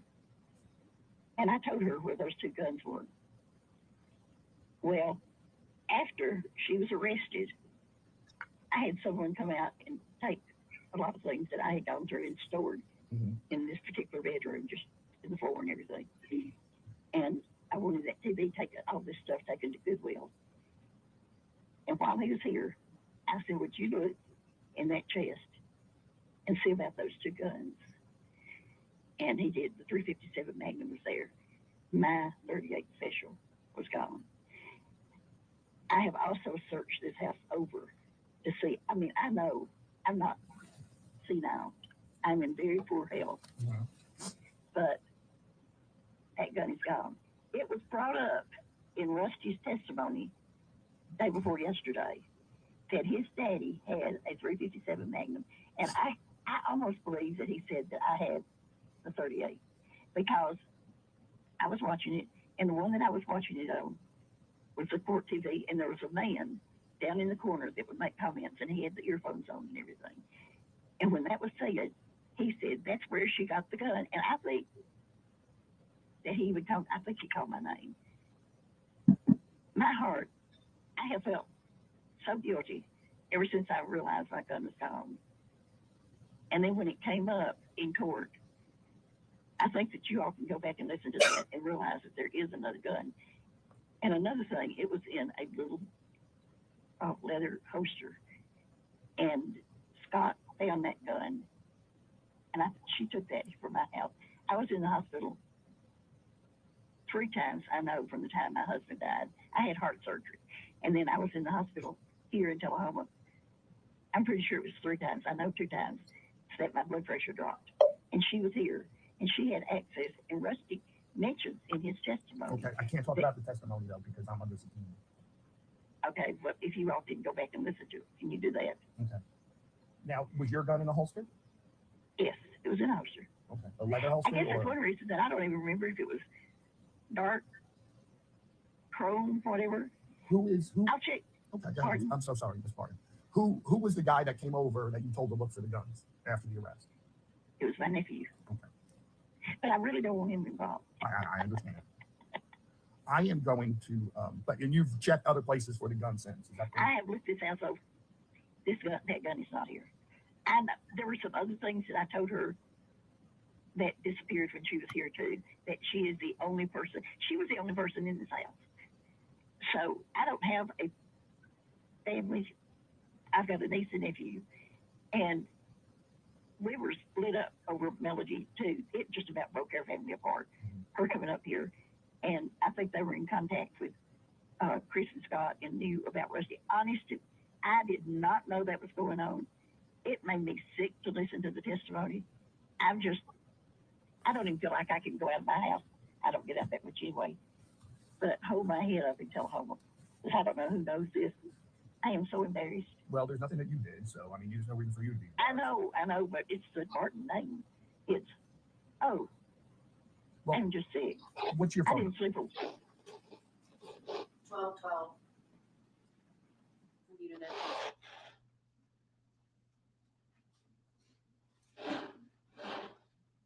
Replaying at 12:30. Legal team. That's not the prosecuting case, so they may give you a call later today. Okay. Okay. Would that be I'll okay here. with you? Yes, Well, I'll be here. I'm sorry for your heavy heart, but I do appreciate you giving us a call. Well, I just felt like by not telling this that I was almost aiding and abetting. And I know from the get-go she started throwing Scott under the bus. And I can't imagine a mother doing. I'm not a mother, but I cannot imagine a mother doing that. Did she ever say anything untoward about her husband? Pardon? Did she ever say anything untoward about her husband? Oh, she despised him. All right. Well, I'm going to send your number and your information over. I wish you would feel good about walking around your hometown. You didn't do anything untoward or unethical, and you can't help the actions of other people. Well, I know that, but I'm 84 years old, and I don't need to be going through this. No, we'll hope it'll be over very shortly, and we'll take it one step at a time. Okay. Okay, I appreciate it. Thank you so very much, ma'am. Thank you. Bye-bye. Captain, was that your complete conversation with Ms. Barton? Yes, ma'am. Did you speak with her again after that phone call? No, ma'am. That's all I have for you. Thank you.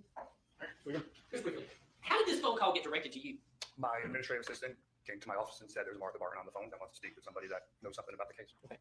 And that would be, you would know something about the case because back on July the 5th, 2018, you were actually in charge of this investigation, the entirety of the investigation. Well, I would say the captain was in charge of the investigation and that the lieutenant was in charge of the investigation, but I was in charge of parts of it, yes. Okay, and you assigned. Oh, I'm sorry. God, sir, I apologize. Well, there's been multiple witnesses testify that you gave them assignments in the case. Surely. Him included. Surely. So you assigned him as the lead detective of this case. Correct. Correct. So what involvement have you had in this case ever since? Since when? Since July 5th? 2018. Until we would do periodic hot washes, reviews of what we were doing, where things were going, what evidence was coming in. And since 2018, after the arrest warrants were complete, then it was pretty much just Detective Hayes, or now Sergeant Hayes, finishing his narrative and keeping in touch with the prosecutor's office. You used a term of art that I'm not familiar with. You said hot watch? Hot wash. Hot wash. What is that? It's basically a debrief, see where you are evidence-wise, investigative-wise. Anything else? Michael? That's all. All right, anything else? No, Judge. All right, you sit down. Thanks, sir. Y'all had other conversations with her? or So about- yes, Judge, our office did reach out to her. Investigator Moore spoke with her. She put together a report of a summary of their conversation, which we provided to the defense last week as well. And that was on the same day, same Friday at,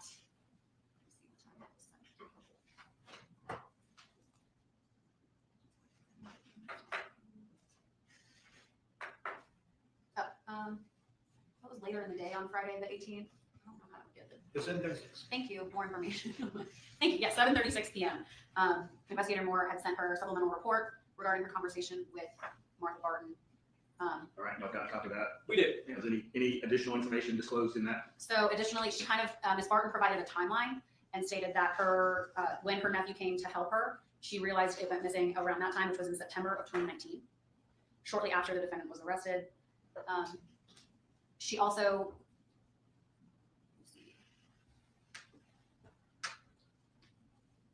she ended up telling her cousin, who is the defendant's mom, Kay Walker, about the missing firearm. She did not necessarily give an estimate of when she did that, but she stated that she ended up telling her about the missing gun. She provided that when Martha would speak with Melody in the jail, she would say, "I love you" to Martha Jane at the end of the call. And then shortly after telling her mother about telling Kay Walker, about telling Melody's mother, Kay Walker, about the gun. She stopped telling Martha, I love you. She never confronted Melody about the missing gun. I think that was summarily the new information that we obtained. And y'all have subpoenaed, effectuated services subpoena at this time, is that right? Judge, I'm sorry, ma'am, one second. Or We have some more information. All right. We spoke with her again today, this morning, and I say we, Investigator Moore spoke with her again this morning, so she's gonna put together a report for that. But also, y'all want to just Put it on stand there. oh, yeah, Investigator Moore, Go sure. ahead. Right. We'll all find out together. No, we don't know. Yeah. We don't. If you could raise your right hand. Do you swear or affirm the testimony you're about to give in the matter now pending before the court will be the truth, the whole truth, and nothing but the truth, so help you God? Yes, ma'am. Okay, have a seat. Please tell the court your role in the DA's office. Yes, I am a SVU investigator, Michael Moore. Are you assigned to this team here for the case against Melody Farris? Yes, ma'am. Have you been assisting putting the trial exhibits together and speaking with witnesses? Yes. Friday, the 18th, did you have the opportunity to speak with Ms. Martha Barton? Yes, I did. And did you, after that conversation, put together a report and provide that to the defense attorneys? Yes. And did you have the opportunity to speak with her again today? Yes, ma'am. To follow up with her? And Also, the sound of theirs is going down. Just speak up a little bit louder. Yes, sir. what is it that she told you today? Today she said that her niece Jennifer has been helping her because of her health issues, but her niece wanted to make sure that the gun was not in the safe.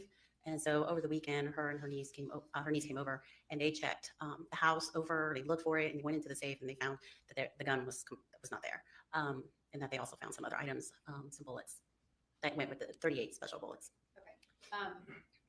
So the firearm, they looked for it over the weekend, essentially Yes. her and her niece. Yes. And they still could not find it. Correct. Okay. Was there anything else that she told you that was new information from last Friday? No, on Friday she did say she described the box of ammunition as red and white box with a TG and Y sticker on it. She remembers that her late husband bought it probably from that store up in Tennessee. And that was in your report that you provided on Friday? Yeah, but no new information after that. Okay, that's all I have for you. Thank you. So you were swearing? Do you know anything about the manufacturer of bullets? Does she have that information? She did not have that information. That's it. You told the director to bring whatever she had with her. After. I have told her to just keep everything there and keep it safe and yes. All right, anything else from this witness? No, Your Honor. All right, you sit down, thank you. All right, anything else from the state on this issue? I believe so, Judge. All right. Argument? We're asking court to. I expect more. You have a compelling reason. You have a compelling reason why. And also, I don't think you can exclude it right now.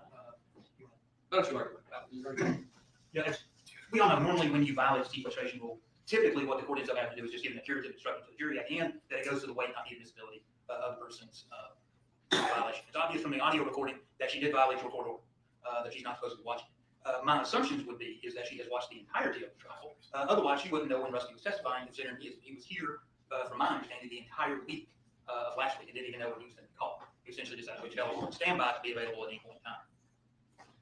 Under the case that I found this morning, it's State versus Brown, and it is 354 Georgia Ave 493, the 2020 case.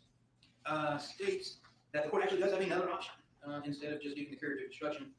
It says that where counsel or the witness violates the rule intentionally, the court may strike testimony already given or disallow further testimony. The trial court's denial of a mistrial for violation of the sequestration rule is a matter of discretion and versatile on showing prejudice. What ended up happening in the Brown case was there was a whole issue of whether or not the rule had even been violated at all, because it had something to do with two witnesses overhearing the judge behind closed doors. But that was actually never proven, and the court just ended up coming in and saying, I'm declaring a mistrial at this point, which nobody essentially was requesting. Obviously, the defense was on board with it at that point, but the mistrial was overturned. The court, in making a statement that it is actually restrictable, was quoting the U.S. I think it's a Fifth Circuit case, Ferdinand versus Land Sea Services, which is a 1993 case out of the Fifth Circuit. That discussed, and in that case, it said there's no evidence showing that either the defense witnesses would have changed their testimony to match other witnesses. So it seemed like when you look at both of them together, well, actually, let me go into that one. So that was the Fifth Circuit case. The Brown case went on to state, instead, the trial court should have chosen an intermediate option, such as allowing cross-examination of the witnesses regarding possible violation, and instructing the jury that a violation of the rule should be considered in evaluating their credibility. So that is the way Milledge is taking it out of the Brown case. is that under the pre-2013 statute, the witness did not be disqualified for testifying as a result of violation of the sequestration order. The new evidence code, although the sanctions were used, the trial court may treat a violation of the sequestration rule by citing the guilty party for contempt, allowing opposing counsel to cross-examine the witness as to the nature of the violation, or 3, striking the testimony already given or disallowing further testimony as a rule has been intentionally violated in actual prejudice results. I don't think there's any doubt that we would be prejudiced by this, considering we got this evidence on Friday. There's also another witness that she named in her recording, being her nephew, that he's out of state. We might need to subpoena him, but we're in the middle of the trial now, and this has now just become an issue, even though Ms. Barton has been interviewed now by law enforcement on 2 separate occasions. And the court can clearly hear from her interview, she actually does not come up with this new theory of the gun on her own. She said that the man on court TV, the one wearing the headset, said that's where she got the gun. And that's where she got the idea from. So her testimony between the 2 interviews has completely changed. She's never, and she freely admits that she's never told anyone about this gun being missing, even though she's known it's been missing for the past 5 years. So the state wants to bring her down here, put her on the stand, say Melody stole the gun, even though there's absolutely zero evidence of that. And in fact, the court allows it. In her other interview, we're going to show where she was talking to Detective Hayes and Detective Pope, talking about, at length, about some boy who lived next door and was helping her husband and had broken into their house. So I think this, if there ever was a sequestration rule violation that needed to be excluded, this would be it.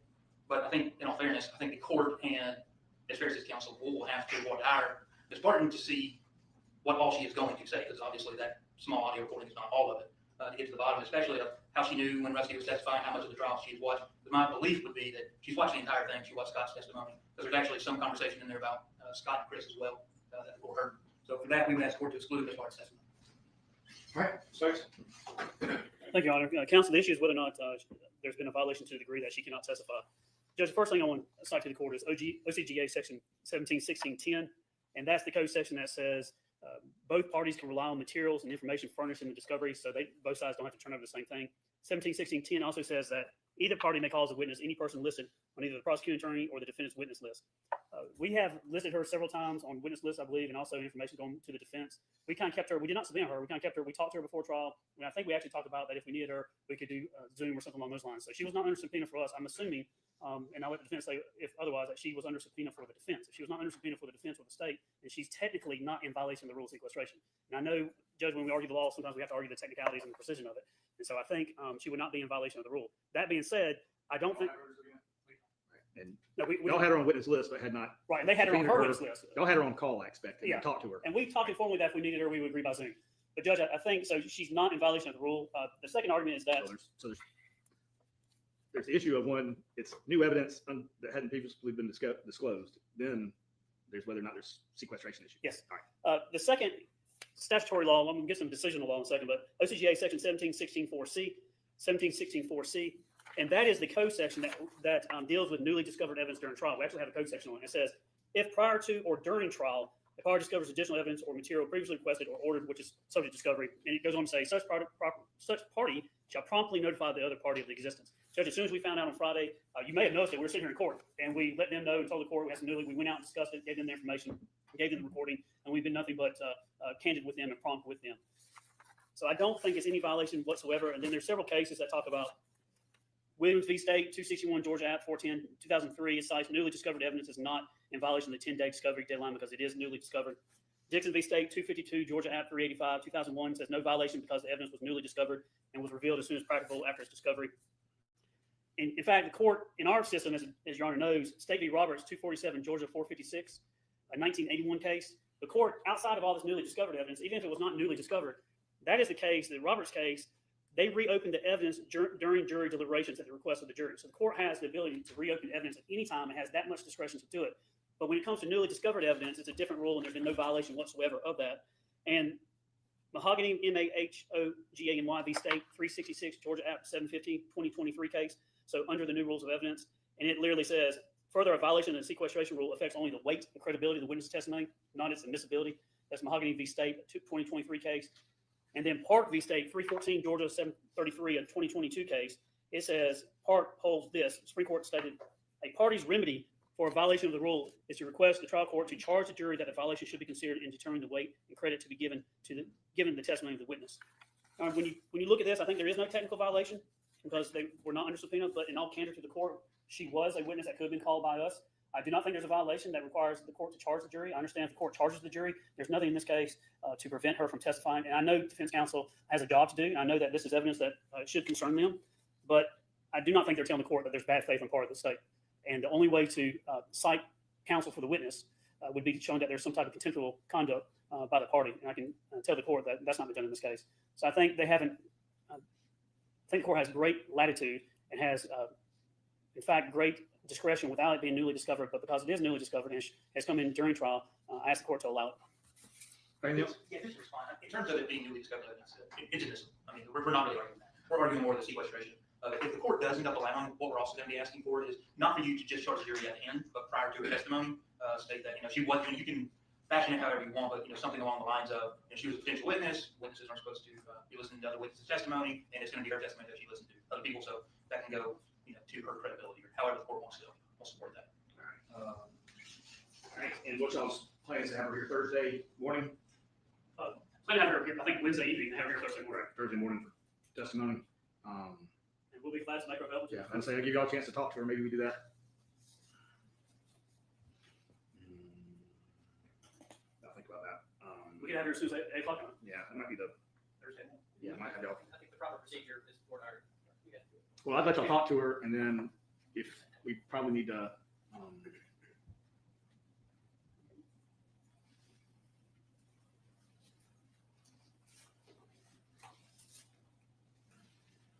May need to do the same thing with her prior to the jury with the evidence and let her testify as to what the evidence would be. Yeah. And then if y'all want to present me a proposed charge, I'd consider it, although I may not. I'll look at that. But y'all definitely can cross her about all that and that she was a potential witness. And then whatever this other issue you said about whether or not someone else potentially took it, that's also something you could look in, question on. But I think based upon everything that's been presented, I'm going to allow it. I'll consider some sort of limiting instruction if y'all want to put one together and let me look at it. I'll consider that, and we'll talk about that more on Thursday. We could probably have the jurors report a little bit later on Thursday morning, give y'all a chance to talk to them, put it, whatever testimony is going to be on the record prior to bring the jurors in, go over anything else we need to discuss before we present that evidence, and then go from there. Although we have the afternoon plan at the moment. All right, anything else? Well, we have one more issue. Yeah. I provided, sort of to pick up where we left off on Friday, I provided both the defense and the court sort of a rundown of the digital evidence within Ms. Farris's presentation. I broke it down by, I think, the two main issues that the defense has, which is essentially what's titled geofence, but it's the Google location services. And then the second portion is the Apple Health activity. I think those were really the two issues that the defense had with the presentation. I outlined several cases on the memo that used Google location services. Ultimately, I guess to clarify, which I think was helpful even with me going through stuff, was that the word geofence is actually the way that law enforcement provides information to Google to obtain their location services. Geofence is not different than their actual location services on their phones and their apps. All it is closing it off to a certain location in a time frame. That's why it's called geofence. But ultimately, the Google location services use the same technology that has been around for a while. So GPS, cell site location, and also Wi-Fi. And all of those have been litigated, have been admitted in trials for a while. And I just cited some cases that specifically discussed the Google location services and some geofence warrants. Most of the cases when they come up are in a framework of a Fourth Amendment issue, a motion to suppress issue. There weren't a ton of cases outlining the reliability of it. However, it's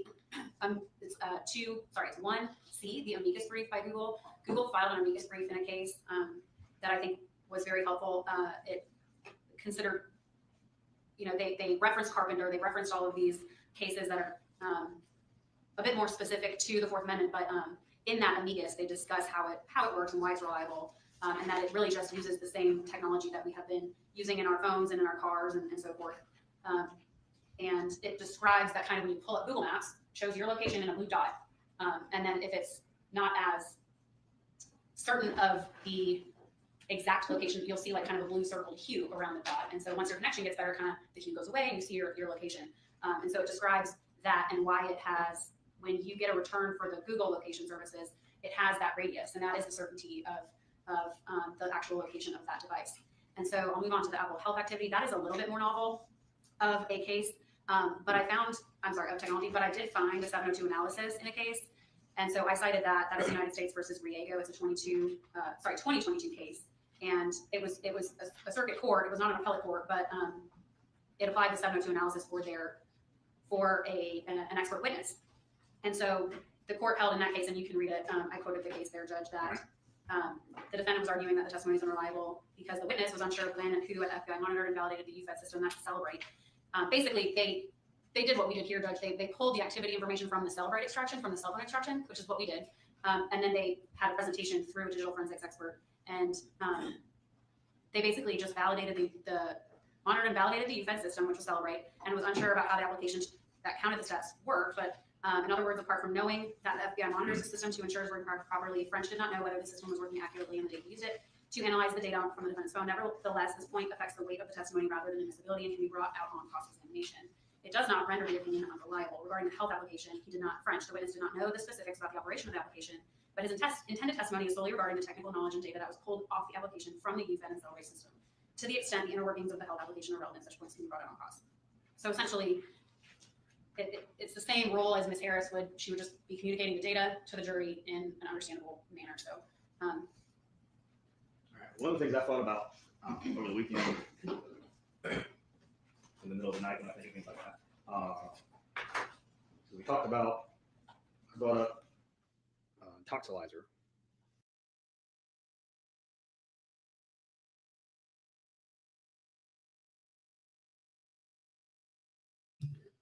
That's just me muting real quick, guys. If you are lurking, I did put out a survey in regards to our next move for today.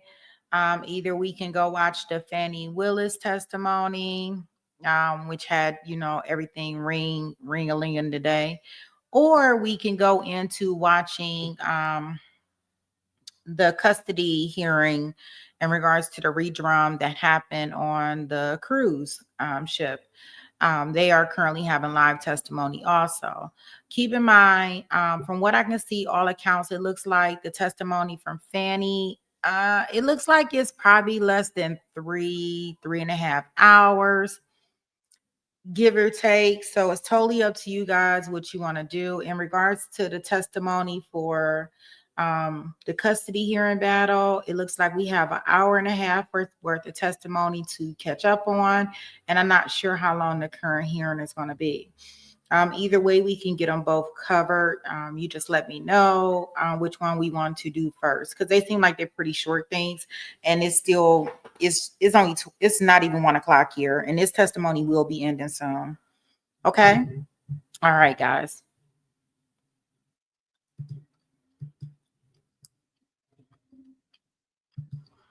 And then over the weekend, I thought about an Alka sensor. Now, we all know the Alka sensor spits out a number. Alka sensor being a roadside personal breath test device. The number is not admissible in court because the device, even though it spits out a number, is a scientific device and is not inherently reliable. It's not tested. It's not calibrated. It's a portable breath test that, because it's floating around somewhere in the car of the police officer, is subject to variables. And that's even a device that, is approved for use on the side of the road. And so again, I don't know. We all think we know how it works. We don't really know how it works. I have a better idea maybe than others, but I still don't know how it works. It still goes through Apple's filter and their proprietary information. And so I still think I need to hear more evidence if y'all are wanting to get that data presented to the jury. I might, in thinking about it in that term, comparing it to Alka sensor, I might let the witness say that based upon review of the data that was collected, that there was some activity. And that might be, that's better than saying no activity, but I'm still not 100% about that yet. But sure. To that point, Judge, and I can proffer this, the testimony about her activity is pretty general. It would be, she had more activity on this night than a year's worth of, and it was an outlier. Right. We're not getting into sort of like, well, she climbed this many flights, so that means she went up and down the stairs that many times. it's not that specific. It Well, was just an The- outlier. Your report does have that, so that's probably The where I have. present, okay, so the presentation is just the outlier graph. Right. So to the point of what would she be presenting in her presentation, it is a very general outlier scenario. Sort of like the phone calls with Rusty that we were able to point out. Well, That I'm Ms. Harris was able to point out, they didn't speak at this time ever. It's sort of the same concept, just statistically speaking, comparing her own activity with her own activity. I think that is probably more in line with what would be appropriate without going to specific number of steps and specific number of flights and that kind of stuff. But again, if you got, I know you're looking and still trying to find more information, and I'm willing to, let y'all keep plugging away at it. Can I clarify with the court or have the court The clarify? Google stuff, I'm fine with. Okay. I think that's, Okay. I think that is certain, and it gives specific, it is submitting and pinging back a specific, latitude, longitude point, and then has a variable around it. And so that, shows the margin of error, if you will. Sure. So I think that is appropriate, and I believe that has reached a level of scientific certainty that is appropriate to be presented in court. Okay. And can I just have the court clarify? So the data itself within the phone, within the extraction, the phone that gave us the data with which Ms. Harris is providing to the jury, that part is stipulated to. So I guess I'm not sure what the court is looking for when it comes to the data itself as far as the functionality of it. Well, y'all, whatever you think you can get to convince me. But I do have, I guess my second question would be, if I have that information with Ms. Harris found a study that was done, she is not comfortable testifying about that study. Okay. that's part of the problem is we don't have someone who can testify to me as to Right. its scientific reliability. Right, which could definitely be a subject for cross, and I understand that. Is that something that the court is interested in, that type of article? The more you can give me, the better it is. But like I said, I don't think that there has been a case that's really utilized it. Part of it depends on what you're trying to do. If you're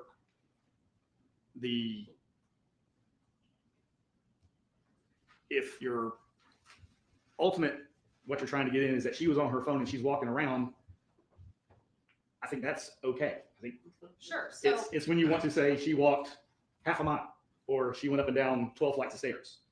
I can tell you. Right, correct. Well, So I believe there's one side that provides the distance that the phone provides. Right. The testimony we obviously have to provide them the data that we got, right? So that would be that would be kind of but like, similar to the Alka Center. So the officer on the stand knows what the number is, but can't testify to the number. So Correct. sure. So Ms. Harris, ultimately, that number, whatever the number says it is, would hold a year's worth of her activity from just 1 hour, 11 p.m. to 12 a.m. every single day. There are only 3 times, right, that That she is level of more active activity. on that day than she was on that day. Exactly. And so that is essentially the purpose of pulling the number. So if the court is more comfortable with us leaving the number out and just stating the outlier dates, I mean, we're happy to do that and carve it out to the court's comfort. I think that is something that I think your witness could articulate that. Sure. But I'll still give y'all a chance, but I'll still let you give me some more information and give y'all a chance to revisit it before we get to it. If you could, we have a copy of the case we'd like to send to court.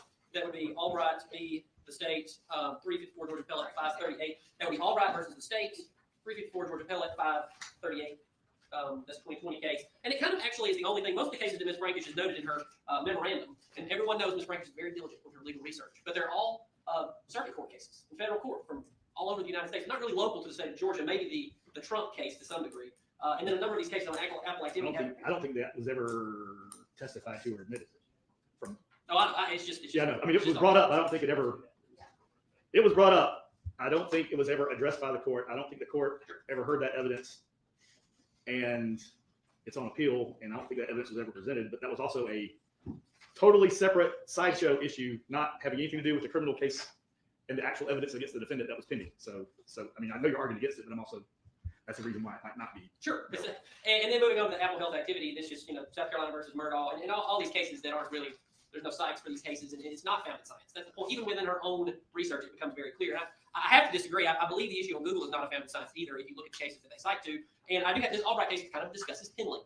And ultimately, the Court of Appeals can't get anywhere because the primary issue in this case was discussing ineffective assistance of counsel primarily. They can't get past that. But the court did limit the use of Pinlink in that case. And so therefore, after the inquiry that this court was taking, I think it should take under consideration what the Court of Appeals had to say regarding Pinlink. Yeah. Well, kind of going back to what we talked about earlier today, you presented the CPAP data. Using that as another analogy, had you tried to present evidence of some medical issue based upon that data, I would not have allowed that so using that same, because that wasn't reliable source would be my concern there. But the activity, I think, is a different issue, and that it's being used, and it was being used on or about these times. Now, if you tried to say it was specifically being used at this time on this day, that may be a different issue. But the fact that it was generally being used overnight on those days, and there was activity every day or every evening until the night that it wasn't used, I think that's an appropriate use of that data. So I guess in that regard, I'm probably using, a 403 limitation on it, but it's a very interesting issue and, very right. And I think it's still evolving. And so y'all keep looking and we'll keep talking about it. And just from Mr. Weaver's argument, he talked about different cases and circuit cases. Under 24.104A, the court is not bound by the rules of evidence, and then under 24.7702F, for the Daubert standard, we are specifically to look at federal courts. Right. Is the court fine with us? If we do, we'll copy the defense courts. If we come up with some studies, maybe Everything that y'all can give me, I'll have to go look at it. Thank you. All right, anything else we can take up? Oh, one thing, I'll probably be late tomorrow. John Lake will be here. I'm going to be at the office working with Jeff on some points. Okay, that's fine. All right, we'll be in recess till the morning.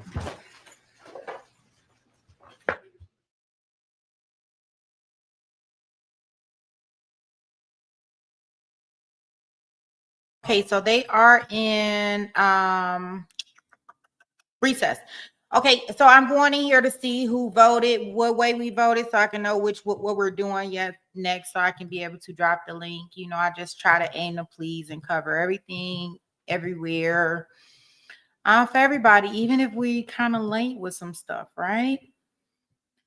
Let me go look at the survey. So if you were lurking and working or working and twerking or whatever you might have been doing, if you have not responded to the poll, please do at this point in time, because I will be ending it. So it looks like we have so far 9 votes.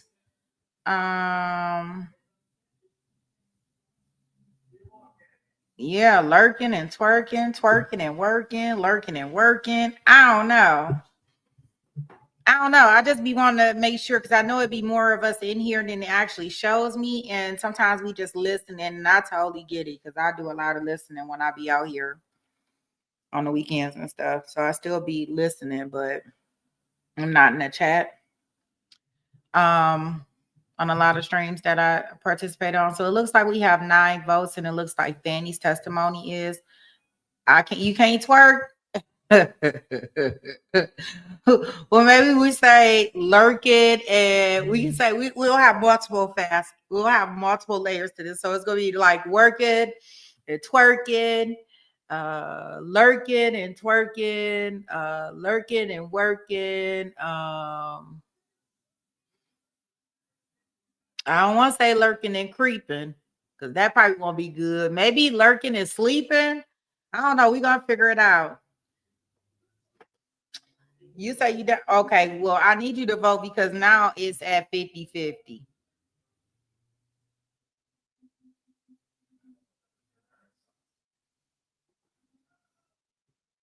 I mean, it's all anonymous. Like, I don't know who vote which way. So if that's what y'all thinking, but I would like, because it's at 50-50.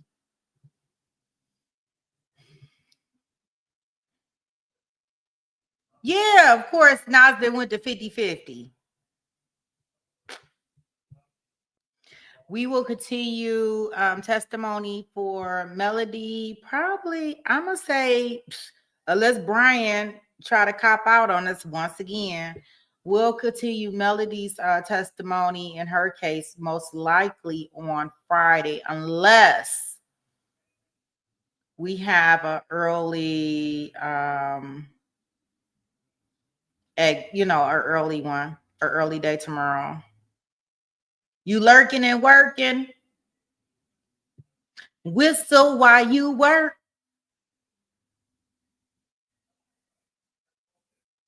I'm pretty sure you can still do some twerking, Dr. Rachel. There's no such thing. Well, I don't even know what to do with a 50-50 vote. Did everybody vote? Y'all so full of shit. Damn. Y'all always making this so hard. Jason is the tiebreaker? No, we can't put Jason on the spot like that. This is supposed to be anonymous. Like, Jackson don't care where we at. OMG.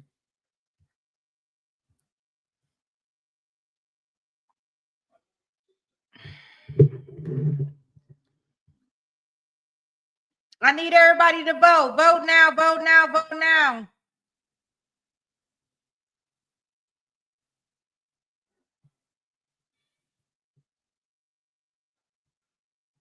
I haven't ended the vote yet. I just want to, it's still up there. We got 15 people in the room from what I can see.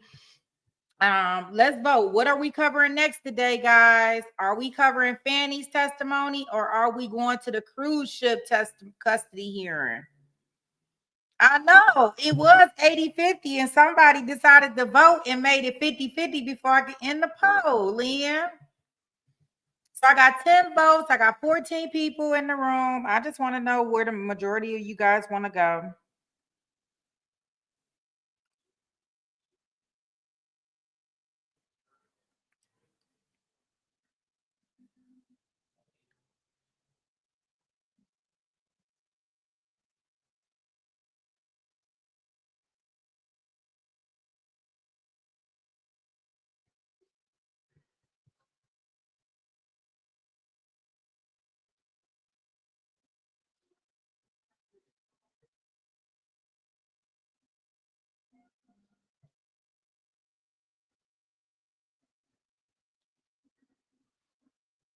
Yeah, right now I say like 10 votes, 50-50. So that means 5 people voted one way, 5 people voted the other way. Y'all are so not cool.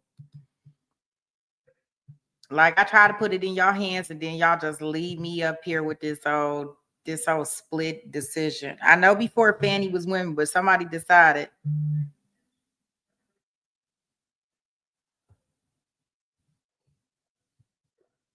Not shake that, Fanny.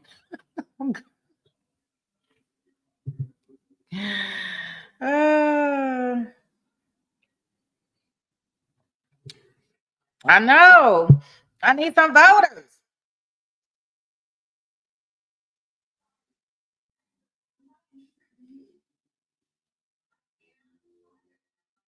I mean, this is supposed to be where y'all do it in, in your privacy of your own home. Okay. All right. Everybody saying they voted for Fanny, but I got some cruise ship custody hearing votes up here too. Regardless, we'll do Fanny first. We will come back and circle around and we will do the custody hearing. We'll get it all taken care of. You know how we do it over here. So let me get our room set up for that one. We're going to go do Fanny. Yeah, because I'm pretty sure she had that courtroom on fire. I bet you that neck was rolling, twisting, all types of stuff. So if y'all definitely looking for something where is a lock and a drop, she definitely gonna have it. So we'll go over there and do that.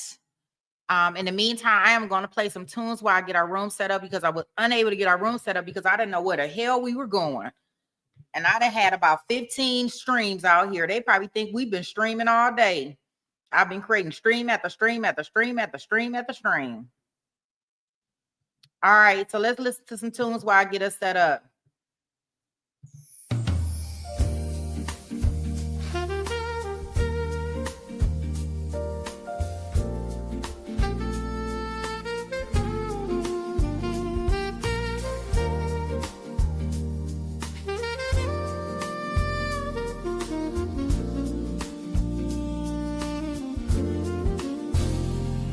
When the live stream flickers on and SweetP takes a stand, Lynn is already there, coffee in hand.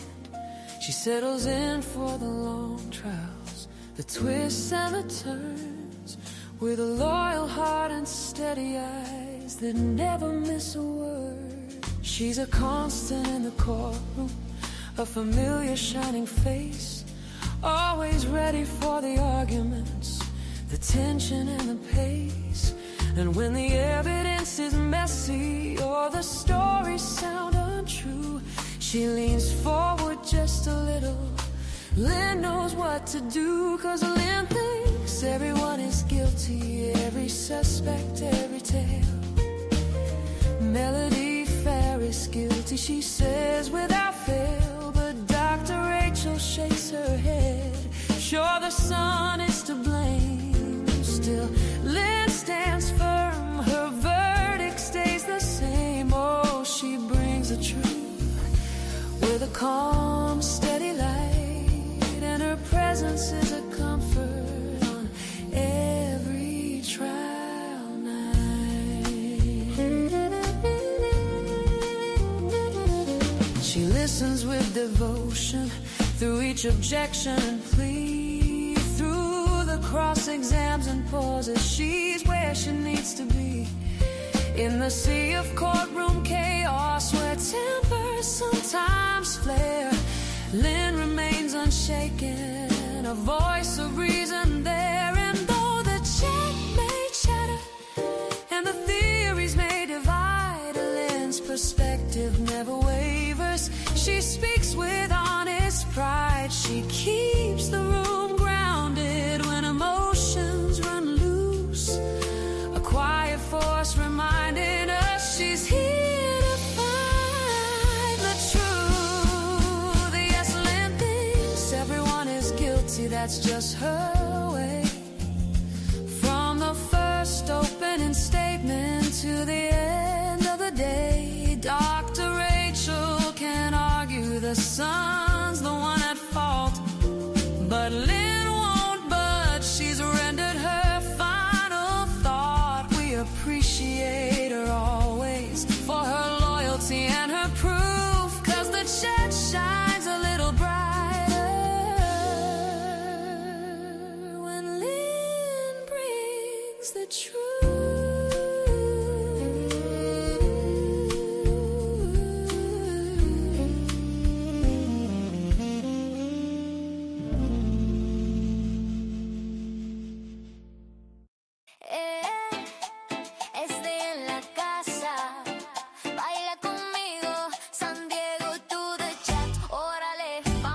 From the surf in San Diego to the courtroom stream, SD walks in like she owns the scene. Pelo multicolor shining in the sun. She cracks one joke, chat laughing as one. She throws preguntas bien chidas, sharp like a blade. Cross-exam queen, nunca tiene afraid. And that dance so spicy, Cali Mystics close. She brings the fuego, everybody knows. Cuando Jason llega, ay caray, she flirts poquito. He just says hi, SweetP laughs. Aquí vamos otra vez, SD drops the fuego and the chat says yes. She's fuego, fuego, lighting up the show. Tex-Mex in the chat, everybody knows. Con su risa, su vibra y su pelo tan cool, she turns the live stream to a cumbia at the pool. Fuego, fuego, SD's the queen. Spanglish magic en la chat screen. When she pops on camera, we all say que show. Latina sparkle with that California glow. Los mos la quieren, they hype her name. She adds flair y sabor to the game. ¿Qué onda, gente?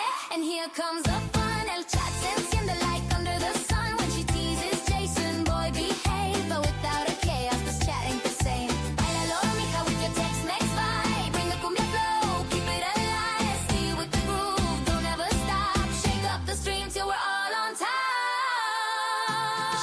She's fuego, fuego. Let her up the show. Tex-Mex in the chat that everybody knows. Con su risa, su vibra y su pelo tan cool, she turns the live stream to a Latin dance floor. Fuego, fuego, SD's the queen. Spanglish magic en la chat screen. Beach girl sparkle, courtroom delight. SD keeps the chat shining bright. SweetP, the mods, we all agree. Take it to trial, ain't the same without SD.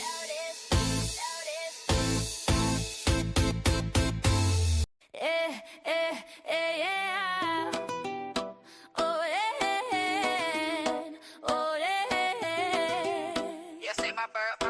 Yeah. Here comes Barbara in the chat, girl, she right on time. SweetP got the trials rolling, Barbara dropping her lines. She's a mama to two boys, gives them love every day. Autism warriors in her home, and she leads the way. And her husband's been through storms, but she's holding them down. A caretaker with a halo and a medical crown. With that nursing background, baby, she knows the game. First aid on the timeline and receipts on the frame. She's looking for the missing kids, like a mission from above. Heart big, feet moving, she's a justice power dove. And generous as heaven, giving spirit on display. Barbara lifts this whole community in her own special way. 'Cause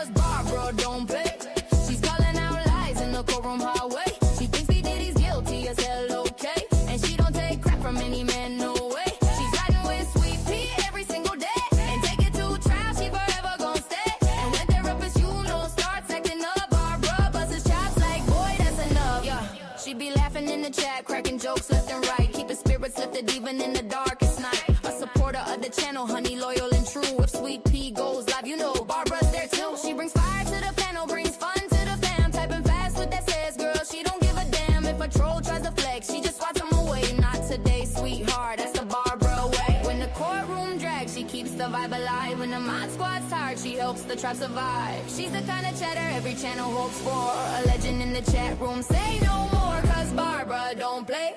She's calling out lies in the courtroom hallway. She thinks P. Diddy's guilty as hell, okay? And she don't take crap from any man, no way. She's riding with SweetP every single day. And take it to trial, she forever gon' stay. And when therapist, you know, starts acting up, Barbara busts his chops like, boy, that's enough. So here's to Barbara, our queen of the screen. A hero, a mama, a courtroom machine. For the missing, for justice, for family she stands. And she gives with a heart bigger than the whole damn land. Take it to trial, loves you, girl. Now drop that gavel in your hands.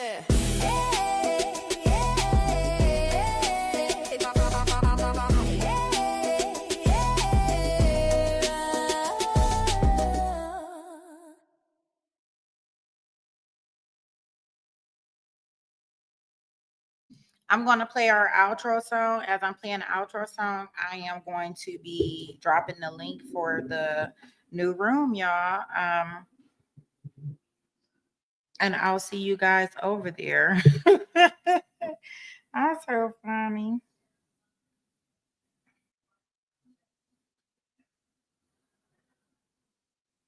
I'm so terrible. I can be so terrible at times.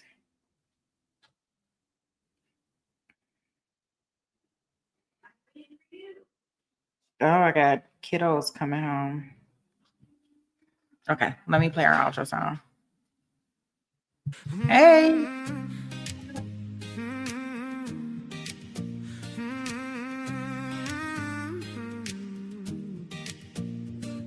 When SweetP taps in, you know the courtroom lights go bright.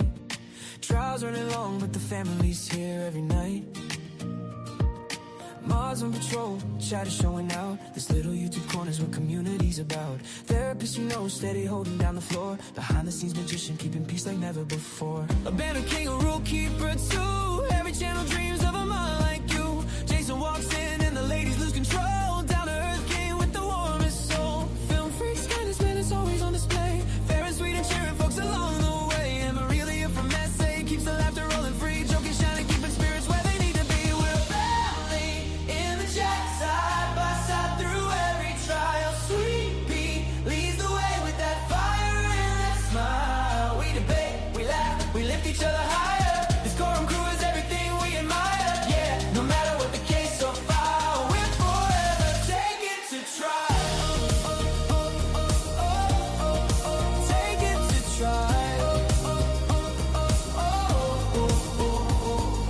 Pretty brown girl, she'll tell you what's true. Sharp as a gavel, funniest in the room. Dr. Rachel pops in while she's busy running lines. Speaks her mind every time, cuts through like a knife. And Paula brings the energy, jokes flying fast. Helping SweetP backstage, making every stream last. Then Zach's chosen, causing chaos just for fun. The resident cheater, but we love him, everyone. Here comes Maddie, handsome, quick with the line. A comedy sniper with the perfect timing. And Lynn with the updates, always loyal, always tuned. If true crime news drops, he brings it to the room. We're a family in the chat, side by side through every trial. SweetP leads the way with that fire and that smile. We debate, we laugh, we lift each other higher. This courtroom crew is everything we admire. Yeah, no matter what the case so far, we're forever taking to trial.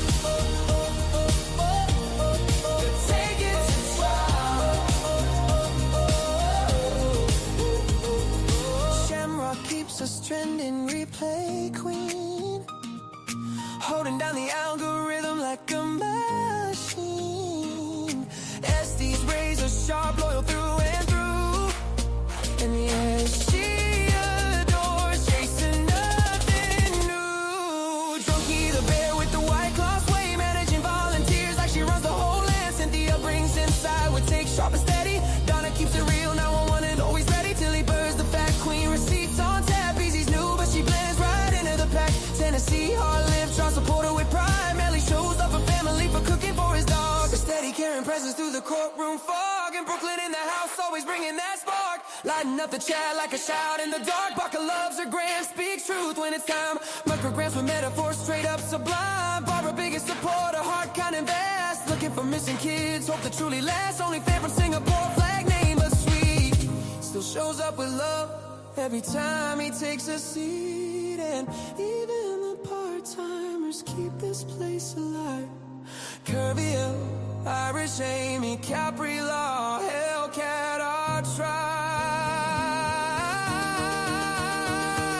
Hearts wide open, stories shared, holding space because we care. From every corner of the world we climb to spend these nights together, one trial at a time. We're a family in the chat, side by side through every trial. Sweet P leads the way with that fire and that smile. Mods and shatters, yeah, this love is something rare. A courtroom crew with hearts beyond compare. No matter what the case or file, we're forever taken to trial.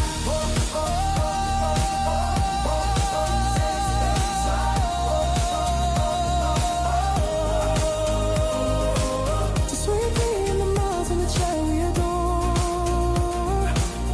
This isn't just a channel, it's a family. And we couldn't ask for more. Okay, guys, I am dropping the link in the chat for the new room. We'll go ahead and look at some of the Fanny testimony from earlier today. Strap on your seatbelts, and I hope to see you all over there. Peace.